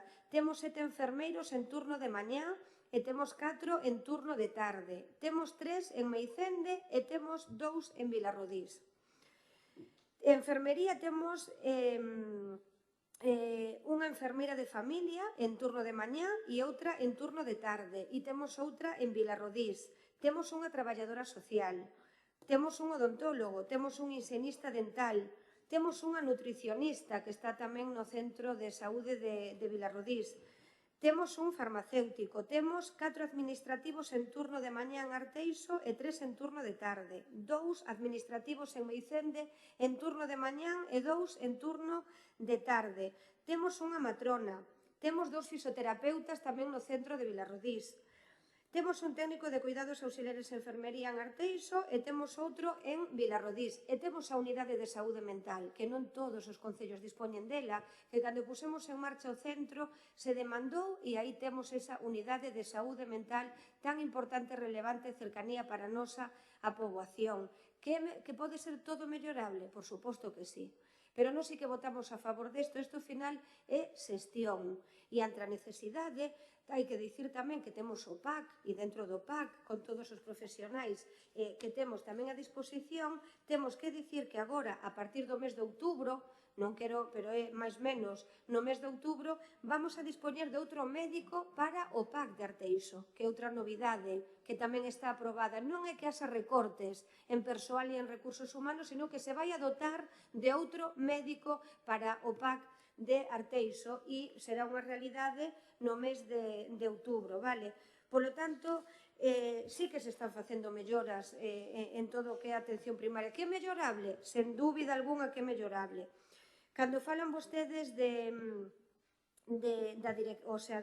xerencia, dicir que se creou agora a Dirección Xeral de Atención Primaria e comunitaria, e tamén se vai a reforzar o papel de atención primaria no que é na estructura orgánica das herencias das áreas sanitarias e tamén a figura do xefe do servicio dos centros de saúde, que isto é reciente tamén, non é algo...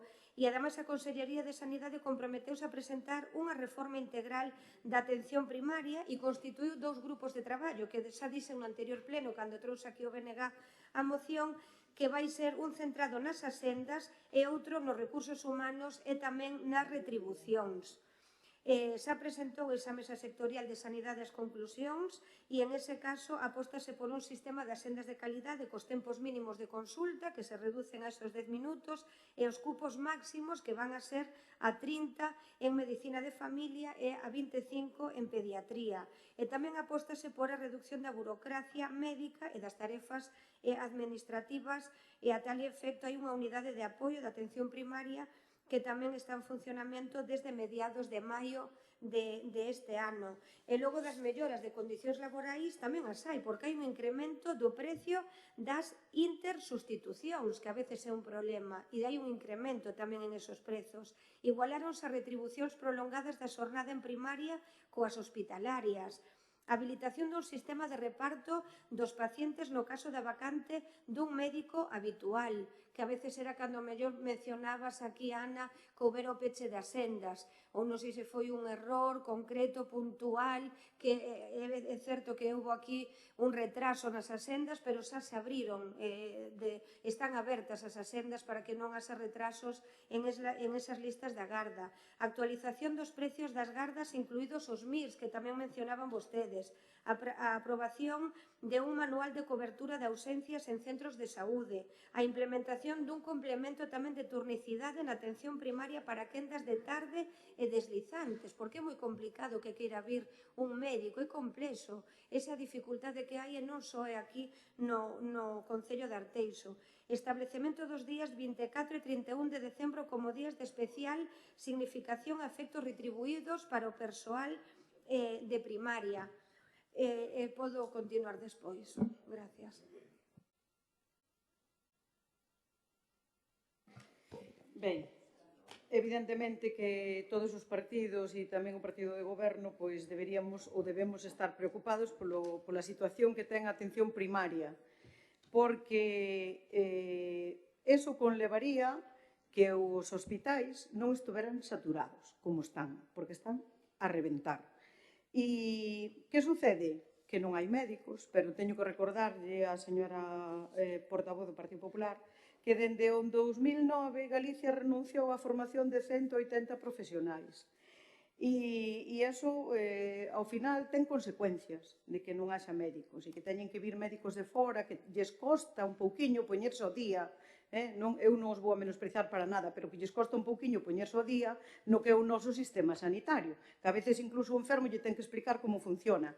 E, mire, é moi triste coller e chamar ao centro médico de Arteixo, por exemplo, pedir que acudan ao teu domicilio porque tes unha persoa que está mal, moi mal, e que prefieres que dé unha valoración médico antes de coller e chamar ao 061 para non saturar o servicio. E que che digan, non podo sair daqui que estou a tope, non teño un minuto, chame vostede ao 061. E que teñan que levar a persoa, ao mellor, que era a solución, era fácil na casa, levala e trasladala. Moitas veces a xente maior que non se pode nin mover, levala na ambulancia, corre que te pillo, o chuac, e chegar ali e, home, encontrarte, como, por exemplo, me pasou a min o día 20 de xullo, que xa non cabían as ambulancias no aparcamiento, e xa non se cabía dentro do hospital, que había camas por todos os sitios e xente enferma por todos lados.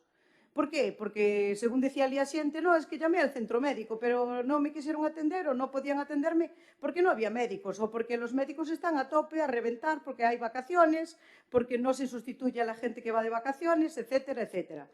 E como eso sucede cas enfermeras que veñen ao domicilio, que hoxe pasa unha, mañán pasa outra, pasado pasa outra, e as mesmas mulleres, que en general son mulleres ou homes, da igual, che comentan que non te vexo pa semana porque teño un contrato por 2 días. Por 2 días. É vergonzoso, no mundo en que estamos vivindo, no ano que estamos vivindo, que se contrate personal sanitario por 2 días ou por unhas horas. É vergonzoso. Entonces, que lle pasa a Rueda? Que Rueda está máis preocupado en gastar 8,5 millóns de euros en que facer un chat para que chateamos con o noso médico. Mira que verruga tengo aquí por el chat. Mira que me salió aquí un bulto en el pecho. A ver se me lo detectas por el chat. É que, de verdad, é moi triste. O que lle preocupa a Rueda son outras cousas. E son poñer o dedo sobre os traballadores e traballadoras que temos que quedar de baixa porque non temos quen nos atenda. Porque non temos servicios. Por exemplo, usted menciona temos en Arteixo, pois eu voulle dicir, sí, temos servicio de fisioterapia. Sabe vostede canto hai que esperar para que che den atención no servicio de fisioterapia? Porque eu estou lista de espera. Sabe canto teño que esperar? Levo 8 meses esperando. 8 meses, ainda non me chamaron. Así que, mire, como non teña cartos para pagarme xa tiña que quedar de baixa. Esa baixa que tanto lle molesta ao señor Rueda. Esas baixas que lle molestan ao señor Rueda porque resulta que teño que ir a un especialista e facer unha proba no CHUAC e levo dende outubro esperando que se me faga. E como a min, por desgracia, a moitas máis persoas e, por desgracia, con problemas moitísimo máis graves co meu, como, por exemplo, un cancro, que podes despichala, como se suele decir vulgarmente, antes de que te atendan. Isto é o que sucede, e que moitos médicos de atención primaria poderían axudar a resolver certos problemas dos enfermos e derivar as especialidades con moito máis rapidez se houvese médicos que te atenderan. Se eu teño que esperar 3 semanas a que me atenda o meu médico de atención primaria, el me ten que facer un volante e todavía teño que pedir cita no especialista, todo se alarga e é imposible. O que ten que facer a Xunta de Galicia é meter máis cartos na sanidade pública e deixarse de historias e de señalar a traballadores e traballadoras que están enfermos. Non lle preocupa, sabe que non lle preocupa a Rueda? A Rueda non lle preocupa. Nin as horas extras non pagadas que se fan en Galicia ou as pagadas obligadas pola patronal, as que che camuflan na nómina poñendo que é un plus de productividade, as que te fan sentir malísimamente porque te estresa, porque o teu xefe che di que tes que facela sí ou sí. Eso non lle preocupa a Rueda. Nin os accidentes de traballo porque non se cumple a prevención de riesgos laborais. En Galicia levan 19 persoas mortas por accidentes de traballo. Mortas no que vai de ano. 17 dentro do seu centro de traballo. Isto é o que non lle preocupa a Rueda. Preocúpalle que enfermemos e lle demos gasto a seguridade, aos sergas e tamén ás empresas.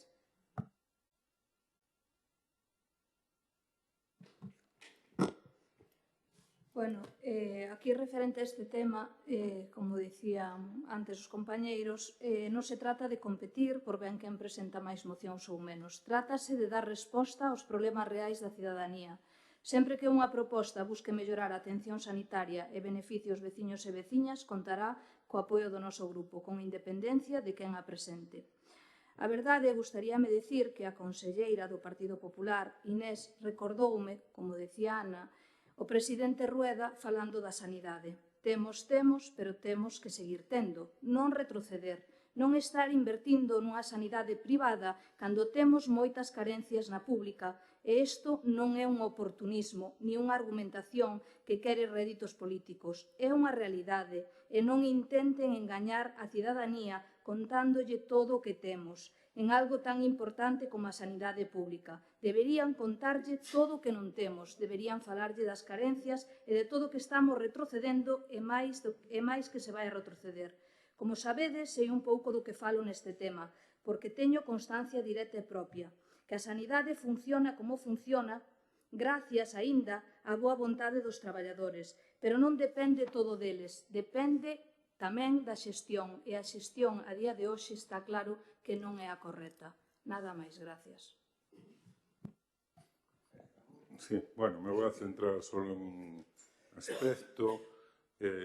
Con todo cariño, Inés, voceira do Partido Popular, eu non sei se este fin de semana pasaches pola ponte do esquecemento de Ponte de Lima, non sei se sabedes que quen o cruzaba ao outro lado esquecíase de todo, aí caeron os romanos, toda a cohorte, pero dixeches que todos defendíamos a sanidade, e esqueceches o calificativo, pública. Entón, quero centrarme na defensa da sanidade pública. A sanidade, pode haber moitos negocios e as empresas están para iso, para ganar cartos en distintos negocios, pero na sanidade negámonos a decir que pode ser un negocio, porque non se pode ganar cartos co sofrimento dos demás, cos padecimentos de demás, coa sanidade de todos nós.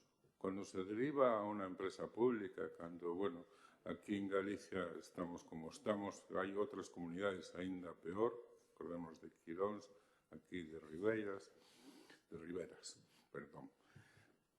Non pode ser que a sanidade pública sexa un recurso, que a sanidade privada, perdón, sexa un recurso para unha administración. A sanidade ten que ser pública, non pode ser un negocio. Temos que defendela a morte, non? Entonces, estamos falando de atención primaria, pero pública, que sexa pública. E non me estendo máis, gracias. Estamos de acordo. Eu, a verdade, non iba a entrar tampouco que lles parezca mal a ningún dos grupos, pero, en realidade, isto eu reitérome en atención ás mocións que é subirse ao carro ou sacar un rédito político ou tamén un oportunismo, porque sendo serios e coherentes con esta situación e falando da saúde en xeral, calquer persoa o que quere é a mellora da calidade da sanidade. E nós aquí no municipio de Arteixo, como concelleira concretamente de Sanidade, non teño competencias en mellora de que teñamos un recurso máis para o noso veciño. A preocupación é máxima deste goberno. De feito, a semana pasada estivemos reunidos ca Consellería precisamente por este tema, e por iso lle enumero, porque ao final non deixa de ser unha xestión de recursos. E a realidade de todo isto é que despois de traer mocións e papeles pa aquí, papeles para lá, que pode con todo, a realidade desto, a pesar de que é mellorable e hai que seguir demandando, e fixemos demandas específicas para a mellora de Arteixo, tamén temos que poñer en valor o que temos. Por iso, digo, porque hai que recordalo.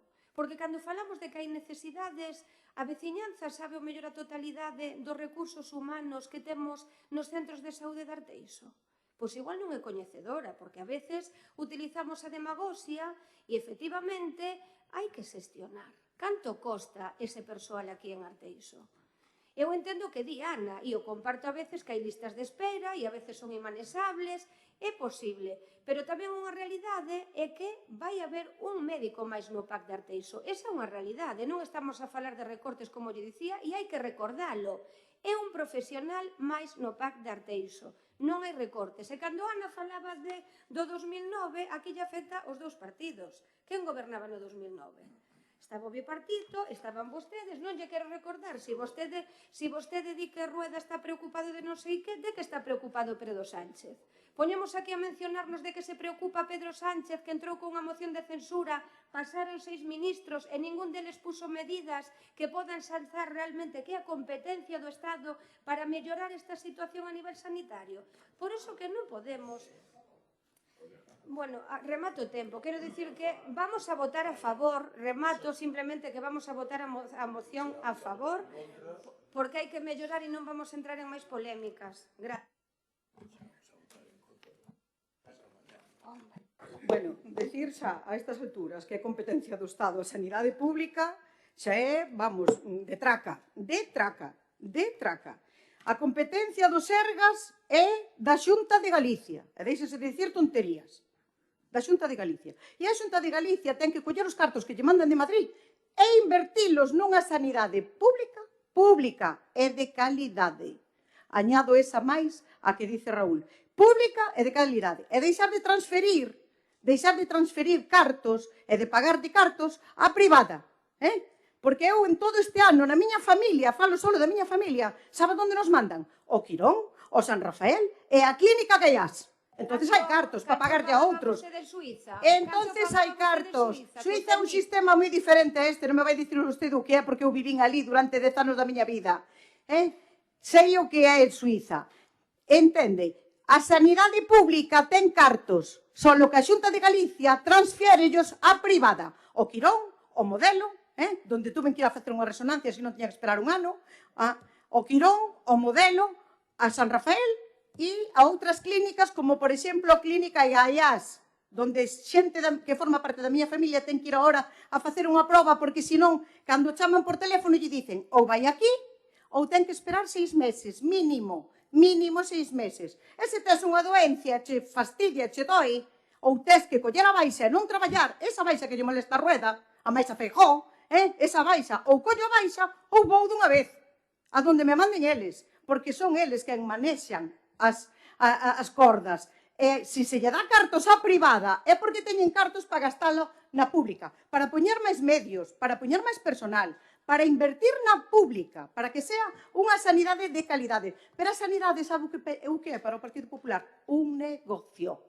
É un negocio. É un negocio cos seus amigos da privada. Esa é a realidade que está a sufrir este país. E como vostede ben menciona, eu sei o que é unha sanidade privada, que moitos veciños, moitos cidadáns non poden pagar nun país que a ten totalmente privada, como Suiza ou como Estados Unidos.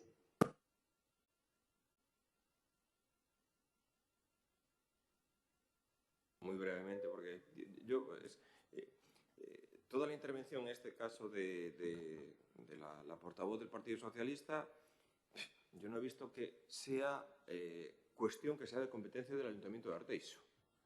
Aquí, no. Por supuesto que nos preocupa. Lo que pasa que está usted siempre refiriéndose, echándose la bronca a Rueda, Feijóo, toda la situación que hay. Porque es competencia, claro, pero no es competencia lo de dotar de médicos, ampliar los horarios, no es competencia del Concello de Arteixo. Podemos hacer o decir lo que queremos o podemos traer aquí 1000 mociones, que nosotros ahí, por supuesto que demandamos, pedimos, queremos que todo el mundo tenga la mayor atención posible. Pero no es, es que está usted echándonos una bronca que yo es como quien, oye, si nosotros tendrá que, pero bueno, a ver, ya sé que esto es política, que ya llevo muchos años y son muchas mociones sobre el mismo tema. Ahora, repercusión práctica y beneficio para los vecinos de Arteixo por todo lo que esto está diciendo, cero. Y que haga aquí referencias al tema de la sanidad privada, la sanidad no sé qué, desde aquí nosotros no podemos actuar. Eso es una competencia autonómica y con un marco regulatorio que viene del Gobierno y con una financiación del Gobierno. ¿Sabe dónde sí que hay responsabilidad en caso del Gobierno y dónde hay responsabilidad de Pedro Sánchez y el Gobierno de Pedro Sánchez? En la huelga de médicos. ¿Sabe que la huelga de médicos ha llevado al retrasar muchísimas operaciones y a colapsar muchas también de las atenciones y de las citas que están retrasadas? ¿Y sabe por qué están en huelga los médicos? No están en huelga contra Rueda ni contra la Xunta. Están en huelga en contra del Gobierno por el rechazo a la propuesta del nuevo Estatuto Marco. Y hay más de 47.000 operaciones retrasadas y aplazadas por la huelga de los médicos. Y hay la previsión de que después del verano, en septiembre, creo que todavía van a hacer huelga indefinida. Y espero que cuando haya huelga indefinida venga usted aquí y le eche el mismo rapapolvo que estaba echando a Rueda y a Feijóo, que le eche el mismo rapapolvo, en este caso a Pedro Sánchez. Cuando se paralice completamente la atención de los médicos por parte de que son incapaces de negociar, en este caso, un estatuto marco con el Gobierno central. Vale. Vale. Procedemos a la votación. Procedemos a la votación. ¿Votos a favor? Vale. Mirar, la siguiente moción, le he comentado en este caso a Martín, la posibilidad de hacerla institucional. ¿Vale? Si estáis todos los grupos de acuerdo, Noelia. Vale, pues procedemos entonces a la lectura por parte del secretario de la moción y esta moción se hace o se declara una moción institucional. Exposición de motivos. Ferroglobe presentou un novo expediente de regulación temporal de emprego para a totalidade dos 113 traballadores da planta de Sabón. Este ERTE activarase o 1 de agosto de 2026 e vai ata o 31 de decembro de 2027, afectando ademais a outros 200 postos de traballo indirectos do polígono do noso concello.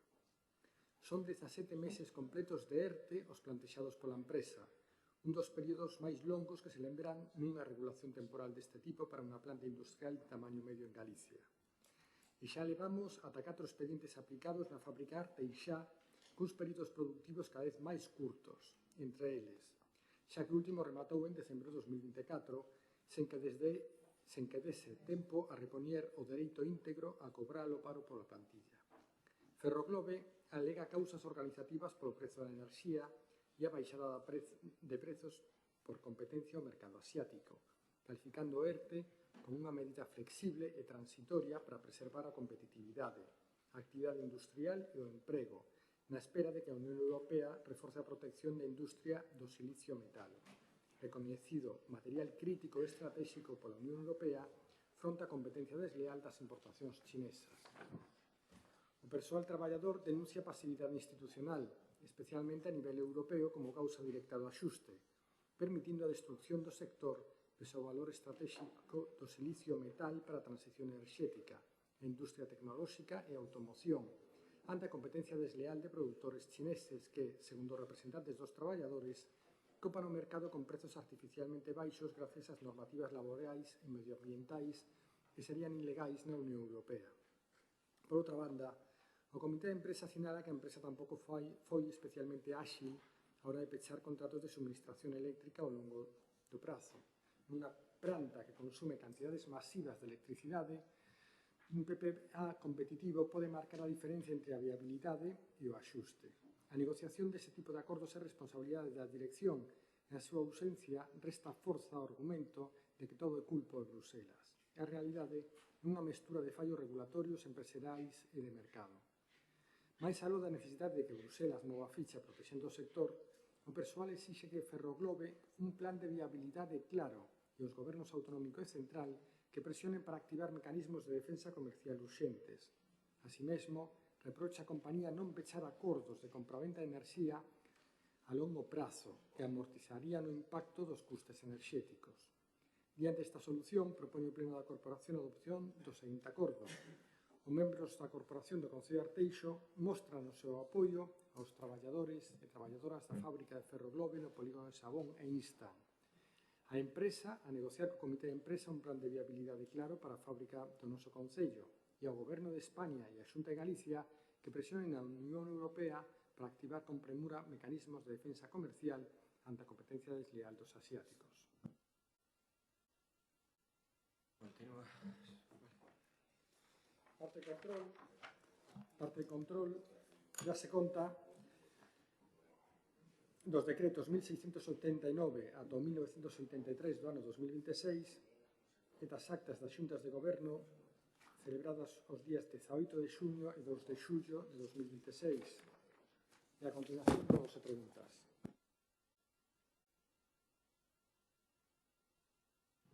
Primeira pregunta.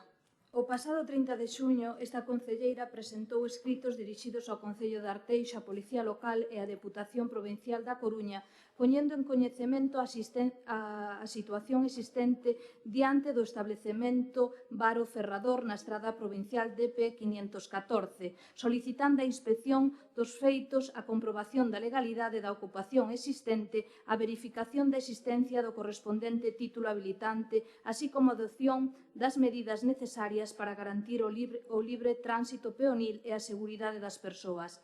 Ata a data, esta concelleira non recibiu resposta aos escritos presentados nin ten constancia das actuacións realizadas polo Concello no ámbito das súas competencias. Preguntamos, realizou o Concello de Arteixo algunha inspección ou comprobación en relación cos feitos denunciados? En caso afirmativo, cal foi o seu resultado? Considera o Concello que o espazo actualmente ocupado diante do establecemento Varo Ferrador é de titularidade pública ou privada? En que documentación técnica ou xurídica fundamenta esta consideración? No caso de existir ocupación de dominio público, dispón o citado establecemento do correspondente título habilitante ou autorización municipal para a instalación da terraza e dos demais elementos existentes? Que actuacións ten previsto adoptar o Goberno municipal para garantir o libre tránsito peonil e a seguridade das persoas diante do Varo Ferrador? Segunda pregunta, a compatibilidade entre contratacións municipais no Servicio de Protección Civil e no Servicio de Salvamento e Socorrismo. Esta concelleira tivo coñecemento a través de información trasladada por distintas persoas de que durante os anos no que o Servicio de Salvamento e Socorrismo nas praias do Concello de Arteixo era prestado directamente pola propia Administración municipal, que puido existir persoal que desempeñase simultaneamente funcións no Servicio Municipal de Protección Civil e no Servicio de Salvamento e Socorrismo, percibindo retribucións por ambos os dous servicios. Dado que esta información afecta a xestión do persoal municipal, ao réxime de contratación e ao correcto emprego dos recursos públicos, considérase necesario que o Goberno municipal aclare esta situación. Por iso preguntamos se poden informar o Goberno municipal se durante os anos no que o Servicio de Salvamento e Socorrismo foi prestado directamente polo Concello de Arteixo, existiu persoal que desempeñase simultaneamente funcións no Servicio Municipal de Protección Civil e no Servicio de Salvamento e Socorrismo, percibindo retribucións por ambos os dous servicios. En caso afirmativo, ao abeiro de que os expedientes de contratacións, nomeamentos e resolucións ou autorizacións de compatibilidade se produciu esta situación. Terceira pregunta, seguridade peonil na contorna da Rúa Hospital. Esta concelleira tivo coñecemento a través de diversas denuncias e comunicacións formuladas por varios veciños e veciñas da existencia de varias situacións que poden afectar a seguridade peonil na contorna da Rúa Hospital. Por unha banda, existe unha beirarrúa que remata directamente nun desnivel de aproximadamente 2 metros sin dispoñer de baranda nin doutro elemento de protección que evita unha posible caída, circunstancia que, segundo a información recibida, xa deu lugar á caída dun menor. Por outra banda, o paseo fluvial continúa por diante da entrada e saída do aparcadoiro comunitario de varios edificios residenciais, xerando un punto de posible conflito entre o tránsito peonil e a circulación de vehículos. Segundo as comunicacións trasladadas polos veciños e veciñas da zona, esta situación xa deu lugar a diversos sustos e situacións de riscos ao coincidir a saída de vehículos do aparcadoiro co paso de persoas polo paseo fluvial. Achegamos unhas imaxes e preguntamos se pode informar o Goberno municipal sobre as seguintes cuestións. Se considera que os dous puntos anteriormente descritos reúnen as condicións de seguridade necesarias para as persoas peóns. Se o tramo polo que actualmente continúa o paseo fluvial forma parte do dominio público ou dunha propiedade privada e que actuacións ten previsto adoptar o Concello para garantir a seguridade das persoas peóns e corrixir as dúas situacións descritas. Primeiro rogo, medidas para evitar o estacionamento de vehículos sobre a beirarrúa diante do estanco Baiuca na travesía de Arteixo. Na travesía de Arteixo existe unha situación reiterada de estacionamento de vehículos sobre a beirarrúa situada diante do estanco a Baiuca, circunstancia que dificulta, en algúns momentos mesmo impide o tránsito das persoas peóns. Segundo se pode apreciar nas fotografías que se achegan, é habitual que diversos vehículos estacionen ocupando total ou parcialmente a beirarrúa para acceder ao establecemento, obrigando as persoas peóns a invadir a calzada para poder continuar o seu percorrido. Así mesmo, esta situación reduce a anchura útil da calzada, dificultando o cruzamento de vehículos nos dous sentidos de circulación e xerando situacións que poden afectar a seguridade viaria.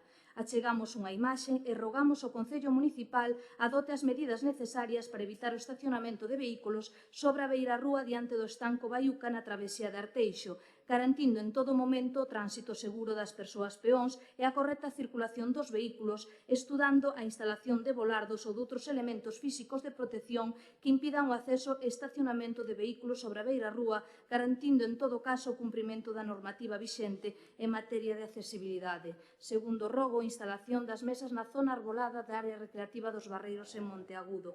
A través de diversas comunicacións formuladas por veciños e veciñas e das comprobacións realizadas da necesidade de instalar mesas de merendeiro na área recreativa dos Barreiros en Monteagudo. Na actualidade, as mesas existentes atópanse situadas sobre a zona empedrada da área recreativa, nun espazo sen sombra, algunha ou ao non existir arborado que a proporcione. Pola contra, a escasos metros existe unha ampla zona arborada situada xunto ao río que reúne unhas condicións moito máis aceitadas para a instalación de mesas de merendoiro e o disfrute das persoas usuarias. Achegamos unha imaxe e rogamos que o Goberno municipal estude e leve a cabo a instalación de varias mesas de merendoiro na zona arborada na área recreativa dos Barreiros en Monteagudo co fin de ofrecer ás persoas usuarias un espazo con sombra no que poidan disfrutar desta área recreativa especialmente durante os meses de maior calor. E o último rogo, mellora da seguridade peonil na avenida Alcalde Manuel Platas Varela diante da panadería Carracedo.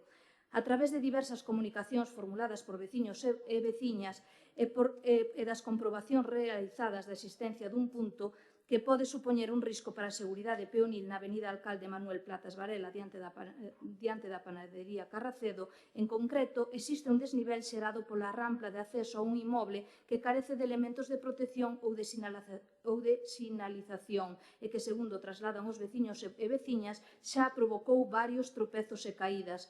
De feito, temos constancia dunha caída que tuvo unha repercusión bastante notoria.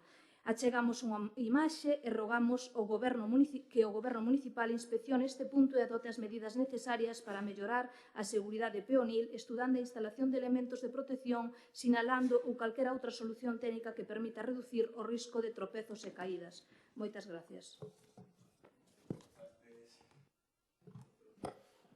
Nos non nos imos pasar. Leo as tres preguntas e xurxe os tres dous. Contratación, seguridade externa para as festas de Arteixo.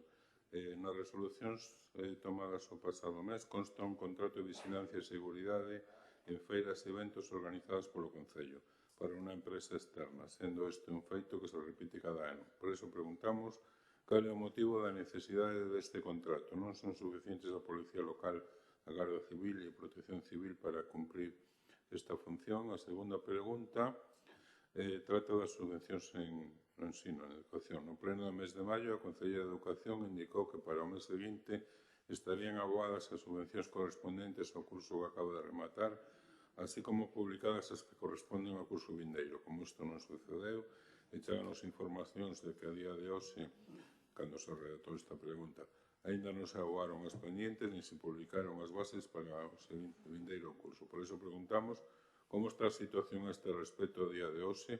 Vanse tomar medidas para adiantar tanto os pagos como a aplicación das bases en cursos vindeiros. E a terceira pregunta é sobre a climatación do PAC.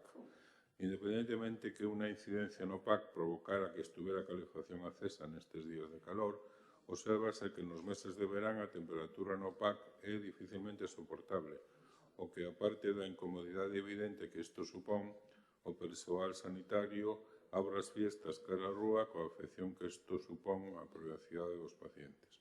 Por iso preguntamos, vanse tomar alguna medida para que a temperatura en verán do PAC sexa idónea para ser o citado funcionamento?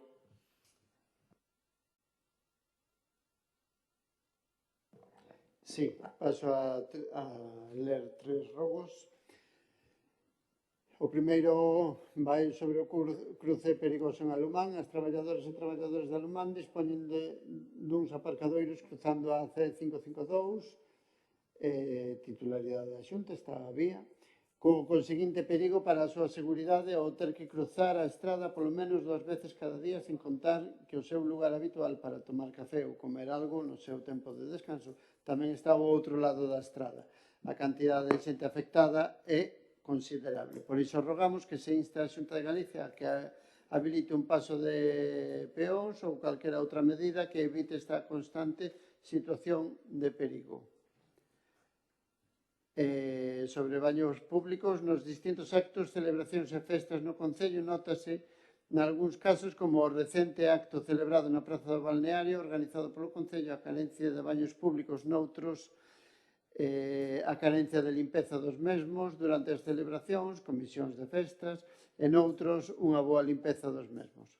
Por iso rogamos que o Concello actúe para que en todos os casos, e independentemente da organización, se instalen baños públicos e estes teñan limpeza constante durante a celebración dos eventos. E, por último, na travesía de Arteixo, a altura do 110, en fronte duns contenedores de lixo, hai unha farola en evidente estado de deterioro, desafiando a súa verticalidade co conseguinte perigo de caída. Por iso rogamos que se actúe sobre este elemento arranxando ou sustituindo. Sí, nos presentamos tres preguntas. O rogo empeza por un que pedimos que se nos informe da situación na que están os famosos 4 traballadores que van a ser subrogados do Servicio de Mantemento de Xardíns cara a empresa privada. Sabemos que se fixo algún movimento e queríamos saber en que situación están despois de que os grupos da oposición forzáramos un pleno extraordinario e o propio comité de empresa mostrara o seu rexeitamento. Outro é que pedimos que se retome inmediatamente a rexeneración do barrio das Eiras, porque vimos como chegou a este pleno, como un dos propietarios ou do suposto propietario ganou unha sentencia. Recordamos todos como ano 2017 o alcalde tomou aquelo como moi en serio, que non iba a proceder a rexeneración desa zona porque había venta de drogas, entón había que crear aceras e eliminar tapóns. O que non sabemos é porque no ano 2018 se paralizou eso, sabemos que non hai motivo ningún para que non se continue e o grupo de goberno sigue anclado en non facelo. Por tanto, o que pedimos é que se retome esa rexeneración do barrio das Eiras. Logo, pedimos un tema que é reiterado, pero eu creo que cada vez vai a peor. Nós queremos que pode existir unha fórmula mellor de xestionar as festas de Arteixo, creemos que a súa programación cada vez é máis pobre. Entendemos que está moi ben que se traian as mellores orquestas de Galicia, aplaudimos eso, pero as festas dun concello como noso non deben de ser única e exclusivamente a programación de actuacións dunhas orquestas determinadas. Creemos que hai moitísimo máis que se podería facer, se podían ter actuacións de referencia, se podían facer ciclos culturales, mostras, feiras, actos deportivos que se eliminaron. Eu creo que as festas cada ano van a peor e, polo tanto, pedimos que se mellore esta programación. E logo facemos 3 preguntas. Unha con relación ao dereito ao descanso. Vimos como o ano pasado o Concelleiro de Urbanismo decía que o mes de novembro como último mes sería o que presentarían aquí a aprobación inicial da ordenanza de ruídos. Se foron dando voltas, que si outras cousas, que si outras ordenanzas, que si unha cousa e outra, pero casi vai un ano dende esa promesa e o grupo de goberno non parece que non lle preocupa a regulación do ruído e do descanso dos vecinos. Por eso preguntamos se non lles preocupa esta falla de regulación do ruído no noso concello e cando van a cumplir o prometido por o Concelleiro de Urbanismo, que dixo que traerían a aprobación inicial da ordenanza de ruídos no mes de novembro do ano pasado.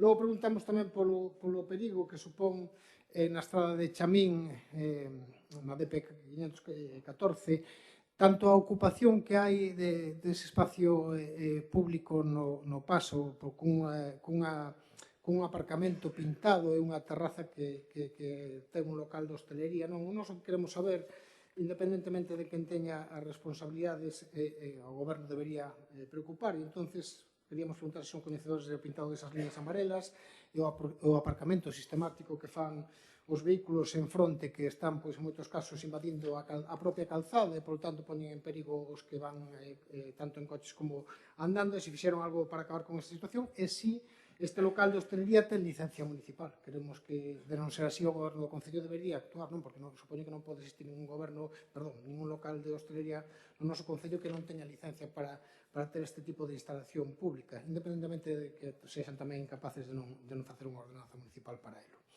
E logo, por último, un tema que nos comentaron varios clubes de chave do noso Concello. Sabemos que tradicionalmente, dende fai moitos anos, creo que tiña xa máis de 30 edicións, se celebraba o campeonato de chave do noso Concello. Sabemos que se dice por parte do goberno local que se queren defender os deportes tradicionais. Sabemos que na zona rural, en moitas zonas do noso Concello, este é un deporte que exercen os nosos veciños, e sabemos que se leva a cabo o día propio do patrón ese trofeo do Santiago Apóstol entre os clubes do noso Concello. Este ano, sin falarlles absolutamente nada de nada aos clubes, se deixou de celebrar. Tanto é así que incluso 2 clubes do noso Concello, dos que participan sempre na Liga, tanto Pastoriza como os Huevos, fixeron unha especie de partido entre eles para conmemorar esta festividade que o Concello deixou de celebrar. Por lo tanto, nós queríamos preguntarlles por que deixaron de organizar este campeonato de chave Santiago Apóstol e por que non comunicaron nada aos clubes tradicionalmente participantes, e se teñen previsto retomalo en anos vindeiros e reforzar o compromiso con este deporte tradicional do noso Concello, que sabemos que xa perdeu algún dos participantes, e sería desexable que o Concello puxese toda a carne no asador para que non desaparecese ningún clube máis. E logo tamén agradecer que se volva a reiterar o rogo que presentamos xa, non sei se en 2 ocasións, de que se fan actuacións na Rúa Hospital, que nos xa o presentamos fai moito tempo, máis dun ano, e creemos que é necesario que se actúe tanto ali como en todo a urbanización onde está a ferretería Clickfer. Camaño, empiezas tú. Empieza por el tema del cruce perigoso de Alumán, ¿no? Vale, perfecto.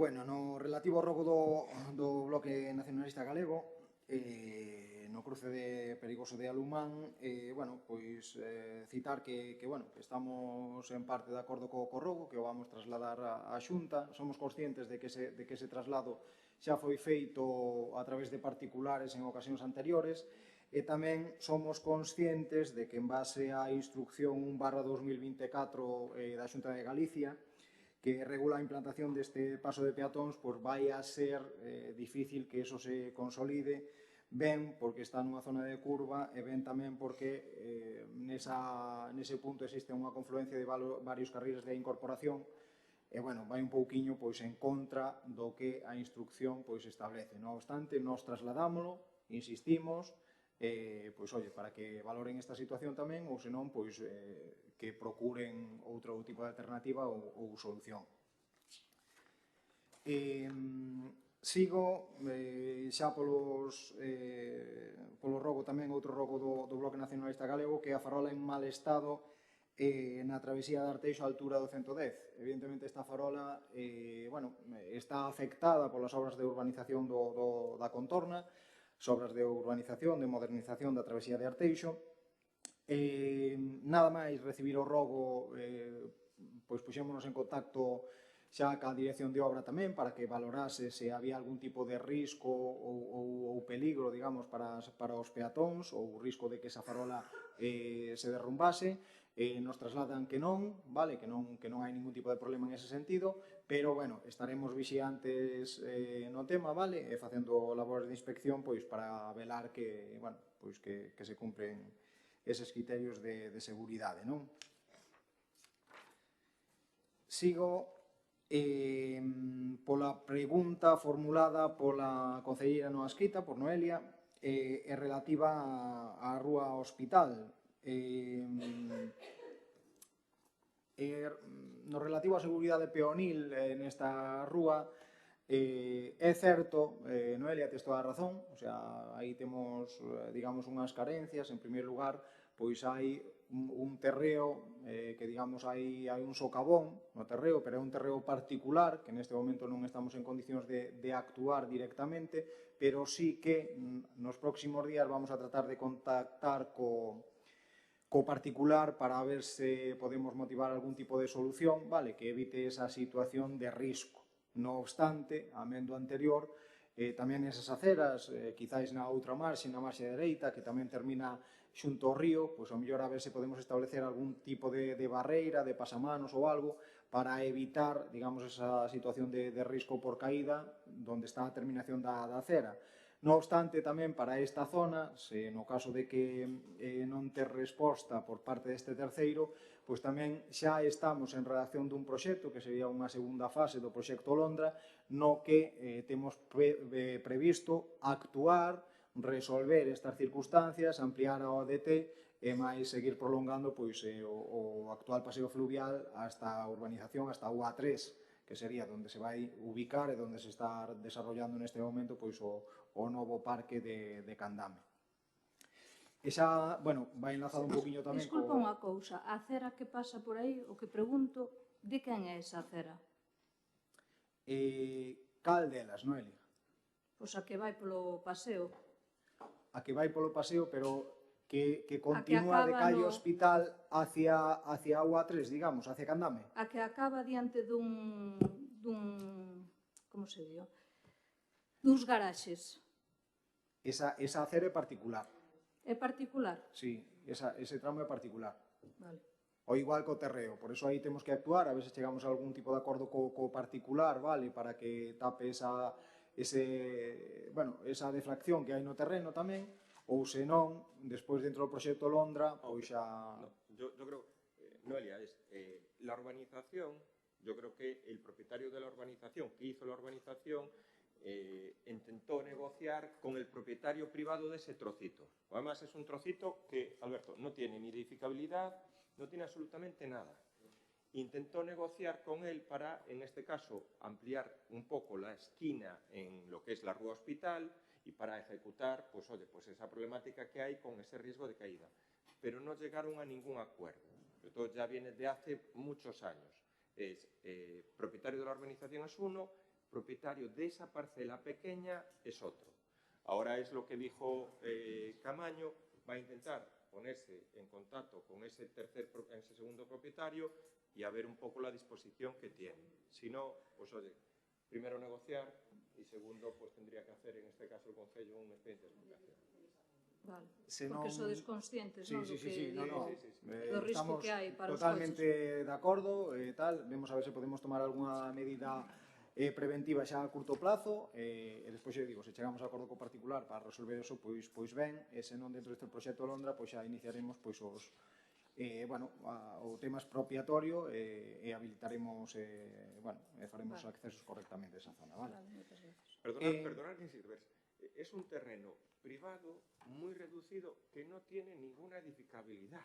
Xa sei o que é, pero bueno.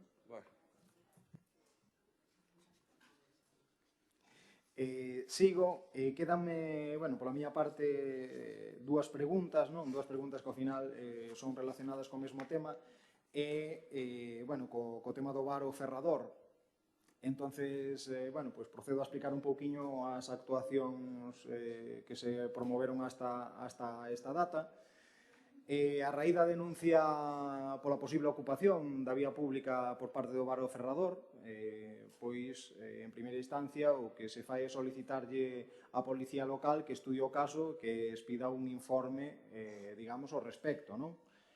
Despois da visita de campo, a policía expide ese informe e dentro dese informe o que se pon de manifesto por un lado que hai pintado en amarillo no arcén da carretera 3 plazas de aparcamento en batería, un zigzag e outras 2 plazas de aparcamento en liña, non? E por outra banda tamén se pon de manifesto a existencia dunha barra e un paraventos encima, digamos, dunha acera que é linda, que está pegada pois o que é a propia edificación, non? Conclúe o informe, digamos, que o vial é titularidade da Deputación, polo que esta administración ten a competencias en materia de señalización e autorizacións, así como que a competencia da vixiancia e disciplina da vía recae na agrupación de tráfico da Garda Civil. Vale. Ante esta situación, digamos, o que facemos é poñer en coñecemento da Deputación do contido deste informe, non? E a Deputación contéstanos, e aquí procedo a ler literalmente o que nos traslada, vale?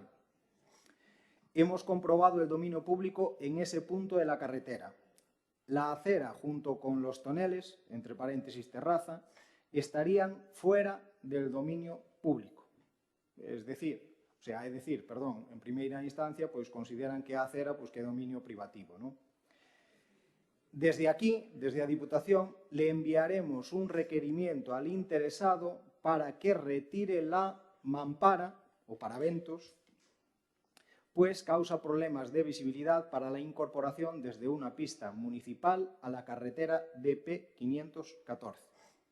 El borrado de las líneas amarillas de delimitación de la zona de aparcamiento en batería y la aclaración sobre la autorización para la colocación de los toneles en zona de servidumbre. Evidentemente, o que a barra, ainda que está dentro do dominio privativo, está dentro da servidumbre da carretera, non? Entonces, a Diputación vai comunicar, digamos, ao interesado este tema e a partir de aí, pois, esperamos noticias ao respecto e serán eles quen teñan que actuar porque son os que teñen as competencias, non? O seu dúda, a acera é privada? Nos reiteramos, nos aquí a carretera de Diputación, a propia Diputación o que di, o traslado literalmente, o dominio público nese punto da carretera, a acera estaría fora do dominio público. A acera está fora do dominio público, o cal non quere decir que non este afectada pola servidumbre, vale? Pero o que é a acera, en teoría, polo que está a comentar aquí a Diputación, sería de dominio privativo. Pero con relación ao que preguntamos nos da terraza, porque ti dices eso, pero hai moitísimas fotos e todos o podemos ver, que plantou unha terraza con mesas e sillas. Entón, nos preguntamos, ten unha licencia para ter unha terraza? Con respecto á terraza, bueno, ali a terraza o que hai a presencia de toneles, ao final son toneles, barricas, tal, que o mismo fai un tonel, ao final é unha mesa alta, non hai máis, a veces pode poñer mesas, non digo tal. Entonces, sobre eso, quen ten as competencias é a propia Diputación. Non, nos o Concello o que estamos trasladando este tema á Diputación, que é quen ten as competencias. O sea, en ese sentido a Diputación nos traslada que lle está pedindo aclaración, neste caso, aos propietarios, acerca de se teñen autorización por parte da autorización para a instalación de, bueno, entendo, desa barra e dese paraventos.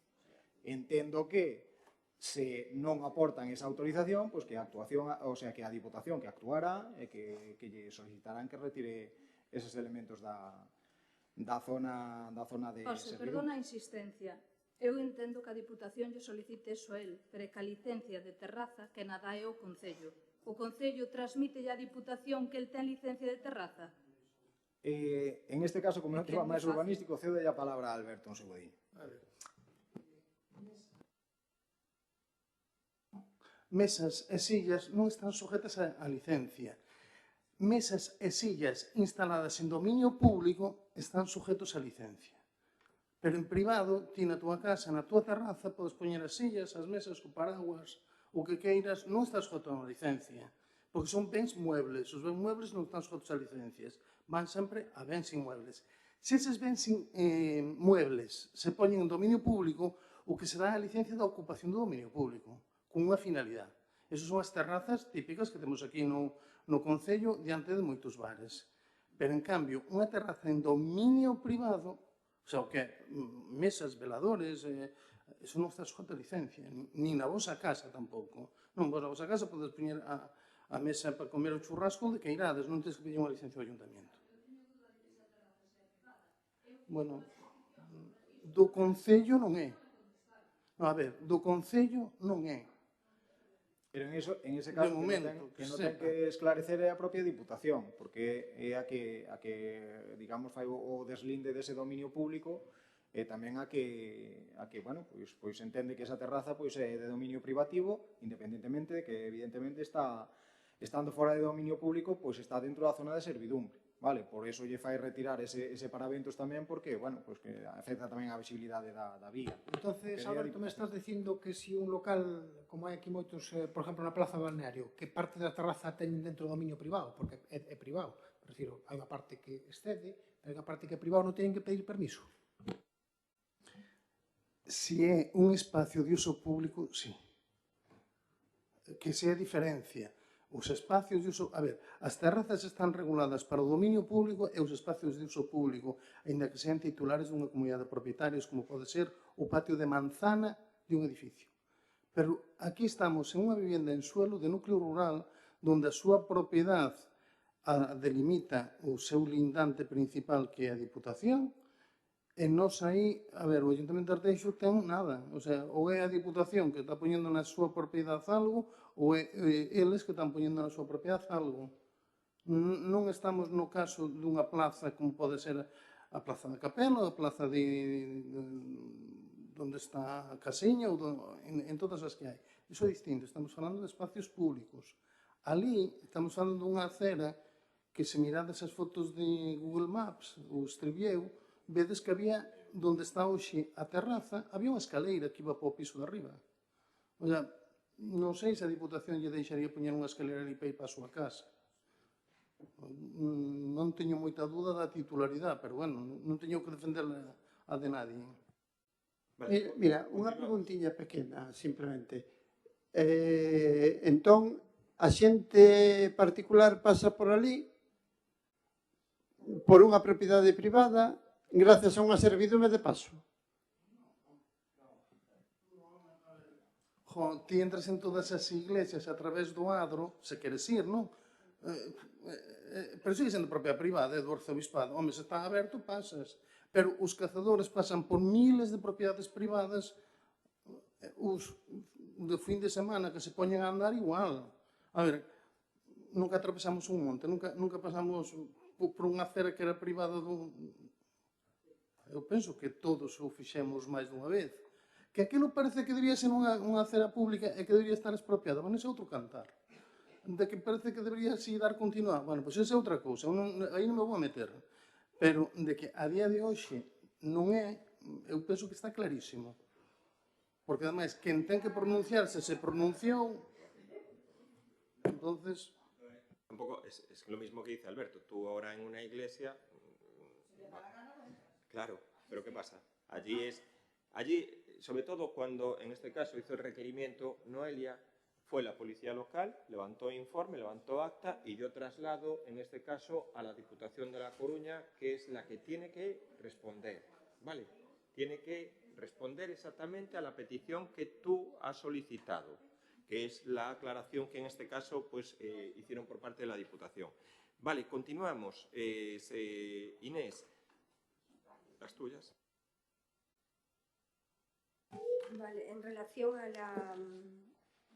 al campeonato de chave, claro, queremos recoñecer pois a importante labor que os clubes de chave pois desenvolven no noso municipio, contribuindo pois ao mantemento e tamén a transmisión dunha práctica deportiva de gran arraigamento social e cultural.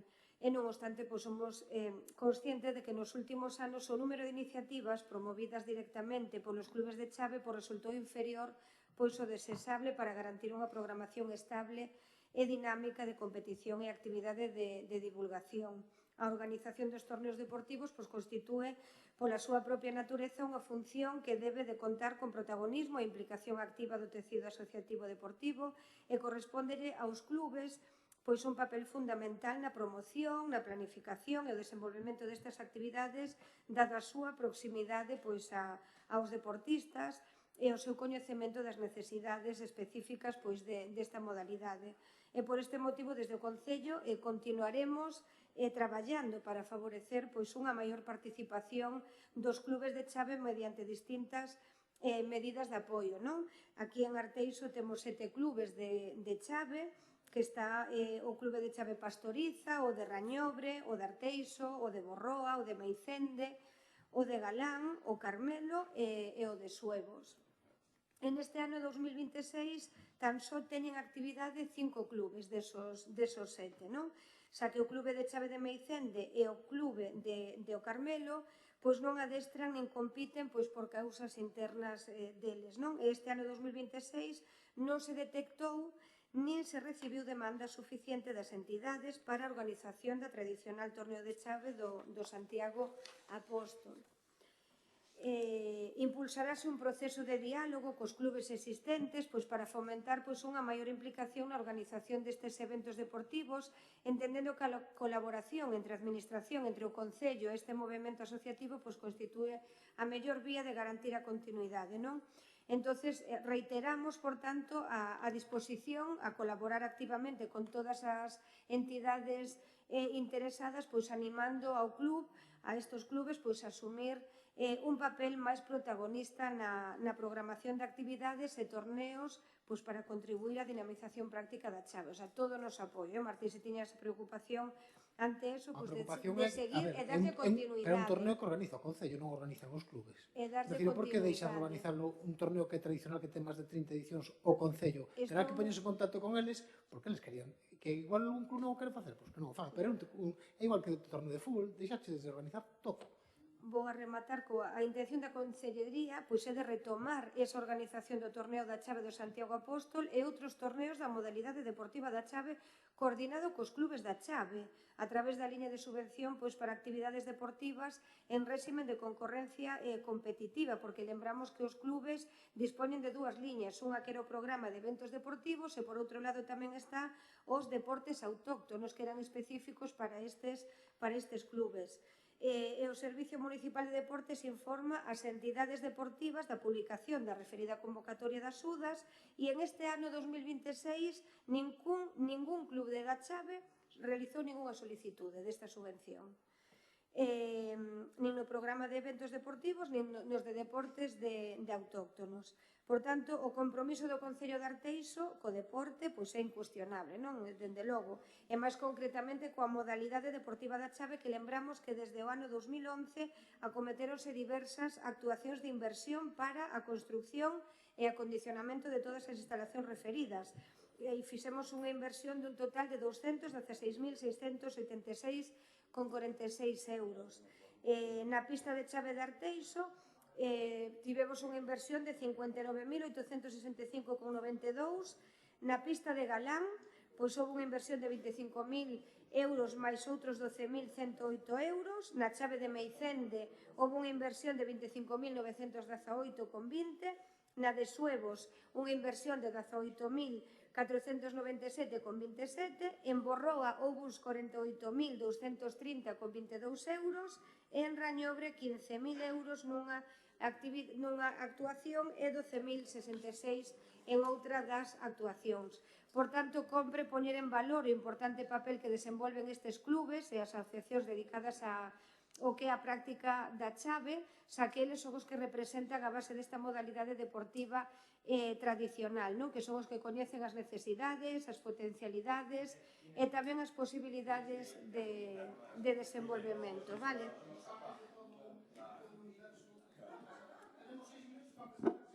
E o que nos quedoulle claro, entón, non? Quedou que se trataba, de que lle quedara claro a resposta da pregunta. E logo, de cara ás subvencións de educación, en este caso do BNG, pois, nada, que dicía que se non se aboaran ou se non estaban publicadas as bases do vindeiro curso, según faláramos nos plenos anteriores, nada, dicir en este caso que sí que están aboadas, quizáis non na totalidade nun dos centros educativos que se están acabando de rematar, nun que está completamente aboadas as cantidades, e en canto a subvención que dicía se non sería convocada, publicouse o 29 de xullo, houve de prazo o 29 de xuño, o 17 de xullo, para presentar as axudas de servicio de comedor escolar. O sea, xa está pechada, o departamento está resolvendo e para poder sacarse a maior brevidade posible antes de comence o ano, que foi o acordo que mantiven aquí, de que se sepa as concesións. Vale, hai destinados 200.000 euros para estas axudas. Perdón un segundo, está pechado o 16, non? O 17 de xullo se pechou o prazo. Estivo aberto dende o 29 de xuño. Vale, recibimos todas as solicitudes e ahora se están resolvendo xa para poder publicar a lista definitiva. E despois tamén temos as axudas de libros e material didáctico que se aprobaron onte na Xunta de Goberno e tamén as de mobilidade que se aprobaron onte en Xunta de Goberno, entón vanse a publicar. Estes prazos, que poderíamos habelos sacado agora tamén, se fan precisamente, pero estou concretando, isto é importante de que se traslada para o mes de setembro precisamente para que os trámites ás familias sexan máis reducidos, non asaron a solicitud e logo tengan que presentar a justificación, senón que fan todo o trámite no mes de setembro, que será do 9 ao 30 de setembro no caso do material didáctico e do 9 de setembro ao 9 de outubro para os casos de mobilidade. Vale.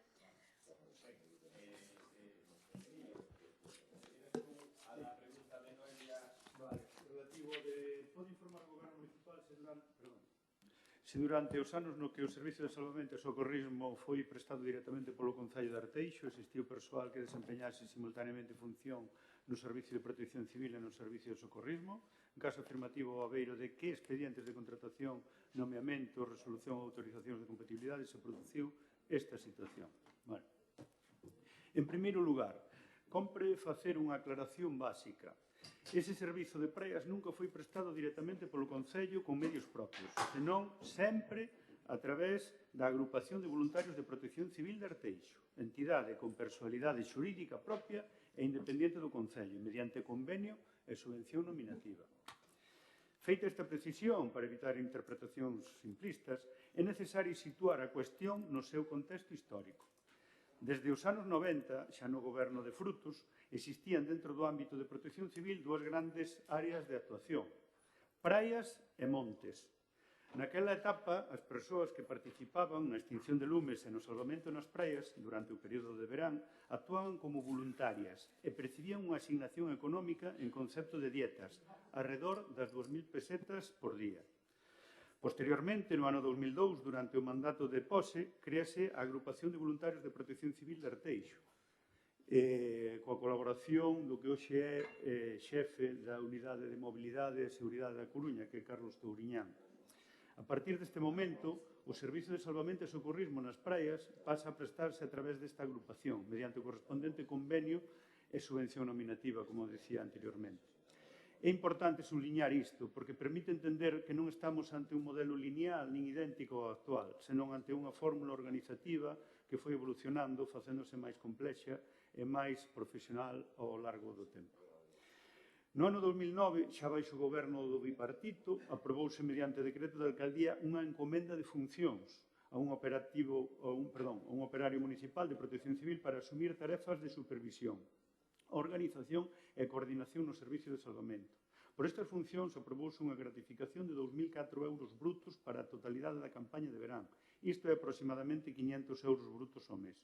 Este dato acredita que xa naquela etapa existía a necesidade de reforzar a coordinación e supervisión do servicio durante a tempada estival e que esa realidade non nace con este goberno, senón que ven de atrás e responde á propia complexidade organizativa dun servizo esencial para a seguridade das persoas nas praias do municipio. A partir de aí, o servicio foi avanzando nun proceso progresivo de profesionalización, tanto na súa estrutura como nas fórmulas de organización, coordinación e control, como ocorre noutros ámbitos nos que o Concello non presta materialmente o servicio con medios propios, sempre foi necesario que existise personal municipal encargado da supervisión, planificación e seguimento, especialmente nun servizo tan sensible como o de praias. Finalmente, o Departamento de Recursos Humanos informa que, salvo erro nas bases de datos de nómina derivados do cambio de programa no ano 2020, non consta que no período referido dos últimos 15 anos algún dos efectivos de protección civil teñan percibido en nómina, gratificacións, pluses ou complemento salarial extraordinario similar en relación ao Servizo de Salvamento e Socorrismo de Arteixo. E que, así mismo, segundo os datos de afiliación e cotización á Seguridade Social, non ten comunicado situación de pluriemprego algunha para ningunha das persoas empregadas municipais do Servicio de Protección Civil. O importante é que o Concello foi avanzando, corrixindo e mellorando o modelo de prestación e esa evolución culmina coa situación actual. Desde o ano 2025, como vostedes saben, o Servicio de Salvamento e Socorrismo nas praias xa se presta mediante licitación pública e a través dunha empresa externa, co correspondente expediente de contratación. Gracias.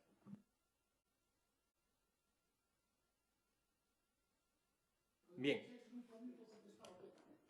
Continuamos. Mira, sobre el ruego de Noelia sobre la situación del estanco de la Bayuca, claro, es un problema complejo que la solución es, nosotros ahora estamos ejecutando la fase 1 de la travesía de Arteixo, que prácticamente llega casi al límite con lo que es el ámbito donde está el estanco de la Bayuca.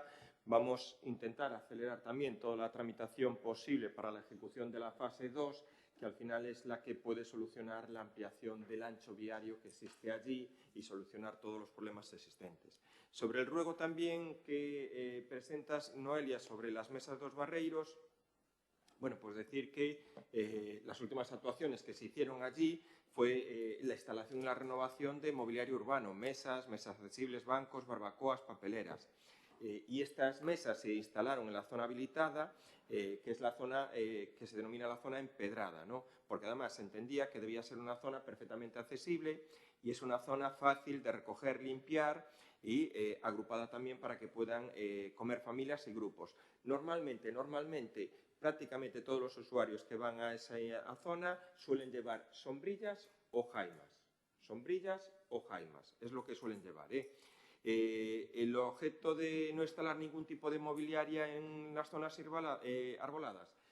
Tú estás solicitando instalar mesas en zona arbolada, pues esto no lo puede hacer el gobierno municipal. Siempre, además, predomina... Mira, es imposible hacer obras al lado del río soleras de hormigón, de piedra, instalar mesas y bancos, sobre todo en la zona de protección de los cauces fluviales. Ahí sí que hay un tema de permisos y de autorización que habría que solicitar. No se podría hacer una zona, vamos a decir así, rígida, con soleras, y también que la introducción de mesas en la zona de cauce de río pues también daría la dificultad para hacer la limpieza y el mantenimiento de esas zonas ajardinadas, que a día de hoy se están haciendo, ¿no? Y luego, para que pueda ser empleada por los usuarios que buscan comer tipo picnic, que son muchos, y así que también los usuarios, es una zona que los usuarios que van allí a la zona de los barreiros la utilizan para descansar. Cogen, lleva su silla, se sientan allí, leen un libro y no entorpecen, ¿no? Yo creo que no autoriza. No, Seisedo no está tan cerca del río. Ahí el problema es que está cerca del río. La problemática, sobre todo, es la zona de cauce de protección. Vale. Sobre la pregunta de la panadería Carracedo. El robo. Buenos días. Nada, contestarlle a Noelia Concelleira nunha escrita sobre o robo que adopta as medidas necesarias para a mellora de seguridade diante da panadería Carracedo. Vou dicirlle que pasaremos por ali cos técnicos para revisar o que é a zona e a ver que solución técnica se pode dar. Eu, personalmente, pode ser ou con pintura ou algo móvil, o que sea. Pero, bueno, pasaremos por ali e revisaremoslo, vale? Continuamos sobre también el tema de la climatización del PAC, ¿no? El tema del calor que allí surge. Nosotros, primero, efectivamente, el Centro de Salud de Arteixo es un edificio municipal que, bueno, se debería, en este caso, ser transferido a, ¿entendéis?, a lo que es el Sergas. Bien, asumiendo tenemos la función de mantenimiento y conservación. Claro, lo que no va a hacer o lo que no puede hacer el Concello es instalar una climatización. Lo que sí que puede hacer o va a valorar y verificar un poco el Concello es sea de alguna manera con algún sistema de toldo, sistema natural, incluso sistemas de lamas, estores, sí, poder introducirlo para que no tengan esa situación de tanta calor que se produce en la zona de verano, ¿vale? Sobre los trabajadores de jardinería que pregunta Martín, bueno, también para un poco resumirlo, después de distintas reuniones y negociaciones con los sindicatos y también con los propios trabajadores, y se aprobó también por unanimidad la propuesta de que los trabajadores, en vez de ser subrogados, pudieran pasar a ser, en este caso, continuar dentro de lo que es la plantilla municipal en otros puestos de trabajo.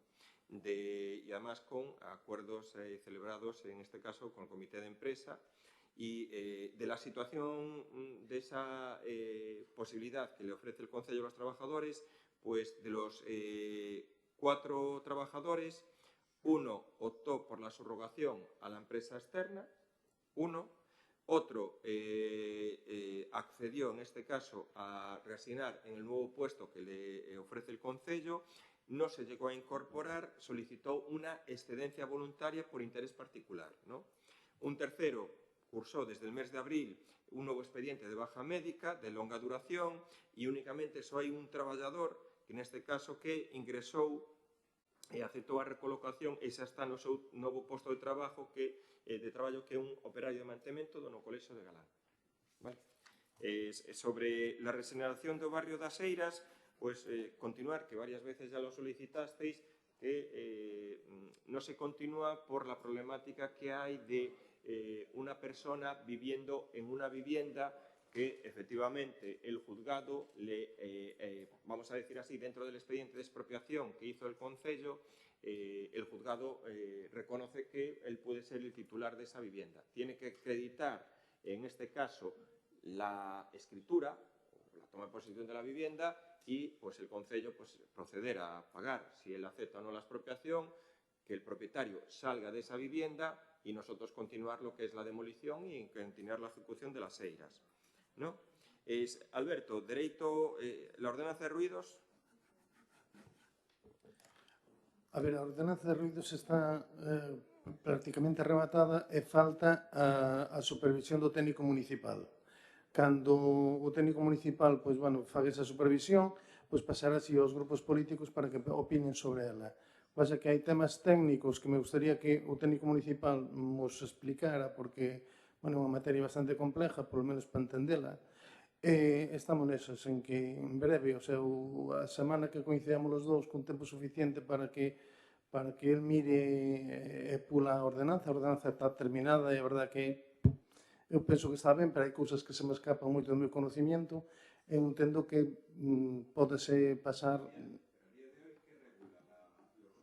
Bueno, a ver, de todas formas aquí non estamos en Barbeito, aquí temos dúas ordenanzas, unha municipal e unha autonómica que regulan eso. A ordenanza nós que estamos facendo é máis a régimen disciplinario, que é o que aporta de novo algún temas de aparatos de medición en locales conflictivos, que é o que sí que aporta a ordenanza, pero, bueno, todos os expedientes de actividade van regulados polo decreto 106/2015 da Comunidade Autonómica e aquí temos a ordenanza propia. O sea, aquí hai unha ordenanza 35 de convivencia que tamén lle afecta, o sea, é de cumplimiento en todos os expedientes donde se pode generar ruido, tense conta tanto unha como a outra. Tampouco é que aquí teamos a Barbeito. Si que é mellor ter unha ordenanza, e iso estuvemos de acordo desde o minuto cero. O que pasa é que é unha cuestión algo, bueno, bastante compleja, quererla facer ben para despois non te impoñer cousas que non poidas cumplir, en ese no que quero que el pula, porque é técnico e sabe se podemos chegar a eso ou non podemos chegar a eso, é o documento que en breve se vos vai entregar, que eu penso que ao largo do mes de agosto se vos entrega. Ángel, el tema de el ruego de los baños públicos que presenta el DNG. Buenos días a todos e a todas. Bueno, quero creer que este rogo vai pola final da Copa do Mundo, que non había baños, vale?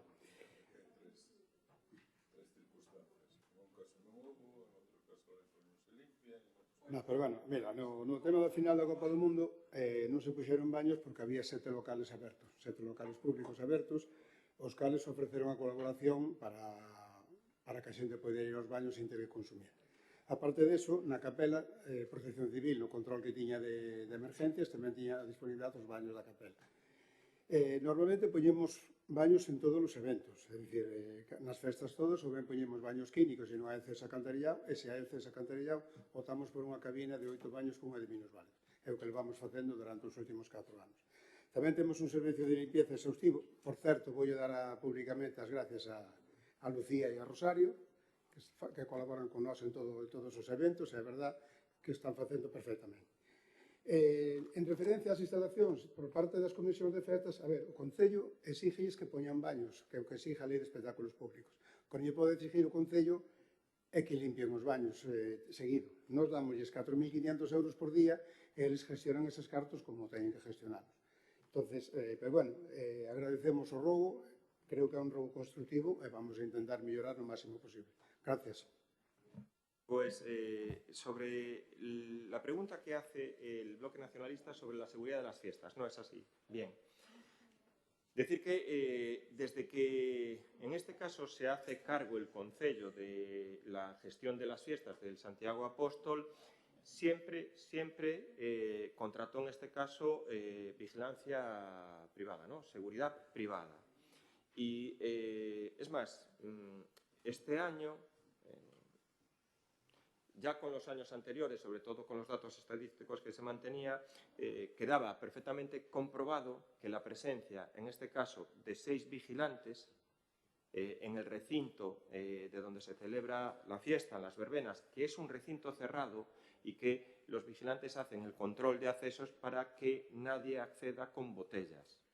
Entonces, este año y los años anteriores los incidentes son mínimos, reducidos. Da una sensación, tanto para los vecinos de Arteixo como a la gente que acude a las fiestas, de total seguridad. A mayores de tener esos 6 vigilantes de seguridad en el recinto del campo de la fiesta, el dispositivo montado por parte de la concejalía, y en este caso del jefe de seguridad, es todos los días había 8 policías locales, más en este caso el jefe de seguridad, 3, 4 operarios de protección civil allí presentes, con el camión de bomberos también, es entre 10, 12 voluntarios de protección civil, 12 voluntarios de protección civil, aparte también del agradecimiento del trabajo de los voluntarios de protección civil más los operarios en otros eventos que no solo fue en el tema de las fiestas o las verbenas de la noche, no. Había una ambulancia permanente, una ambulancia, los puntos violeta, el punto violeta también estaba presente, bueno, lo que reiteraba, los 6 vigilantes de seguridad. Los incidentes celebrados en estas fiestas han sido mínimos, muy reducidos. Es verdad que también había la presencia de la Guardia Civil. Había presencia también continuada de la Guardia Civil. Incluso otros organismos trasladan y reconocen el esfuerzo que hace el Concello de Arteixo en garantizar la seguridad de las fiestas. A día de hoy, y después de haber discurrido las fiestas de Santiago Apóstol, lo vuelvo a decir, se garantiza en Arteixo la seguridad en las verbenas y en las fiestas. Seguridad, en este caso, sea por una contratación de una seguridad privada, policía local, Guardia Civil. El dispositivo que se monta con los vigilantes y las guardias de seguridad permite que los 8 policías locales más la Guardia Civil pueda y actúe e intervenga en otros ámbitos fuera del recinto cerrado. ¿Qué es lo que digo? Sí que puede haber algún incidentes en la zona del paseo fluvial, que la verdad que en los días de fiesta hay mucha gente en el paseo fluvial, en la zona de las barracas, en distintos sitios, con lo cual incluso si hay alguna actuación que tienen que salir inmediatamente, Guardia Civil, entonces yo quiero trasladar desde aquí públicamente el agradecimiento a todas las personas que han colaborado en la seguridad y en la organización de las fiestas de Arteixo. Desde la Concejalía, tanto de Promoción Económica como de Cultura, agradecimiento a la Policía Local, agradecimiento a Protección Civil, agradecimiento a los voluntarios de Protección Civil, agradecimiento a la Guardia Civil, agradecimiento a los vigilantes de seguridad y agradecimiento especial, también muy importante, por todo el personal de limpieza viaria, más limpieza. A mayores también tenemos unos baños allí situados que se han instalado con limpieza continua. Y agradecer también a todo el personal de limpieza viaria y el personal de los baños todo el trabajo realizado. A día de hoy, el Concello de Arteixo tiene las fiestas más seguras de toda la zona. No lo digo yo. Pregunten ustedes las fiestas del Burgo, pregunten ustedes lo que son las fiestas de Mera. A día de hoy, demostrado, sobre todo por el resultado de los días pasados, es prácticamente ninguna incidencia resaltable en las fiestas de Arteixo. Medio segundo solo. Isto entendo que será para as festas do Apóstol. Mira, lo que se suele reforzar en seguridad es las fiestas del Apóstol, creo que son fin de año, específico el día de fin de año, y creo que, no sé si es específicamente las flores por el tema del recorrido. Suele haber seguridad también en la feria histórica, pero en la feria histórica ahora va a pasar a ser la seguridad por parte del contrato de animación, ¿no? El contrato de la empresa que gestione. Claro. También. Claro. A ver, pero eu quería me referir a que non se repitan casos ou temas como os que houve nas festas de Lañas con denuncias e tal, ou nas festas de Santa Eufemia do ano anterior, ¿no? Sí, todas las fiestas parroquiales está garantizada la seguridad, en este caso, porque la policía local tiene un dispositivo allí permanente, con refuerzos en todas las fiestas. Otra cosa es que solicitamos también la colaboración y presencia continua de la Guardia Civil. Bueno, en Lañas había patrulla local reforzada, en Uses patrullas locales reforzadas, en Villarrodrís patrullas locales reforzadas presentes constantemente. Se intenta siempre tener una presencia policial. ¿Qué es lo que necesitamos? Necesitamos que dentro de las posibilidades y los medios que tengan, que la Guardia Civil también nos respalde la intervención, porque se está aunque tengamos 2 patrullas en una fiesta de estas grandes, como puede ser Villarrodí y Suses, si tenemos también la presencia de 1 o 2 patrullas de la Guardia Civil, garantiza mucho y da todavía más sensación de seguridad. Pero necesitamos, en este caso, colaborar con tanto Policía Local como la Guardia Civil. Vale. Si quieres, tú terminas con el tema de xestión das festas de Arteixo.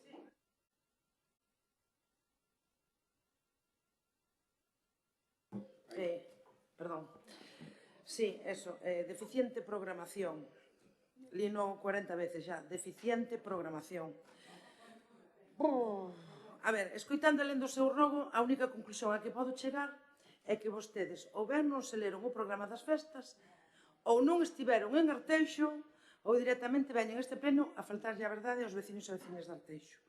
Afirman no seu texto que este goberno se limita a ser unha simple axencia de contratación de orquestas e que non hai programación cultural nin para a infancia nin para os nosos maiores. Vale. O que lles molesta é que as festas foron un éxito rotundo de participación, que as prazas e as rúas de Arteixo encheronse de veciños e visitantes de fora, gozando da cultura, da música e da hostelería local. Así que menos excusas. A realidade sería alegrarse cando a Arteixo e os seus veciños e veciñas desfrutan dunhas grandes festas. Miren o cartel e díganme se é só orquestas. Para a infancia, tivemos o espectáculo infantil de Gisela, en pleno centro, pensado especificamente para nenos e para familias. Unha actuación de referencia. Contamos co concerto espectáculo en homenaxe a Los Tamara, Paco Lodeiro e César Romero, e, por suposto, ca propia banda de música de Santiago de Arteixo. A actuación referente é un éxito.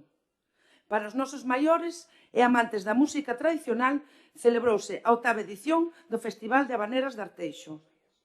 2 días, coa participación de corais, de rondallas e de grupos de outros concellos, incluso. Participaron activa as nosas asociacións e agrupacións, Trisquel, Xiradela, Emilia Pardo Bazán, as Marianas, que fan unhas alfombras maravillosas, o Orfeón de Arteixo ou o Coro do Nai. E, por se fora pouco, estas festas inclúen iniciativas de responsabilidade social como Punto Violeta e os Pazos sen ruído. O deporte. A programación deportiva complementase ao longo do ano co tecido deportivo do Concello. Para non saturar nin solapar datas, organizáronse con criterio. Pero a programación deportiva si existiu e foi un éxito tamén. Celebramos o Día das Familias, un gran evento de convivencia e deporte en familia, o torneo de xedrez, con grandísima participación, o torneo de fútbol sala en memoria a Pepe de Paula. Este concello non renuncia ao deporte. Temos unhas festas patronais referentes, con grandes orquestas, sí, pero tamén contamos coa nosa cultura e tradición local. Moitas gracias. Levantamos la sesión. Vale.